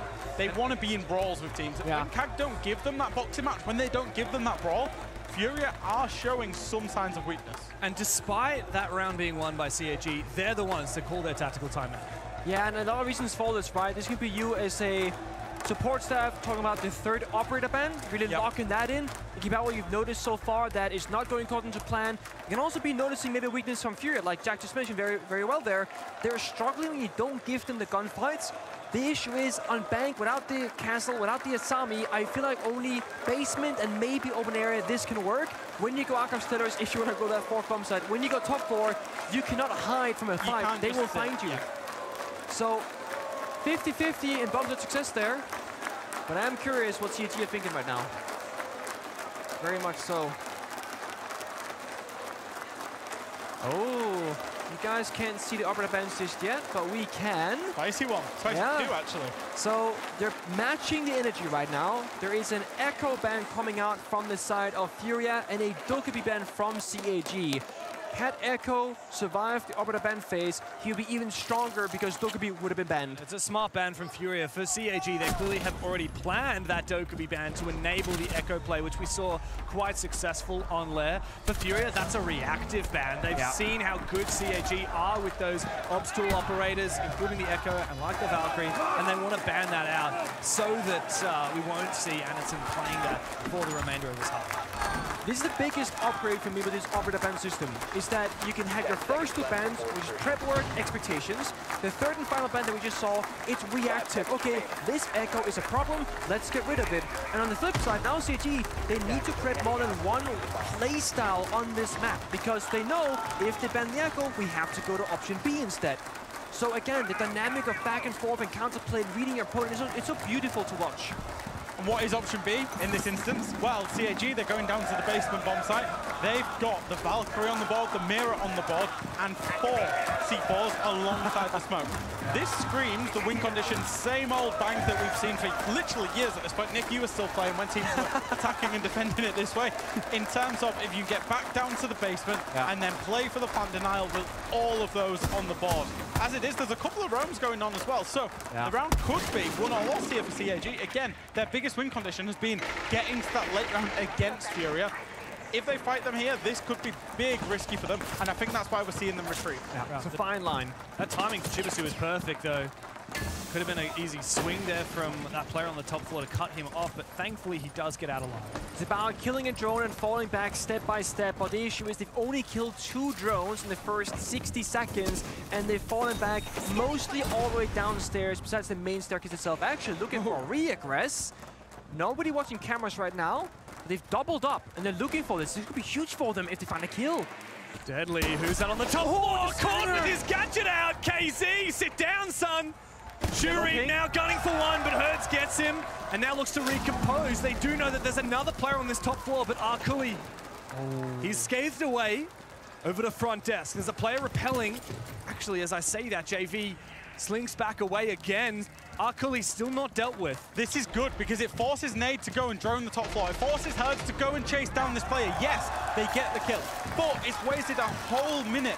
This is where the smokes, the 2 C4s that are still in pocket, can come into play, can be huge for CAG. I will say though, Furia, they made again a shot call very quickly saying, guys, we have to clear top floor player. Some teams there would ignore it, hit the bomb site, when the flank late round will be a problem. So they bought themselves time by getting that kill, but now, that C4 right there is actually could be a risky one to use. It doesn't find a kill. Now you only have 1 left for a plant deny, 1 left for a fish later on. There's still 45 seconds to go. The time is still on the attacker side. The one thing for Fury that they've got in pocket now is they've got 4 players alive. So as CAG are trying to play for plant denial, if it does happen, they can all push the bomb site at the same time and force numbers at this problem. And there's a Valkyrie camera here in open area. They got the fires, they got the bees, they're setting up the final drones right now. We're gonna see the U2 come out in a good old 3, 2, 1, execute down the hatch elevator, and one guy maybe dropping this A hatch with distraction. It is going to be a rear push. Dangerous from Furia, but they have the numbers to make it work. And so down into the vault hatch, that's Nate. He's on the diffuser, he goes down. CAG have read this to perfection. They've got that camera in open area. They knew that this was a bait. They knew it was coming from the backside, and they were ready for it. But Philippox has found one. It doesn't matter, because the clock is on Kag's side, and that diffuser is cold on the floor in vault. That's a big play on Mesa's flank. Yes. One thing is to attempt it, because you know there's enemies there, you know they have drones, because you missed them earlier. The reason why it's super, super risky, they didn't have information. There was no Mossy drone, there was no Valcam, I triple-checked. They raw-dogged the staircase, and it wins them the round. And when they did that Mesa's flank, they caught a great timing, because I was clocking who was on drones. There was 3 Fury players on drones at that point. All of them droning out the middle floor. It was tellers, it was staff room, it was inside loan office, I believe, was the 3 drones. They had no coverage over main stairs. Who did they kill? They killed KZ on the IQ. Then what came in clutch? The Valkyrie Valkyrie camera in the open area that knew they were pushing the elevators and the lobby side drops, and that's why they were able to position so well in the late round ready for these drops. Yeah, sorry, I just saw that shot from Anderson on the dying garage. Absolutely filthy. So this is how they got the perfect timings. When you're playing numbers disadvantage, you have to try and leverage, you know, how much can you watch? So because there's, you know, 3-4 billion hatches, staircases, etc., and garage, they smoke off elevator hatch, have one guy watch the lobby drop, and then two guys can watch main stairs for one of them, and then the A hatch for the other. They basically even the numbers down and how many spots they can watch by using utility. There's 7 entrances into that box. Oh, you just counted it, yeah. Main stairs, garage, 4 hatches, plus 6, and then the server room for 7. Yeah. So you have 3 defenders. There's 7 ways. Smoke off one, hold the others. That's why that information that 2 were going lobby side was so critical. Yeah, and you want them coming down those hatches, don't you? Because that's when they can't aim down sights while they're falling in the new Siege X update. It all comes together, James. It does. This round for me is the big one. It's the make it or break it, so to speak. It's that top 4 defense. If you can get a victory here, your bomb site will start unlocking, and you can go to a strong one afterwards, an open area, for example.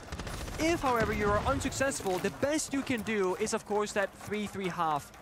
Getting this win right now could set you up for a 4-2, which defending on bank would be, I mean, so incredible. And already for CAG, this round is better than the last time they defended CEO Executive because they're not starting it 3 versus 5. They gave away 2 absolute freebies the previous time they defended it.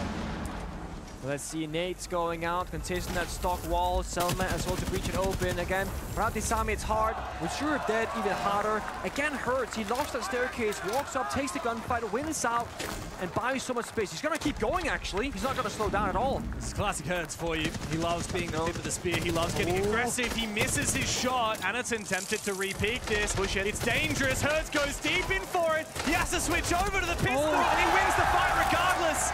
CAG are dropping like flies, and it calls upon Arkuli making his way from up the stairs. But there is a flank watch. Philippok sees him, but doesn't win the fight. It's all down to the vigil now. KZ finishes the round for Furia. 1 left in the half for CAG to try and find some semblance of a defense. I don't know if you agree with this, Mr. Pengu, but whenever we play ranked together a lot, and I'm coming back to ranked, whenever we play ranked together and we attack the CEO bomb site, have you ever been able to walk up square stairs so easily as Hertz has been able to do? No, because most people have one of those 4 walls open when a line of sight, and they challenge you. This time, the wall was soft. Feet holes in the wall. Yeah. You're kind of selling that spot on the map and giving it to the attackers. And that's 2 rounds in a row. CAG have been leaving it completely open for Furia, and you give Furia anything, they're going to take it. And when you've got a player like Hertz, I know he very nearly whiffed the 2nd kill, but in the end, he got the 2nd kill. He did. And that's the big thing. Gets himself in there, opens the round up, and again, not a classical Furia attack, you know, in terms of maybe wasn't the plan A for Furia, it's being able to find those kills and just compound it and snowball from there. That's exactly what this Furia team did. I think it's much of a case of you drone, you look for a gap, and you go, guys, you can walk in this hallway for free. There was a drone in front of her to the inter-janitors that was spotting the Valkyrie in the corner. So it wasn't a mindless Ash play. It was very much him getting in from his teammates and just going for an opening. Because that the 5 versus 4, they can risk losing a player, but in the end, I mean, they get them all. It's playing exactly what you see in front of you and what the defense gives you, and that's exactly what Furia did. Now we're going to go to open area and staff room for the 6th round as we see KZ making a very fast, very aggressive play. Oh my God. The building as Nade gets the wall bang onto Arkuli as well, using that lion to full effect. Oh, but hang on a second. Anderson has not been accounted for. He'll find his kill and back on out. I don't believe that there will be a player in position in time to cut him off. The attempt, and I think Philippox has found it, that long-range angle. It's a bloodbath in the first half a minute of the round, and Shurip wins his as well, leaving both teams bloodied. A 3v3 with 45 seconds expended. Furia are keen to make this a pacey round. CAG are fighting back, not playing for util, not playing for side. They want those TDM-like gunfights, high-fire weapons on the smoke, Mossy, and the reinforce. I think Sharif's just been misdroned there inside of the teller's office twice, potentially by Philippox. He's gonna wait, hold that angle, get that free pick later on. This means the other 2 players from CAG, they have to play their roles correctly, play safe, lure them in, give them that space to feel comfortable, then go for that backstab and lash out together. But there's so much time in this round, so much can go wrong from either side. They have so much bombs and information, there it is. but there's the backstab. Shurip left unaccounted for. Nobody successfully droned him. He's found one, but if Furia are able to find the opening on the side, it might not matter. In the back of that smoke, Shurip looks for his way. No, he changes his mind. He goes back towards the main stairs. Blackray, low HP on site. Shurip can't decide, does he want to wait out this smoke? It's a 2v2 still, and Furia have the time to re-drone. JV, not again. No way. Almost a third missed drone. Shurip shoots it. His position exposed. JV superior in the advantage, and he will win the fight. Off to Blackray now. He took the 1v1. It's so risky, but it could have paid off. Blackray has the bomb side, has the C4, has the advantageous position, but he has to look for the isolated 1v1. Is there information here for Furia? Do they know where this mute resides? SMG-11 in hand, he looks for the headshot, but Nade gives him a new haircut, and Furia lock in the rest of that half. What's the difference there between the last time Furia attacked it and this time? They brought the pace, they brought the aggression, they brought the lion, the pre-placed drones upstairs, they were aggressive, they wanted the gunfights with CAG. They didn't want CAG squirreling away, not giving them, because they didn't want to execute out there on site. They wanted to win it in the gunfights. There's not one right way to play out that 2 versus 2, but I do believe playing together is going to get you a better result usually.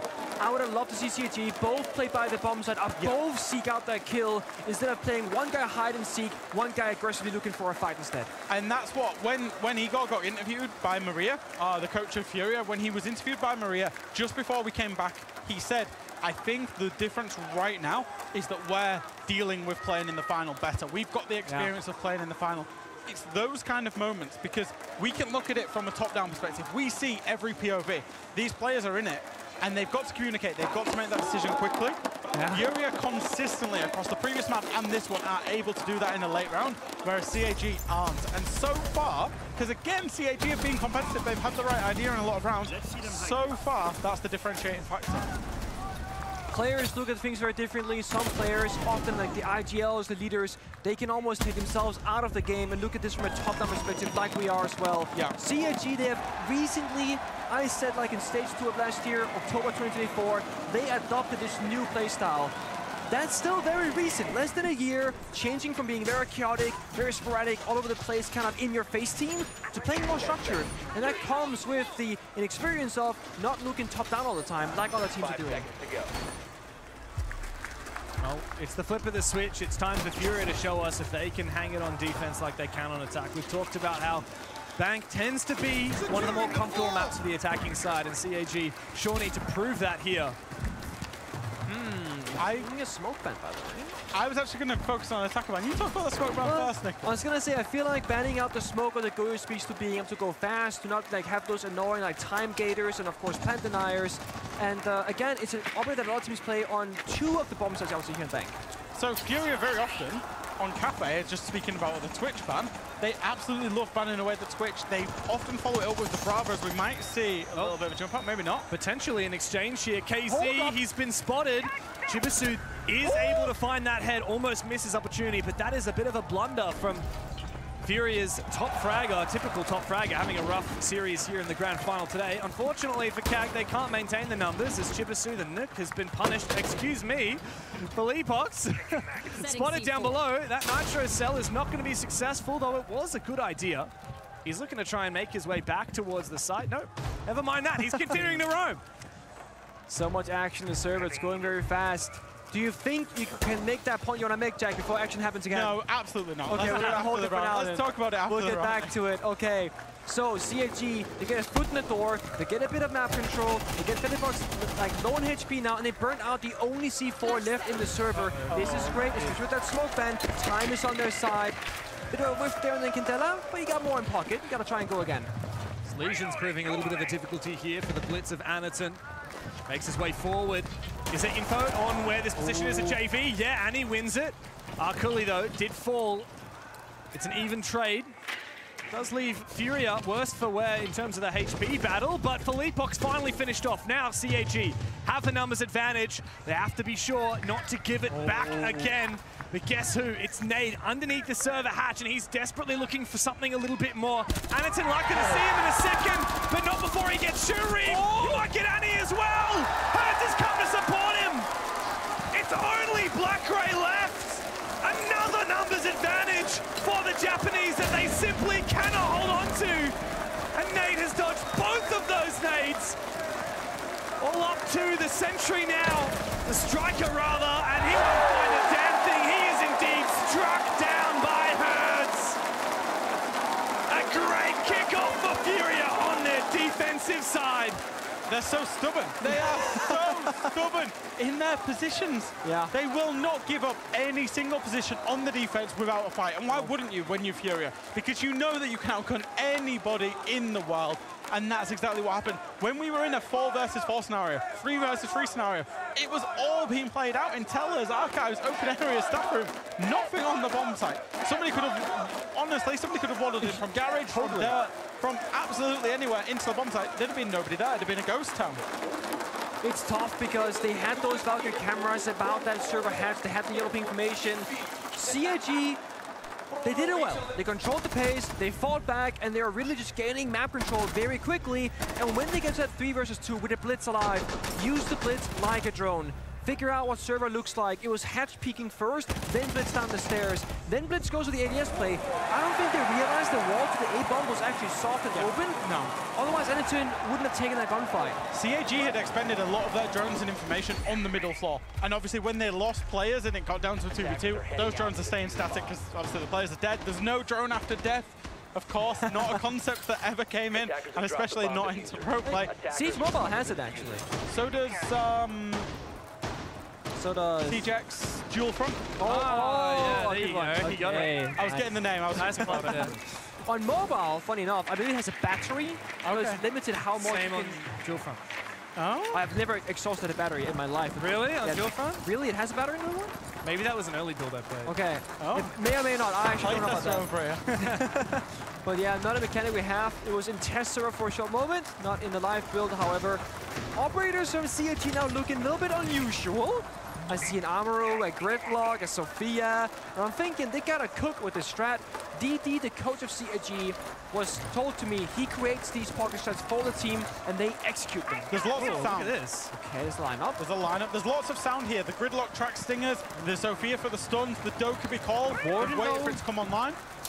Warden Echo, a C4 that can drop the hatch and go below. And maybe CIG actually gonna change their approach now with this rotation from Capital, but there are 4 players outside CEO. You can see Furia, nothing's happening in the server elsewhere. They know they have to be going for these window plays. Some kind of set piece, and the central piece will be Shuri on this Aruni, but Omaru rather, he needs to have an impact, but guess what? Bullybox tosses his out and finds 2. Nothing for CAC to do now. 3 versus 4 still on their windows. What are you gonna do when Furia put a dead stop on your plan like that? Sami buys so much space. The lack of operator ban working the side of Furia right now. I thought he was gonna jump out for a second there, but again, with that hipfire change, not worth the risk. CIG, they spent one of the fires. They have a spare in pocket. If they rotate over Capital, use those grenades on Chibisu, they could force Fedibox out of the corner and perhaps get a kill back. It's a rotation. They're not sure what to do right now. They're pretty much locked out of the map. Oh, it rolled off, stuck in a lens. Unfortunately, that castle barricade cannot be cleared now by CAG. Could not get themselves in the position in time. It's going to need to come down to Anderton, coming here from the front desk side, coming from those stairs. Aggressive peek from KZ, he loses his life. That might be the in for CAG, but Anderton loses his. I think that might be the end of it for CAG. Furia, though, a couple of their players bloody. They need to make sure to land these shots, and they do. Easy close. And Furia continue to march their way forward. It's match point here on Bank for Furia. CAG barely able to find their way into Bank. It's heartbreaking because it's so close and you see the vision, and yet we're so far off pulling that off once more. Whether it's the Asami or Fedibox getting the first kill, the guys, Spider-Man repelling in lobby and then getting the second, not, clearing Fedibox with the grenade afterwards. It's those very small mini games where CAG are losing out again. It's ultimately the difference between a good team and a great team. I think that's the best way to put that there, Nick, is like CAG are doing a lot of things right, but they're not doing everything right. And And I think specifically the one thing that I'm loving from Fury here, Hertz did it in the previous defensive round. Whenever his teammate was making a play or having a play made on him, went and supported him from side. Here, when Felipox is making a play, he makes a great play. Aniton tries to refrag that, and I believe it was Hertz or Arcully that stepped in, not Arcully, sorry. I think it was Hertz that stepped in to try and cover the back. We saw Aniton get himself off that Spider-Man rappel because he was being contested. He was the best player to refrag Felipox, couldn't. So it's all these mini little moments of aggression where Fury are doing it together and in sync, and where CAG are just falling to that. A big weakness in last round to me is just how slow they were at setting it up. You saw Fury all looking at the CO windows. It's gonna happen, guys, because they're not in lobby, they're not in heaven, they're not in stock. Exactly.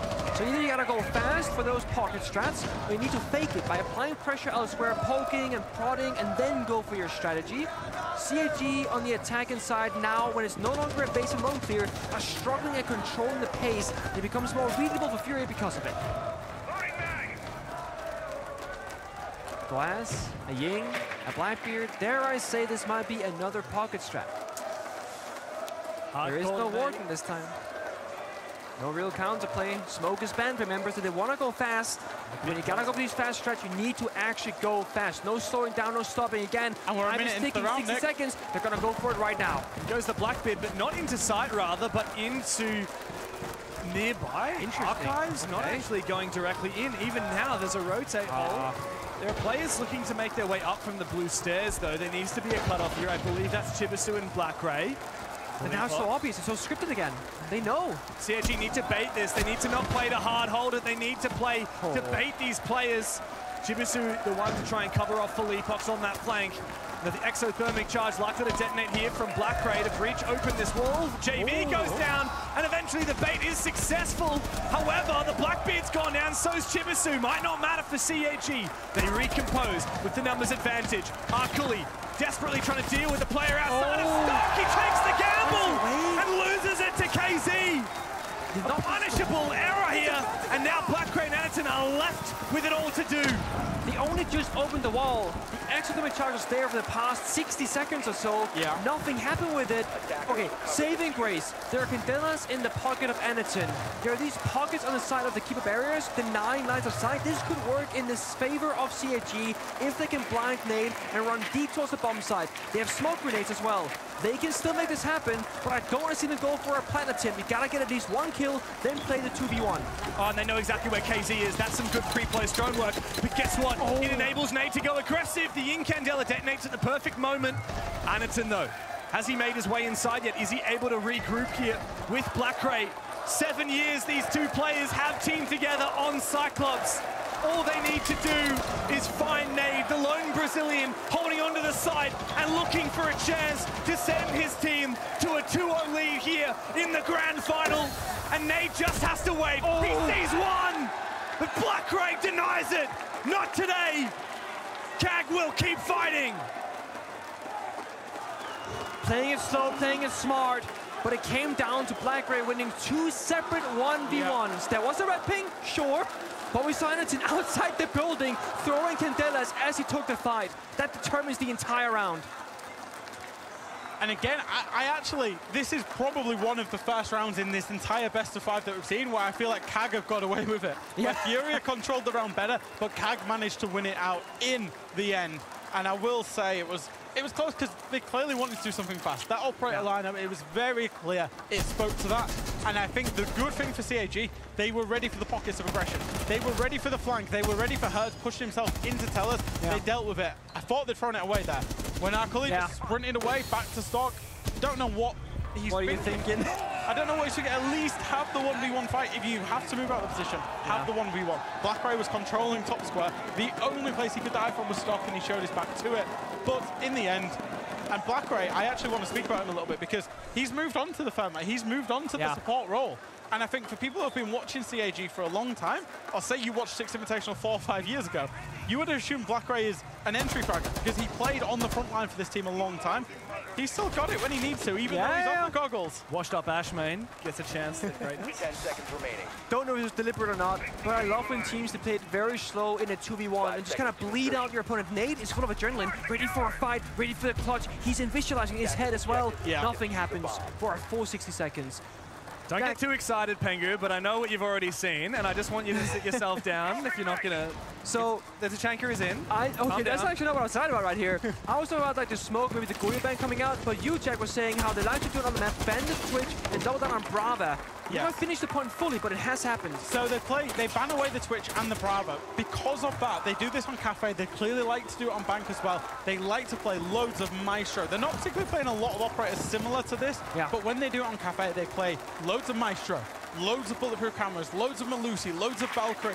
Anything you would default back to take in a Twitch or a Brava against, Furia will then play it and use it against you. Change their win condition entirely from playing for the gunfights to then playing the utility. We've seen it go out here. Again, only really the Maestro, the bulletproof, and I suppose the Fenrir of JV, because you're not, unless you're shooting them, you're not getting rid of any of those Fenrir F-Nats. And they got the Tachanka because smoke is banned, so it's full cycle right now. It's double and the Goyo is banned as well. Kadena used to force back those roamers, and this is where you're saying it, Jack. They're playing for utility, they're playing for plant deny. They don't want the fight. One Kadena, they are out of there. I will say this though, I think with the Monty being banned, having a blitz right now could be excellent for a plant attempt, that second kind of shield operator, but you're up against Maestro and Tachanka. I'm not sure if a plant is going to be possible, even if it's what CAG wants. They're always keeping CAG guessing. The last time CAG attacked this, Furia was 5-man offsite, on the top floor or on the middle floor, fighting them 2 for now. Now, it's been a minute 30, CAG have not seen one gunfight yet. So they're attacking into different defensive strategies every single time. That's a real strength that Fury have for them. And again, they're manufacturing it very much because of the way that they're banning operators. They've even gone as far as to surrender server in control to CAG. There's no defenders anywhere but deep inside, deployable shield, and you see that the train of thought. Tachanka, main plant denier. Maestro can sit comfortably on the cameras. There's no Togepi right now. That would be the big counter that there could be potential for. They have Warden to see through smokes. They have then the Fenrir mines rather, to stop any injuries. Will they just try and brute force this? Like, very risky. Believe there has been some denial up above. KZ, though, protected by his keeper barrier. Absolute genius. He protects his position. He enables that swing and the denial of that plant. Now Anaton is down. Another keeper barrier makes things awkward, but Chibisu has fought back. Traded again. These Evil Eyes now reactivated, and the fire comes to life in the side. Herb takes the opportunity to go for a swing. Akali and Blackray again. The OGs left to duo it out with 16 seconds left in the tank here. And Furia, all they've got to do is wait. And they've got plenty more utility to hold on to. Akali from the rear side. Nade! And Philippe to shut it all down! Furia 2-0 in another grand final! And CAG cannot get themselves in it! The Brazilians come to life again, and there's just one more map that stands between them and another trophy raised here in Brazil.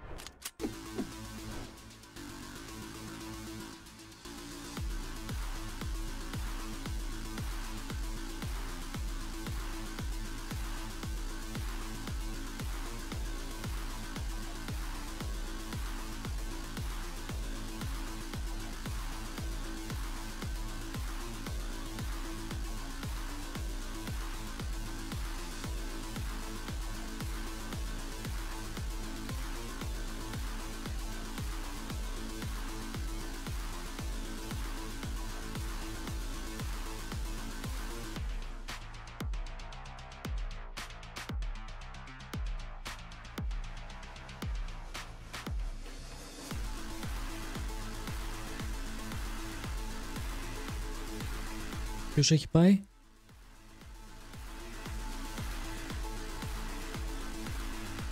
Ποιος είναι αυτός, ρε που λες?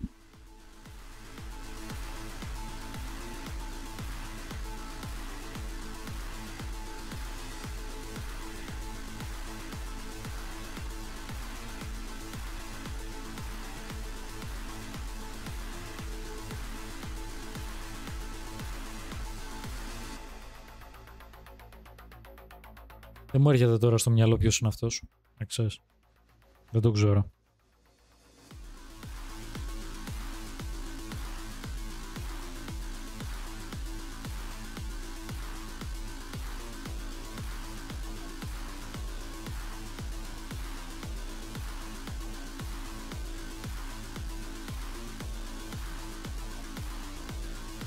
Το έχουν κάνει και charm. Δεν ξέρω.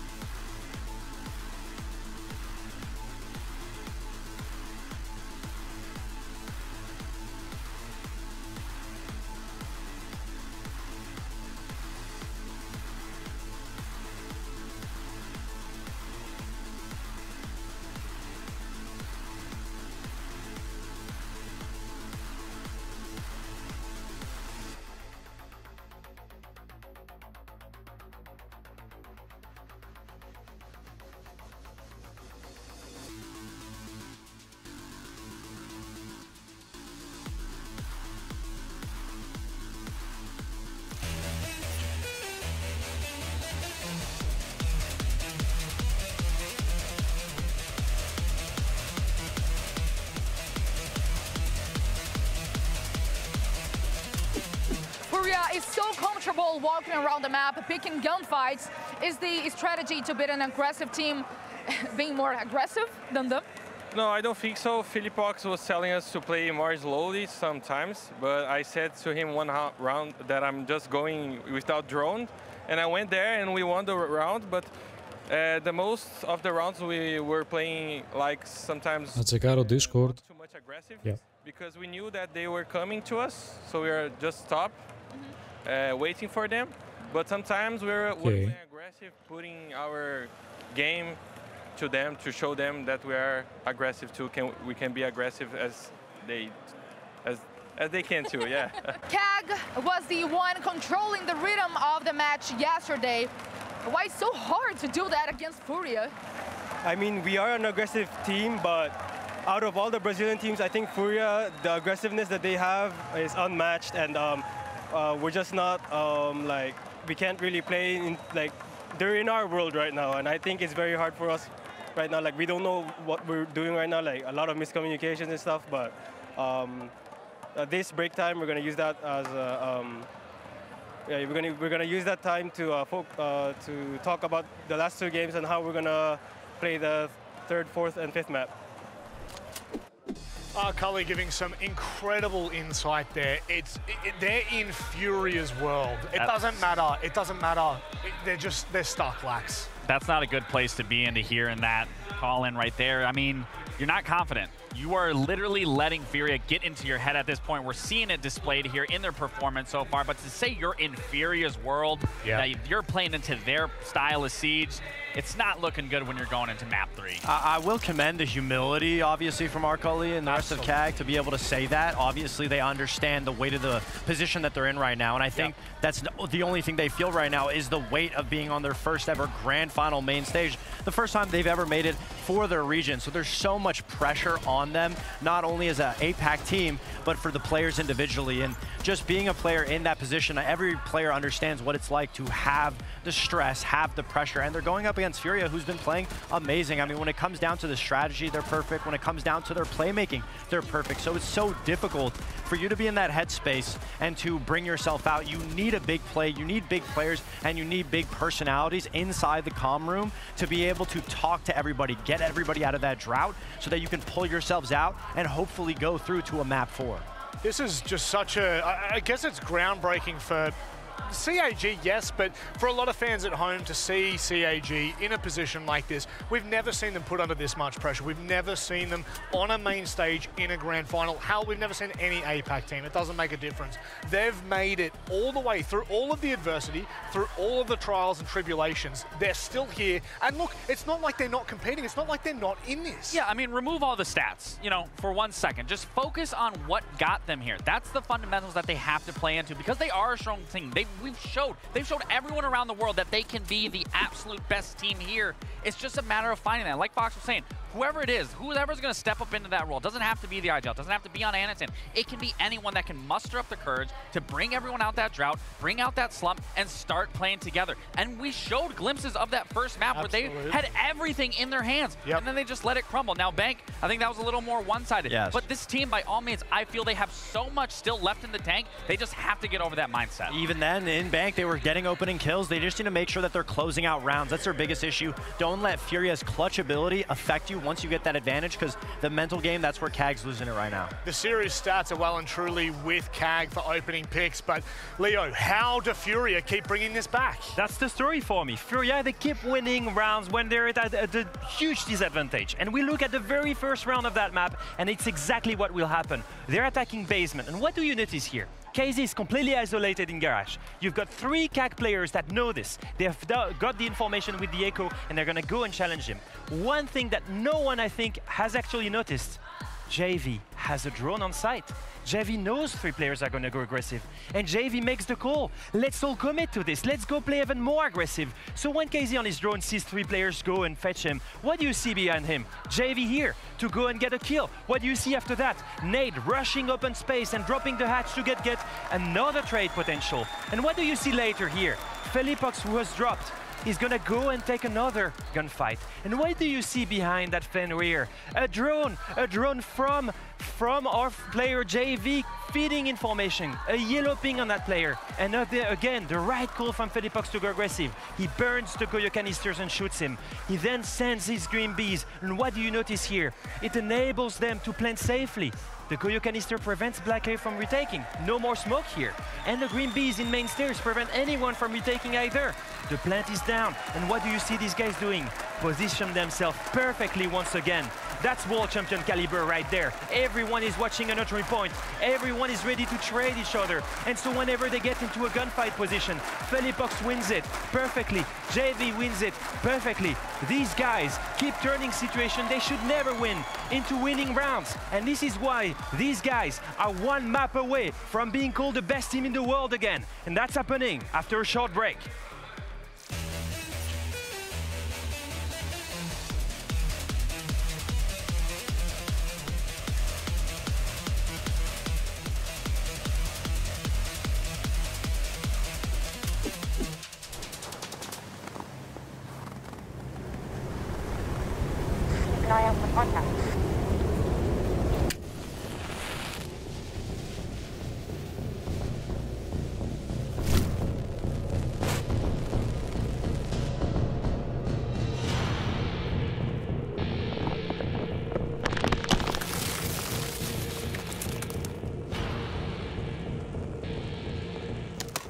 Available now.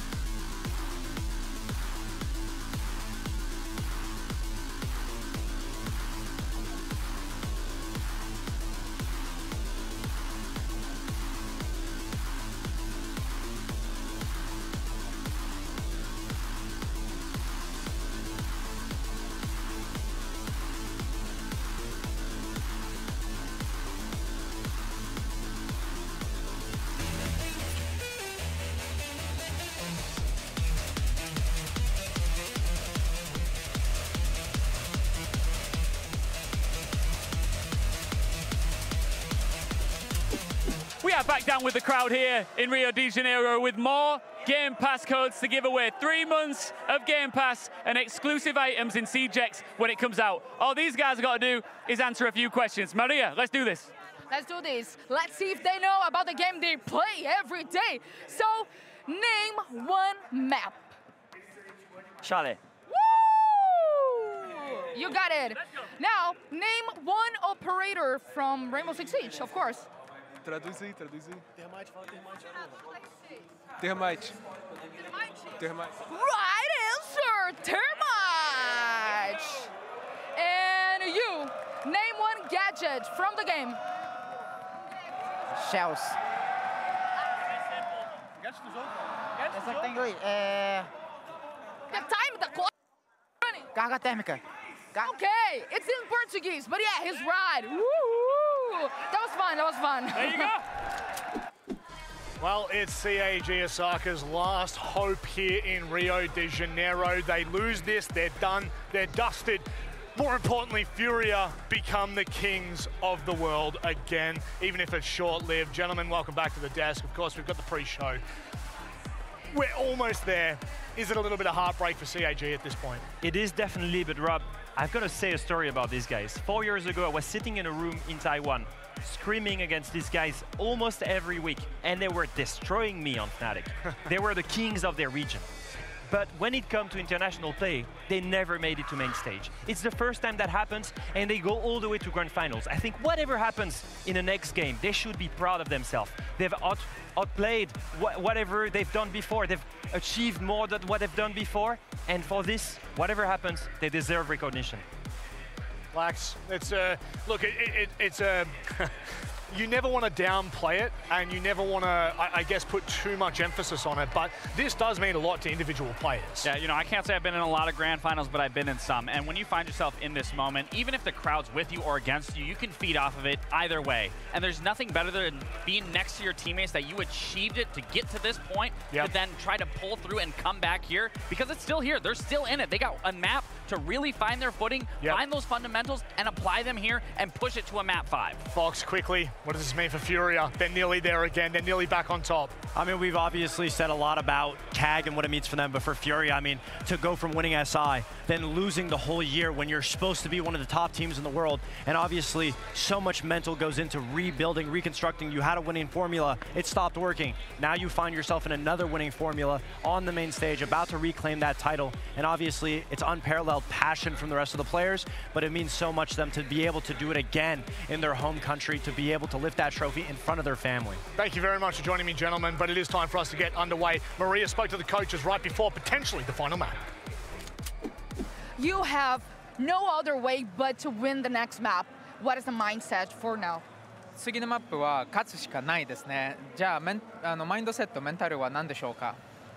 もうここまで来たら本当にやるしかないと思っているので、チーム一丸となってもう本当に反省するところは反省して完全な CAG を見せて勝ちたいと思います。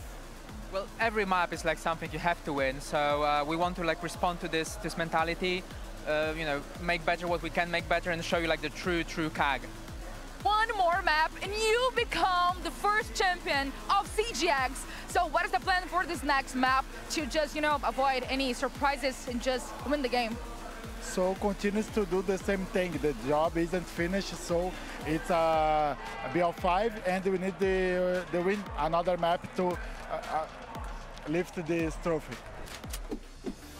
Igor and the boys were the first Brazilian team to raise a Rainbow Six trophy on home soil, and they could do it again here today. We're in Rio, and Furia are 2-0 up in the grand final against CAG Osaka, who unfortunately have only looked weaker as the series has gone forward. Sure, yes, it's 2-0, yes, they're winning, but it's Furia. We expect this, now that CG done such a good job so far. And so the question is begging, will Furia get it done in 3, or can CAG push it the distance? Let's find out.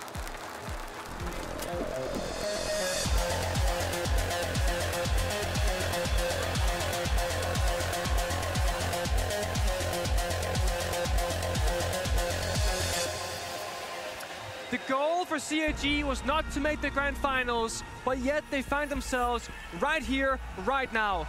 Yes, they're down 0-2. That's not what's, what they planned to happen, but it's where they find themselves. They should be proud. They should be happy to have done what they have done this tournament. And yes, the scoreline looks brutal, 7-4, 7-3, but it could be much closer than that. And dare I say it, CAG could and maybe should have won layer. And we've actually seen these teams play on Cafe before. At the 6th Invitational, Furia and KAG Osaka met. It was an 8-7, just barely edged out in favor of the former world champions. KAG absolutely have a chance here, especially on Cafe. Yeah, absolutely. It's a map that I pin as their #1 preference map out of all 9 of them, James. The one thing that I will say is that they absolutely love the map. However, Furia at this event have looked phenomenal on Cafe. And I will say it again, the new operator bands coming in, the way that they've been approaching it, they've been doing well in their defense, and they've got a very specific plan for that. As we will see it, they've gone away from it. They've gone to take away the Azami and the Montaigne. So they've stepped away from the Twitch and the Brava, the Azami and the Montaigne, the Grim and the Montaigne. They've stepped away from the Twitch and the Brava of old. Yeah. Interesting. I do like this because I think Monty is an operator that for the attackers could just really simplify the attack inside. Walk in piano, walk down the wide hallway, and just be very comfortable.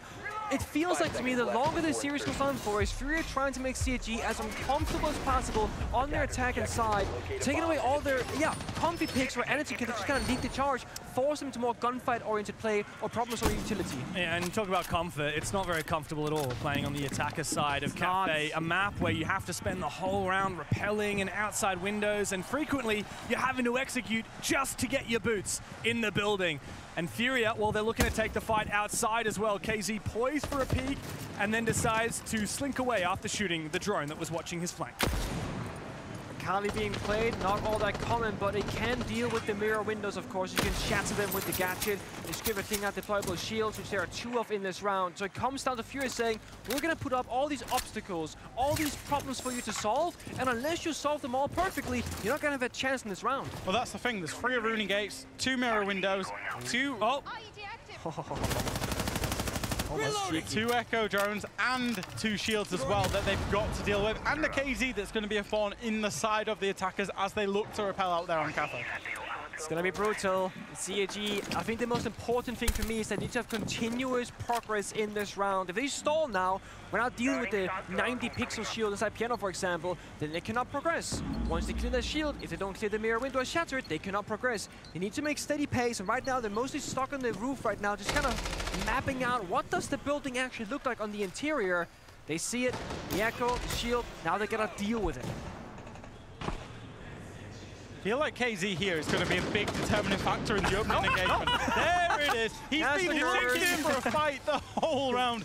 Chibisu finally gives him one and gets rid of him off the board. Big for CAG because they know there's a player in Pixel, even though they know Herds is going to take him down anyway. Incredible that he escaped with 1 HP, running through that fire on the back of that gunfight. Herds is lucky to be alive. Missing the catch though, right? Nobody on the white hallway window, nobody on the white staircase window, so he runs away completely for free. Missed time there for CAG, and time is running low, 60 seconds, only 1 attacker inside the building, 3 guys on rappel, 1 inside a cigar door, C4 maybe tossed on out, let's see it, there it is. Big nitro cell and a big impact as well. And the retake. Retake here from Philippox, he's deep into piano and he sprays on through, him and Nate together. All up to Annie now, dropping down from the new hatch. He finds his spot inside a shop. He's just waiting for the peek. There's 2 players looking for their opportunity. Finds JV, quick headshot, looks for another one. Tempted with the pistol is Nade. Philippox, a lot of damage done. Furia, be careful not to feed this one, but Herds on 1 HP, doesn't give a damn. And he will chase down the last player from KAG. Furia, fiery as always. We need to see some life. Fresh review from CAG. If they can get locked down strategically, it's going to be so hard for them to problem solve these things. And again, they looked locked out from the beginning of that round. Do you know who I'm going to give that round to? That round victory to? I'm going to give that round victory to KZ, and I know it seems crazy. Okay. I know it seems crazy, so stay with me. KZ was being the thorn in the side of CAG. He was wanting to run out white. He was wanting to C4 up the red hatch. Chibisu on the Twitch got off the Twitch drone. He got off the Twitch drone to get the kill onto KZ. Great stuff for him. Gets the entry kill. What didn't he do? He wasn't on his Twitch drone shooting out an echo cam that was pinged inside of Piano. That echo cam was then the big determining factor when KZ was dead to allow this aggression. You can see the red thing there on Philippox. You can see how quickly he retook Pixel because he knew it was clear, because KZ was sat on the echo drone that was alive. Absolutely massive. So yeah, that just goes to show being an entry death isn't always necessarily a bad thing. No, you get to watch the cameras, and also when you're playing so much utility on defense, you can have one guy playing very loose. If you go back in the day, Old Empire, back in Europe, they had what I would call the 4+1 strat. 4 people playing together on defense with a set strat in mind, and then Joystick playing Jaeger, roaming around just taking gunfights. It reminded me a little bit of that, where there's a core that knows what they need to do together, and a guy that can do whatever he wants, of course supporting the bigger picture. CAG did have an idea on that last round. They knew a lot of those operators that were brought to the table. They brought the IQ and the Twitch to hunt down the Echo, and it didn't work. So CAG are trying to throw ideas, creative and good ideas, at the problem. But this chaotic playstyle from Furia is far too difficult to comprehend. That's the thing. CAG have been trying every single round. They've been adapting, they've been trying different solutions to different problems, but Furia, they keep just shutting them down. If it's not strategically, then it's a clutch. If it's not a clutch, it becomes utility. It's so hard to win for CAG because they have to win on every single front, every single round. I was once speaking to a support staff member from a different team, and I won't say who, but they were saying with Furia, every map they've got 6, 7 different strategies that they can play on any given site, and then probably 6 or 7 adaptations of that strategy, depending on what they believe your weakness is, and they will go for the throw, and they understand the win conditions of everything perfectly, and that's what makes them so hard to play against, because they can change on a dime how they want to play. They're not an aggressive team. They're not a late round team. They can do absolutely everything, and they do it with conviction. Fury is the perfect team to play if you want to get tested to your limits, but right now CAG, they'd rather just have a free map than getting tested, because this is the grand finals. Airjeff goes out, nothing happens, JV dies behind him instead. Opening kill for CAG, but again, the timer, 1 minute 20, we're all outside the building, more or less. Yes, progress is being made, but that bomb site, it's so distant for us. There's still so much util to clear on that bomb site. Both of the drones from the Brava were ineffective at clearing out those Banshees. The Twitch drones now, I believe both have been expended. And CAG, while they have the numbers, they don't have all the utility cleared, and they don't have any players ready to try and gain ground on the map. Meanwhile, KZ, as always, you said it, he's that 4+1. He goes deep, he looks for opportunities, and he's found one. Herds as well, upstairs. Thankfully for CAG, they've made the numbers even, and Arkuli has snuck into Library here. Meanwhile, Blackray finding his kill. Philippox looking to hunt down Arkuli. And if he times this right, he could bring things back into Furia's favor. Got one player stuck in a corner. Look at that movement, there it is, sprints away, gets the freebie back to a 2-on-2. But they know now where these last 2 players are! Both of them finding kills! Chibisu, the last one, standing here for CAG. Philippox and Herds, they don't need to make a move. They can go together! Chibisu will find one, but not the second! Furia maintain control on Cafe!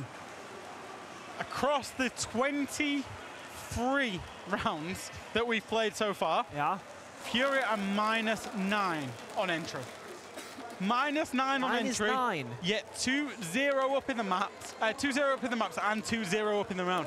Their ability to draw these rounds back, to bring these rounds back and to play out the situation, especially in the late rounds, keeps getting them over the line. It does. Again, another round CAG have lost from man advantage. And I gotta say, this in particular, how they go back to a 4v4, that KC run out, that can be stopped in so many ways. The issue is top left, there's 1 drone left in the round with over 60 seconds to go. CAG had no information. The only intel operator they had left, you know, Anitin on a Blackbeard, for example, was on Repel, who then dies. You need to, when you get that opening kill, convert that into a round victory, into a round lead. And often CAG, they'll get that opening pick, not much happens, a gunfight occurs, and they either back to even numbers or they fall behind. They really just gotta hold on. I think if CAG can go quicker in the early stage of the round, they can have a more comfortable mid to late stage. They'll have more time, they'll have more drones, and hopefully also more map control if they are successful. It's funny when you can have 80% of the round go your way, but that last 20% at the end where Furia keeps bringing out these 2v4s or 3v5s, well then the scoreline is going to represent it, and I tell you what, that is not a way to kick it off for CAG. Opening kill technically for CIG? Technically, yeah. I mean, Furia back to -8 on the entries. Well done, Furia. They did really well there. Not what you want, especially because it's a breacher as well. So, because it's a breacher, no hard breach now exists on the side of CAG. Which means, if they wanted, their plan A was a full clear, and they wanted to breach the hatch as in the dining room there, they now can't if it is reinforced. They will not be able to, which means the traditional way of attacking, and it is reinforced, we've just seen on the Valk camera there, the traditional way of attacking of dropping down the hatch and looking for a plant, they can't do. What they now need to do is convert into either a VIP-sided take or a bakery-sided take, and they need to make that call quickly. If they spend another minute figuring that out, it's going to be a big problem for CAG. That's the benefit of shooting down to themselves in the spawn of things. You got C4 right now, they would have a full minute less to figure out what the problem-solving skill is going to be at. They got what's it called, the blitzer. They got the blitz operator. They can brute force bakery. They can brute force VIP. They gotta pick one. If it's me, I'm droning out. I'm finding the warden. If he's playing VIP side, which he is, you go bakery, because there's the one stopping power to the blitz operator. What is the play? VIP. Oh, Chibisu's found one, almost a kill here as well. Arculi brings the numbers back into CAG's favor, and perhaps there is a way that this can work without hard breach. But it does mean they'll need to take down Herds in his power position on this warden, and the blitz is going to be the tip of that spear. He's got to go in forward first and try and knock this warden out of contention. But he's not going to be able to flash him. He needs his teammates to support it. Glass is popped early, has to go off now to regenerate essentially, and to go for a rotate. They saw the warden now, they're gonna go elsewhere instead. Baker double door, and anybody home in, gate pop, Feeble cam as well. He's gotta keep aggressing. Deep from Chibisu, and it forces nade back, he knows about it, and he composes, looks for a chance to try and find the kill. Damage taken from another angle. Meanwhile, Anderson, where is he pushing? He's come to regroup as well, and he's the player with the diffuser. Still a defender upstairs with the potential for Vertical to deny this plant, but if it's Anderson, it might just be possible. And now Black Gray, he's found the opener, but the long-range angle from JV! He comes up, the hero as always! Victory for Chibisu! Oh, CAG, you've done it again! A clutch finally happens for the side of CAG, and the crowd starts booing. It was about damn time. But it might be a little bit too late at this point. I thought they needed it so badly. I thought they'd made the wrong decision. I thought they'd made the wrong decision when they had Herds locked inside a VIP in the 3v3 with a shield. I think it. Go and kill him. Make it a 3 versus 2. Play it out from there. To be fair to CAG, with conviction they went to Bakery. And it needed a clutch. So probably the wrong decision, but the round went in their favor. And they needed something. They need a crumb to hold on to. Because Fury are one of the best teams in the world at snowballing.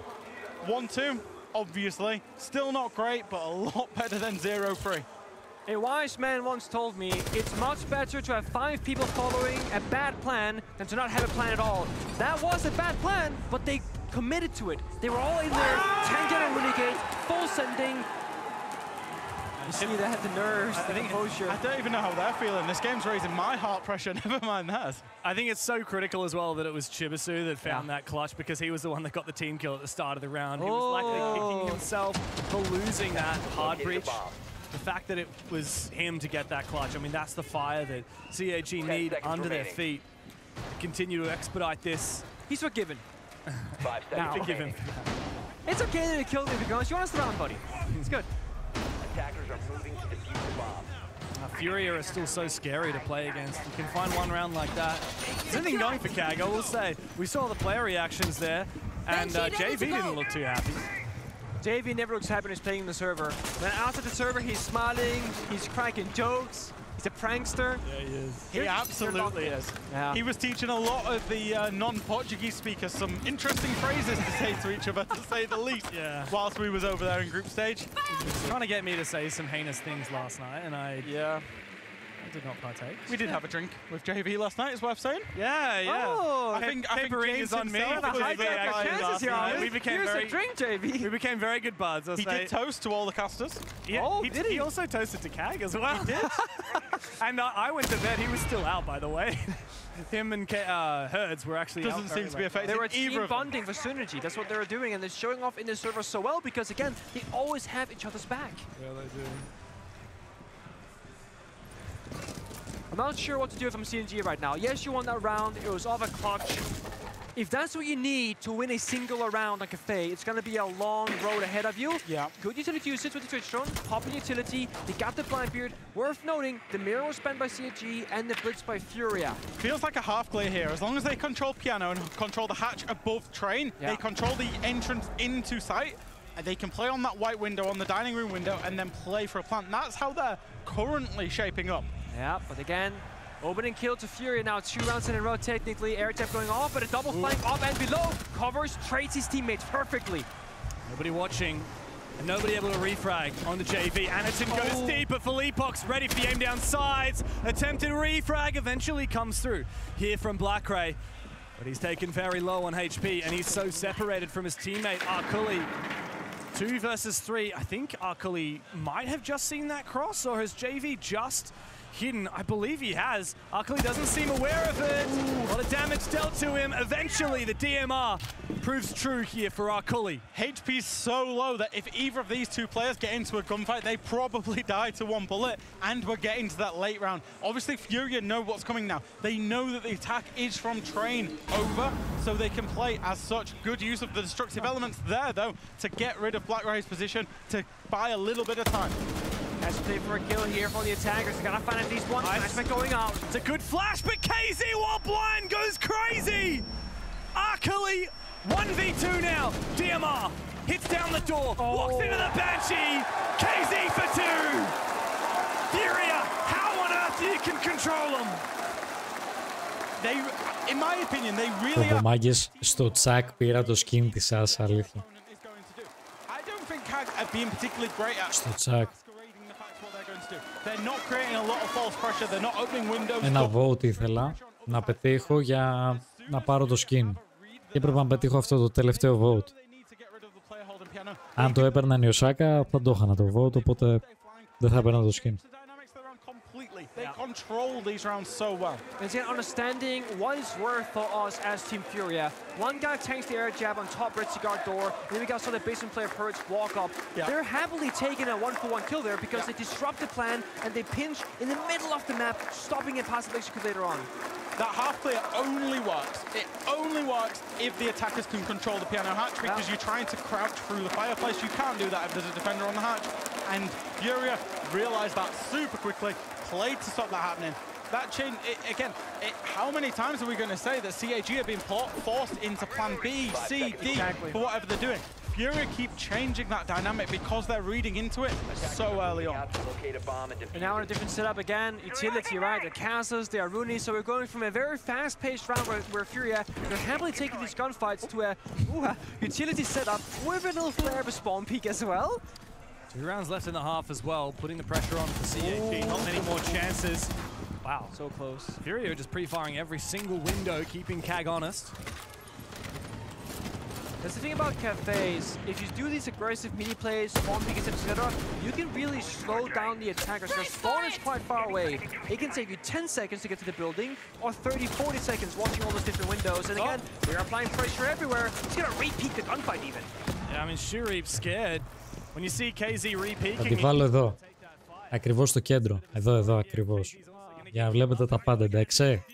Για να βλέπετε το τι έχουν πικάρει οι άλλοι. Όλα. Αλλά δεν θα βλέπετε τα shots. Εντάξει. Keeps up the pressure while playing a shot again. The 4+1, he's on his lonesome downstairs. Meanwhile, CAG clearing utility, getting their first step done. Flashbang spam. Are they gonna make a play here or what? No. Sophia stunning. Εγώ, εσύ. Εσύ, εγώ. Εσύ, εγώ. Slow from CAG. Still in the corner. Trying to bait the peak from Furia, and eventually the upside down repel from Chibisu. Φυσικά. Anatol's got his boots in the building. He's looking for one. The nade comes out. That's really nice. That will clear out the position. Is he able to find the kill as well? JV looks to not re-peek. He needs to dodge the C4s now, but he does have another nade. If he gets to the breach, the player is locked in barback storage. He can get that nade kill from Anaton. Here comes the C4 though. BP got grenaded out successfully, so the blind yellow ping is very outdated, and Fink's gonna miss, doing a little bit of damage, but he stays alive, very important. He has that piano information and the pressure, but who's helping him? Right now it's nobody. KC, maybe finding a nope. Playing that 4v5, wants to play numbers by going back up the right stairs instead. JV is also still in backstore and watching the position of the Blackbeard. Hey! Anaton's got no support. Where is the peak from the rappel? Chibisu! That was on you! Shuri finally redeems them. It's all up to Nade. Black Ray and Arkuli still up, still with full HP. They hunt him down into the corner now. Pistol in hand. Pistol whipping the best he can. But the lock-in from CHE. They find their second round of attack here on Cafe with a long way still to go. That's a CAG round right there. Yeah. Massive blunder into round victory. Probably the most convincing manpower round victory they've had in a while as well. How does Chibisu not peek from that window when his teammate died to the hallway? Hey, his job was to hold Casey downstairs. Okay, that was his job. It was Anaton who had to swing the hallway, okay? In the perfect world, you help each other there, clear the hallway, hold the flank. They didn't go for it. I think I need to sit down on I know. You want a chair, James? I can go get you one for you. I'm good, thanks. We're all, I would say, Siege purists at heart. We want to see the team play aspects of this come out. Screw that. I want to see teams go crazy. Okay, you just want to see CAG win. You want to see APAC do it well, Jeff. But No again, comment. the team play there for CAG was abysmal. Yeah. Sharik managed to find a big double just following up on the Chaos late round, and from there he went out, but absolutely crazy, because I don't think CAG deserved that round. The benefit there is that that's like the old style CAG where they full commit to quote-unquote the wrong play, but nobody backs out and gets cold feet. If Chibisu goes, okay, we're losing our Blackbeard, I'm gonna go back and drone, you lose the round. He keeps walking forward, boom, boom, 2 kills. It's not about what went wrong, it's about what you can do to make it right afterwards. 2-3 with a potential even half is great. CAG going 2 and 4, I was an expected outcome, if anything. Then it comes down to your defensive side. How good can you be there?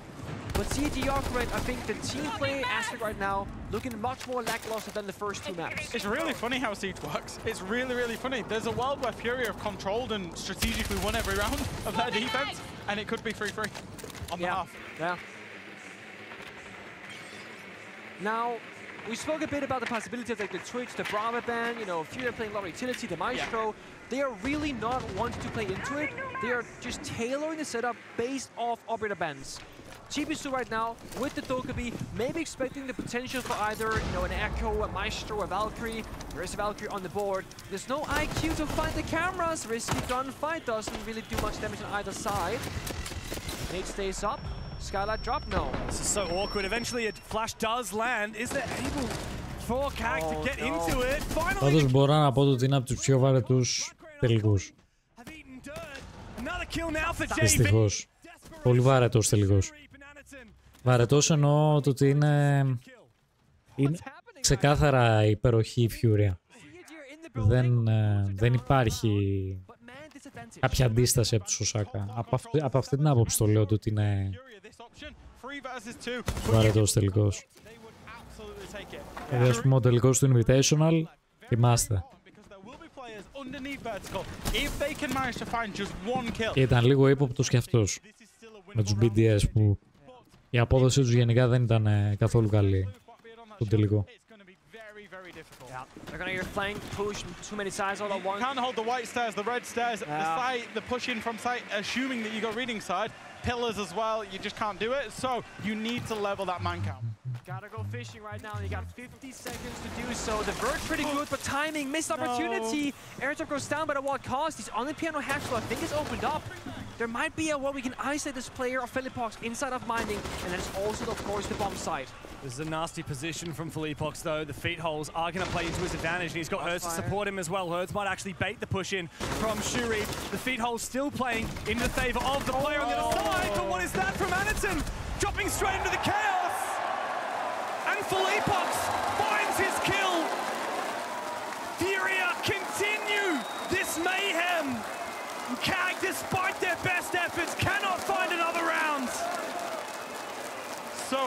drawn into a brawl with Furia because you often come out getting knocked out, and that's exactly what happened to CAG. Do or die for CAG's defensive side, and or a testament to how good Furia can be on the attack. And reminder, attack has generally been what CAG has been good at this event. This is how they've got through. They significantly improved their attack win rate. Obviously, Furia, the best defensive team in the tournament. We've seen it there. Bans have started coming in. Yeah. There's a bang story on one side. The good old Asami and Castle going through. Yeah. Of course, Furia again want to open up the map, not give them any safe space, try and play those opening kills, and give CG less to hide behind. They really compounded the Furia with their bans. Like you say, as we get into it, we're going to see Azami and Castle. That's what you've just said.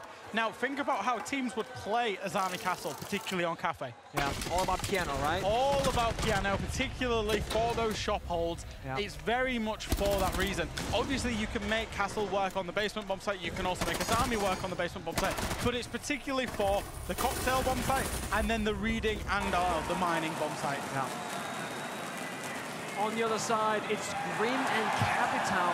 That's not true. It's Grim and Blackbeard being removed from action.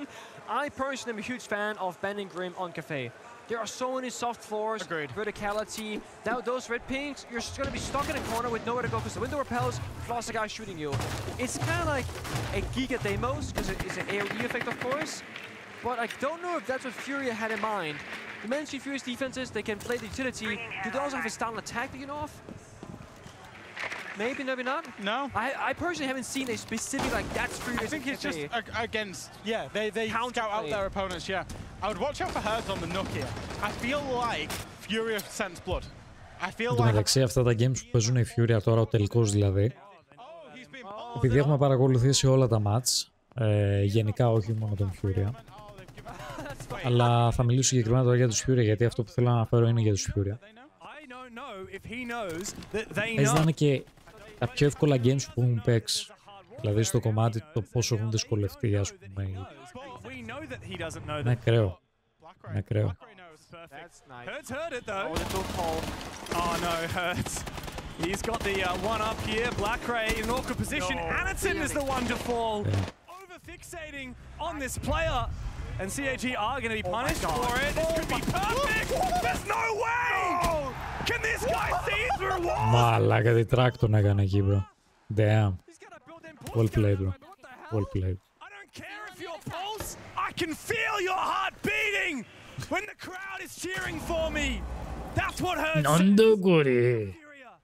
Κορέ νάνι, κορέ νάνι. Μάλλον λειτουργήσε το καινούριο sound. Νάνι, νάνι. Τον έκανε track. Another one's going to go and have a look. Chibisu's going to go and have a look and see if he can fight Hertz. Upstairs, though, action elsewhere. And off-camera, a two-man trade on both sides. Even numbers, though. I think CG okay with this. C4 in hand, looking for it's going to miss. Very much going the wide side. But IQ for the Valkyrie. Σαντάρα μου αύριο έχει γκραϊντάκι, R6 να ξέρω, δεν σας το λέω από τώρα. Έχει ωραία γκέιμάκι αύριο. Και μόλις κλείσω θα παίξω. Αλλά off stream. Αλλά αύριο θα έχει on stream. Πώς δεν τον σκότωσα ρε μαλακάκι. Απίστευτο. Όλα κεφάλι ήταν εδώ μεταξύ, ήταν πολύ καλά δεσότ. Have what they need to make this execute happen, and straight in they go. Sharif covered off. He missed his chance. Now Hertz has found his. Arkuli up against the world. The plant going down, and the coverage is apt here from Furia. They're hunting for him. Philippe Box knows. Τρία cross τον είχαν κρατήσει. Από τρεις μεριές. Μπράβο ρε μάγες, μπράβο. Μπράβο, μπράβο. Τρομερή απόδοση, τρομερή απόδοση. Τους έχουν σβήσει τελείως ο Σάκα, παιδιά, δεν υπάρχει. Ξεκάθαρα, μα φαίνεται. Δεν μπορούν να βγάλουν αντίδραση με τίποτα ο Σάκα Game. Με τίποτα. Changing the dynamic, and it's the thing that Furia keep doing consistently. And for the most part, CAG, I think they've had a pretty cool mentality. I think they've understood the assignment. They've not let the pressure of the final get to them. That was one of the rounds where you really felt that it did. Exactly. Είναι ωραίο γενικά να έρχεσαι Πέτρο σε άλλο stream και ποτέ να μην αναφέρεις το συγκεκριμένο stream που είσαι και να αναφέρεις σε άλλα άτομα. Είναι ωραίο αυτό που κάνεις. Πολύ ωραίο. Still standing IQ with the SMG-11. Yes. Doesn't get the kill. Walks back down the staircase instead of advancing to bathroom for Δεν έχεις αναφέρει ποτέ κάτι για το stream και να αναφέρεις συνέχεια σε άλλα άτομα. And Philippox watching it, he dies. It's nervous. Yeah, It's nervous plays ultimately. They're trying to overplay because everything they're trying so far, even though they've been for the most part doing the right thing as you would expect from CAG's perspective. Yeah. It's still not working, and now they're trying to overplay. They're trying to chase it back. This is where I fear they can taste the trophy. That's the grounds that they're on right now. And for some teams, I would say, they might start feeling like their risk assessment will change. Oh, we might lose if we, you know, if they win this round, they're gonna make a comeback and I can't take a risk. Furia don't care. We've seen that. I think them going into a grand finals like against FaZe, making that comeback story, they 11 μηνύματα έχεις στο channel μου και τα 11 δεν έχεις αναφέρει τίποτα για το stream, στο stream ή γενικά κάτι που αφορά το stream. In the world, and no one can say that they aren't. Yes, FaZe they won recently. Ό,τι να είναι, bro. But FaZe is not in the grand finals right now. It's Ό,τι να είναι, bro. Απλά κλικάρετε, Van, κλικάρε τα μηνύματα που έχει στείλει. Θα δεις όλα τα μηνύματα τι είναι. Δεν πεις μπροτ. Ένα ψωμί του τόστισα. Όχι, αφήστε το, δεν υπάρχει. Γιατί να τον κάνεις πάνω. Απλά λέω. Δεν έκανε κάτι. It looked like to me they had lost their hunger. Hunger is their Shurip, takes a bite out of Hurts, gets the kill. Παραβιάζει κάποιο κανόνα του channel. Απλά λέω. Λέω. It's almost like the back to not having won any of those trophies and they just want their first one again. So rejuvenated, ready for a fight. Half the round to play out. Good a bit of verticality, hard destruction, double down on box and the sledge. They got all the tools for the job, but there's an echo, there's Goyo, there's a C4 waiting for you on the... Δεν ακόμα εδώ είσαι, νομίζω ότι είχες φύγει ρε μαλάκα, ότι είχες πάει για ύπνο.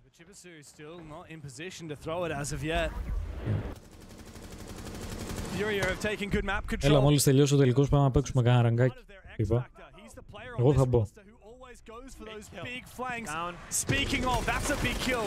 Shurip taken out of the game by Nade, and finally the verticality comes to life for Furia. Furia have cleared all the areas they need now to execute. It's just this C4 Okay. detrimental to them if he manages to find that kill. Ναι ρε, λογικά ναι.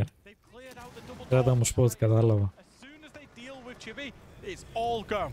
I would say discipline, maturity for CAG, but in this round they need to lash out, they need to try and go for a kill. I mean, they got a deployable shield in pocket of Anaton. They've not got the right tools for this one, unless the timer gets so low that it can blunder for Furia. C4 here is so good. Όντως δουλεύεις αύριο. Όντως δουλεύεις. Ωραία φίλε, C4. Huge C4. Huge. KZ. Nade finds his opening. KZ looking to regroup. There's Είναι winnable όμως, να ξέρετε. Can he find the kill on Chibi? Big round from the Warden. Silencing the crowd and keeping KAG in this fight. It was all on that C4. Yes. The C4 lands, CAG win. The C4 does not land, Furia win. It was as simple as that. I even want to say, I thought it was too late. If the C4 only gets one of those two kills, I don't think that's enough. I think it has to get the double kill. Otherwise, it changes nothing. I thought it was too late. I thought so too. I thought they'd be in sight. Furia dropped, and they just wiggled the window for the long line of sight, or maybe perhaps looking for the sense scan. I'm not entirely sure why they did it, but it slowed the push down by like 1 second, which made all the difference. We might see it in the replay. A good vert. Oh my god, that's a great kill. C4, sense wall, they drop. Yeah, sense gadget in the hand, I believe. Dies. So Furia actually, Leo did it. I'm praising Leo again. Leo Alfama, he did a great illustration on Furia doing that specific attack previously. And I think what Philippox wanted to do was roll the sense gadget from the window all the way across, because you can plant in an off position using the sense gadget. That extra half a second to a second that takes was enough for the C4 to land. Yeah, and I guess in their head, they want to pop the sense wall, then watch the hand stop first, then get the second roly-poly. Otherwise, they show their cards ahead of time, right? Roly-poly. Roly-poly. I like it. Otherwise, you'd expect default plant. So they're gonna drop first, then throw it out, then jump over. Again, that's Fury not wanting to show CAG what their end goal is, whereas when we saw CAG in the attack, they didn't show us enough. You know, they're always like predictable. Look at the lineup here. Amaru, Ying, IQ, Dokkaebi. I'm looking at it. Screams set play. It does, and I think the post here is excellent for that because it's not a static camera, it's moving information. Of course he's seen it, but it might change their approach to this, and it may be a window bang. Oh, 4! Nitro okay. cell. Nice idea. Herds is lucky that he's playing that IQ, otherwise he wouldn't have seen that C4 coming. KZ though, in with the Candelas. 1, 2, 3, 4. Is it a bait? No, it's not, because Nate is upstairs. And yet he doesn't find anybody. Where is CAG? They don't know about Black Ray. They might hear it now. Hidden in the corner now, but his phone ringing along. Black Ray just waiting for his moment, but nobody is giving it. He has a little love tap, but still nobody knows that he is still waiting here in Cocktail. These two players like ships in the night sail past. He still fails to find his kill. What are you doing? CAG Furia come to life in a 4v3. Λαντάρε, ράντε. Πάμε. It's the different rounds, same blunder again. Wrong timing, doesn't get the kill. Now playing from the back foot, losing top floor control with a quick trade from Furia. And there's so much time to work with. Drones are coming out, flank watch being established. So much time, so much information from the side of Furia. They have lost their execute utility in the Ying. However, they do have a Dokkaebi call that's just going out now, and no defender has a C4 to deny anything apart from their guns. So they trade their execute operator for map control, for kills, for advances. They're going to keep brute forcing it. 4v2, red pings in hand. They know where they are. So over here, Anaton is caught out. He's cornered, and they've cut him down. Akali, V4 for Kag. Furia, they know where he is. That's the first, but not the second. Again, Furia. Το έπαθλο είναι γύρω στα 170.000. 180.000. Κάπου εκεί. And Furia, since the side swap, they've not gone into this quietly or passively or slowly. They want the trophy. They want to get the kills. They want to be in control. They want to show why they are the best in the world by winning the round, not by CAG losing it. And they've beaten some formidable opponents even just to get here. Yes, they're against significantly weaker opposition in this final. Yes, it is David versus Goliath, favorite versus underdog. Δεν ισχύει αυτό που λες. 520 είναι το συνολικό. Το συνολικό που θα μοιραστεί τις ομάδες. Μπερδεύεσαι. Ο πρώτος θα πάρει 180.000. They then played W7M yesterday, major champions, rejuvenated with Palu 2-0. And now they're on the verge. Ο δεύτερος πιο λίγα, ο τρίτος πιο λίγα, ο τέταρτος πιο λίγα, ο πέμπτος πιο λίγα, έτσι πάει. Μέχρι να μηδενίσει το 520k. And I think pick and phase when they did to advance for them and send them home was the most brainiac play you could ever make. It's risky, but you pretty much decide your fate, winning or losing the grand finals in that moment. Yeah, Norris nearly fell off his chair when he found out in that. He nearly fell off his chair. What are they doing? Yeah. Ουσιαστικά αυτό είναι το συνολικό που λένε. Το συνολικό ποσό που είναι τα λεφτά που θα μοιραστούν στο τουρνουά. Έτσι πάει. Εγώ δεν το ήξερα. Νομίζω ότι αυτό που έλεγαν, ας πούμε, τα 520k τα έπαιρνε ο πρώτος. Αλλά κάπου έτυχε το είδα σε φωτογραφία και είδα πόσο έπαιρνε ο πρώτος, ο δεύτερος, τώρα δεν θυμάμαι ο δεύτερος πόσο έπαιρνε, αλλά τον πρώτο τον κράτησα στο μυαλό μου, γύρω στα 180k. 170, μπράβο. Είδες. Η δεύτερη πόσο παίρνουν. Η Οσάκα, ας πούμε.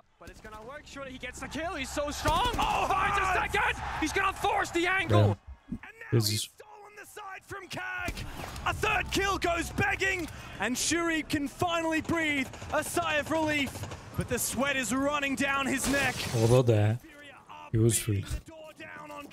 Huge downgrade. Ωραία φίλε. Πάνε σχεδόν 100k. Πέφτει 100 κάπου κάτω. They do have the Valkyrie cameras, they do have C4 in hand. In theory, CAG, they can bring this back if they need to, but that's not going to be the way to do it. Now, 2 Japanese players against 4 Brazilians. Everything on the line, static in their spots. Oh, it's desperation, Chibisu. He's on the verge of death. The CAG! This is bro. Congratulations.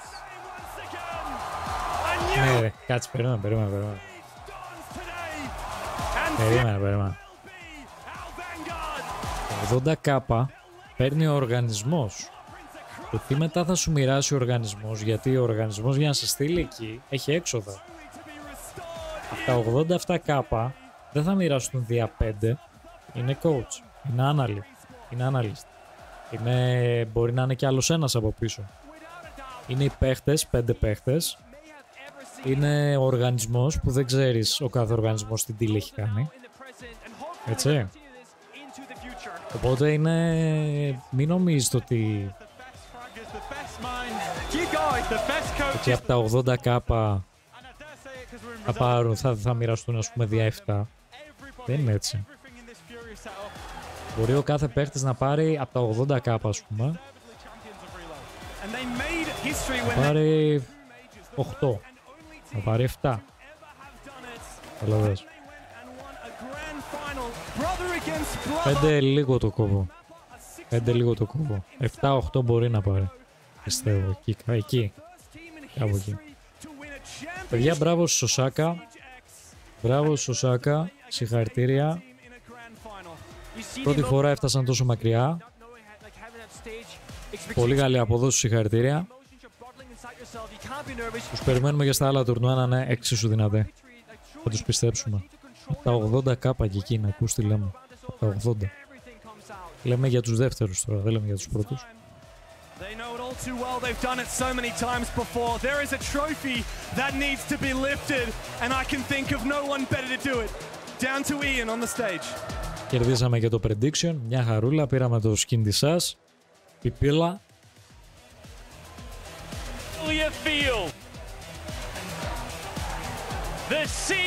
Πάμε, σηκώστε το.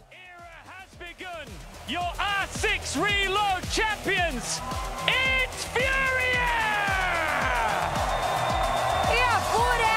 Αλλά και είναι βαρύ. Δείτε το χέρι αυτού. Είναι βαρύ. Έχει βάρος. Η πρώτη κάνα 15, ναι, κάπου εκεί. 15 με 20. 15 με 17 εκεί. 17-18. Κάπου εκεί. Από ένα event αυτοί παίρνουν πιο πολλά, άσχετα ο μισθός που παίρνουν, έτσι. Γιατί είναι και ο μισθός που παίρνουν κάθε μήνα. Έτσι. Άσχετα αυτό. Αυτό είναι bonus, ας πούμε. Έτσι, μην το ξεχνάμε. Δηλαδή ο μισθός τους μπορεί να είναι το μήνα γύρω στα 2.000, 2,5. Γιατί εκεί είναι η μισθή, να ξέρω.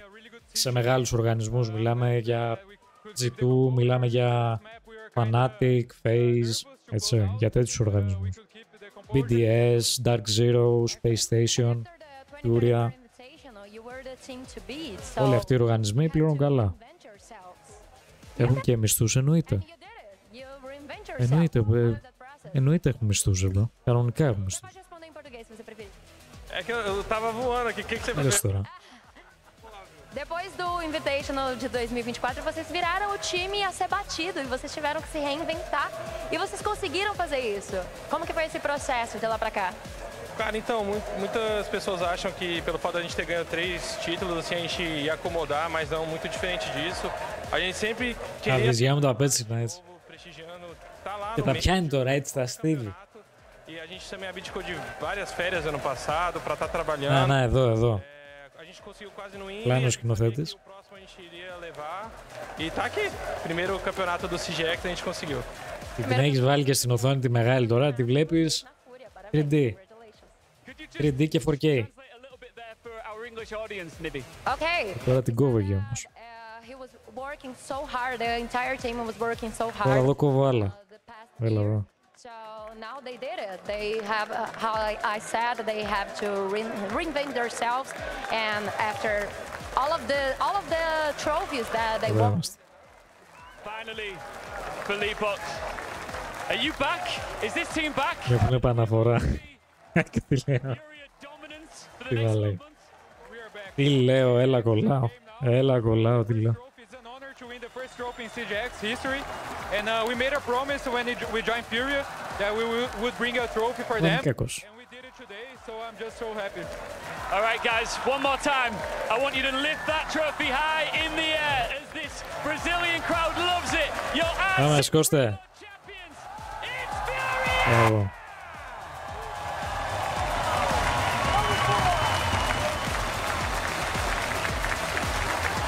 Ναι ρε, και εκεί οι moderators μεταξύ τους δεν μπορούν να...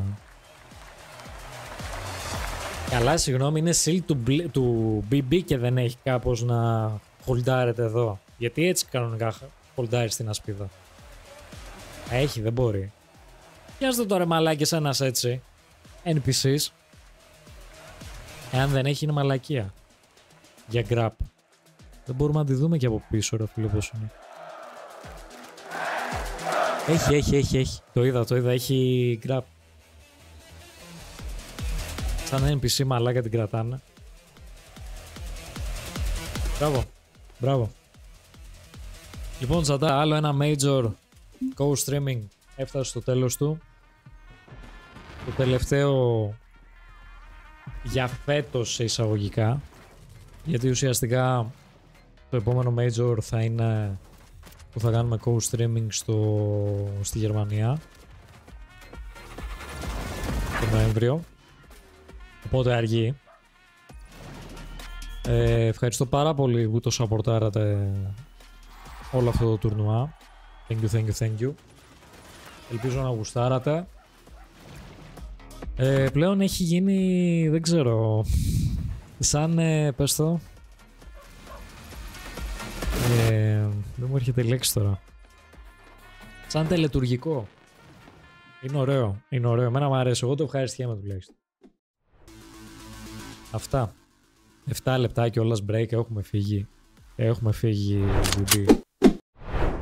Λοιπόν, ευχαριστούμε τη UB πάρα πολύ για την ευκαιρία που μας έδωσε, εννοείται, να κάνουμε co-streaming το Major με τα exclusive drops που μας έδωσε, εννοείται. Εδώ.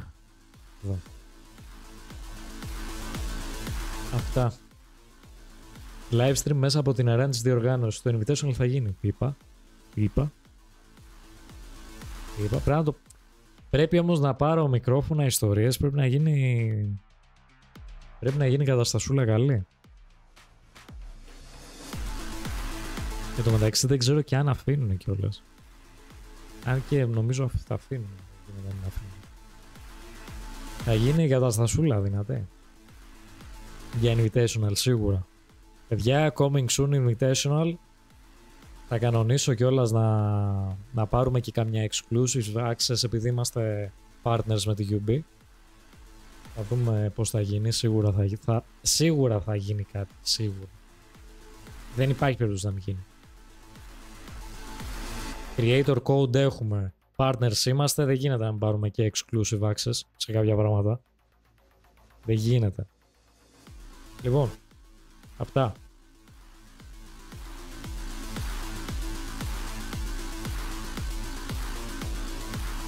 Υπάρχουν και φθηνές λύσεις, αν και δεν νομίζω να αφήνουν. Και εγώ αυτό πιστεύω, να ξέρεις.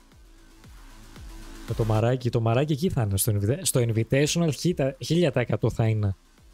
1000% θα είναι. Να ξέρεις. Νομίζω είναι σε όλα τα Invitational. Αφού τώρα που την είδες αυτό το Major και ρώτησες ποια είναι αυτή, του είχα πει έχει ξαναπάει σε Major και Invitational. Και μετά τη βρήκαμε, που ήταν πριν 2 χρόνια νομίζω στο Invitational. Αυτά. Εγώ έναν έρωτα έχω. Οχ. Ελλάδα, είσαι έτοιμη? Δεν είναι κάποιος live, θα κλείσουμε. Η Λιβανέζα. Ποια είναι η Λιβανέζα? Τι λέει ρε? Και Λιβάνεζα, ρε. Λιβάνια μυρίζει αυτό, ρε. Έλα εκεί, κόψου.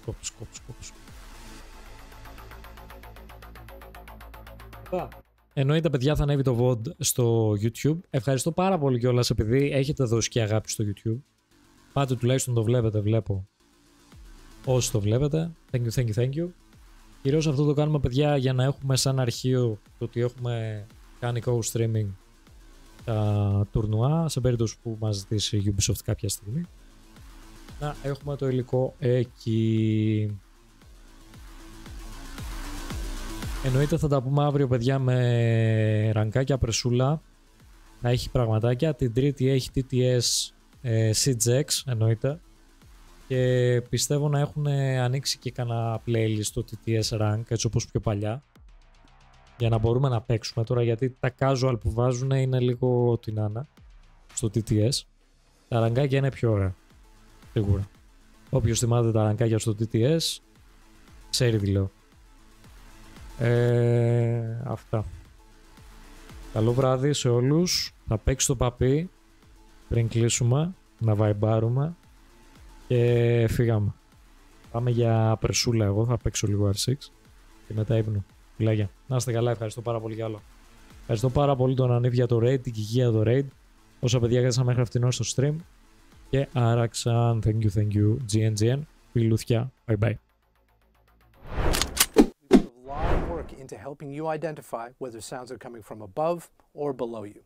And in this video, I want to show you how it works. Here we are in Clubhouse. We've got one attacker right above us and another attacker right below us. Let's first listen to the one above us. It should sound more boomy and more thuddy, kind of like your upstairs neighbor.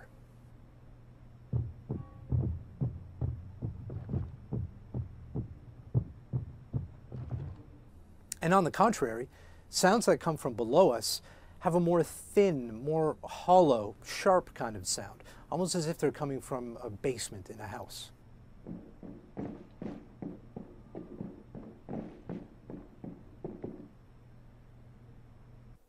Now this one's pretty subtle, but in time, once you learn what to listen for, it's a really powerful tool to have in your arsenal.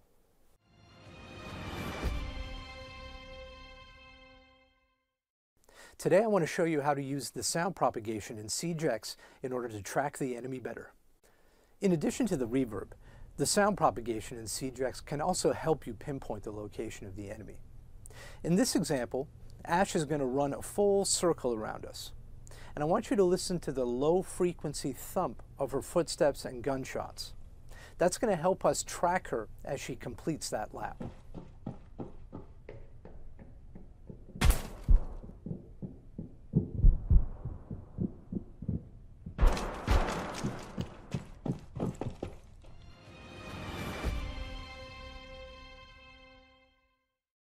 To get you ready for Siege X, today I'm going to show you how to use reverb to your advantage.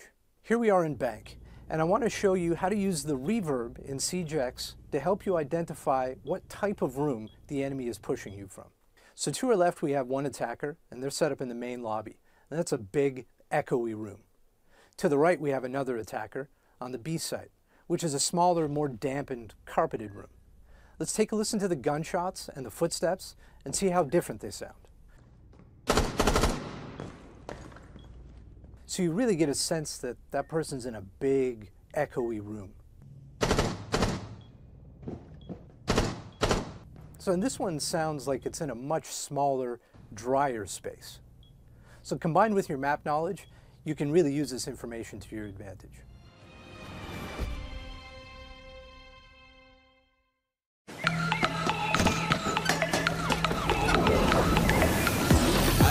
Spit things to see. Back on my push it, I do it for G's. Tuli kafuga tuka tuka kids. Squeezing and goofers in a little bills. Hey, we be getting more paper, no joking no more. We don't need no favors. Hey, and they know all better. We be getting more dough when they need more flavors. They must spit hard, I want to see, I wanna wow. Ever since I made it, wanna wonder wow. We just wanna get out, what to do, I can't be wow. Bully, do me, me down, no, not to wow.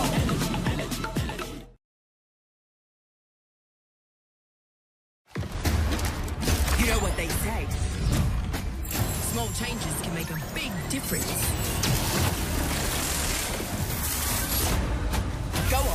timing.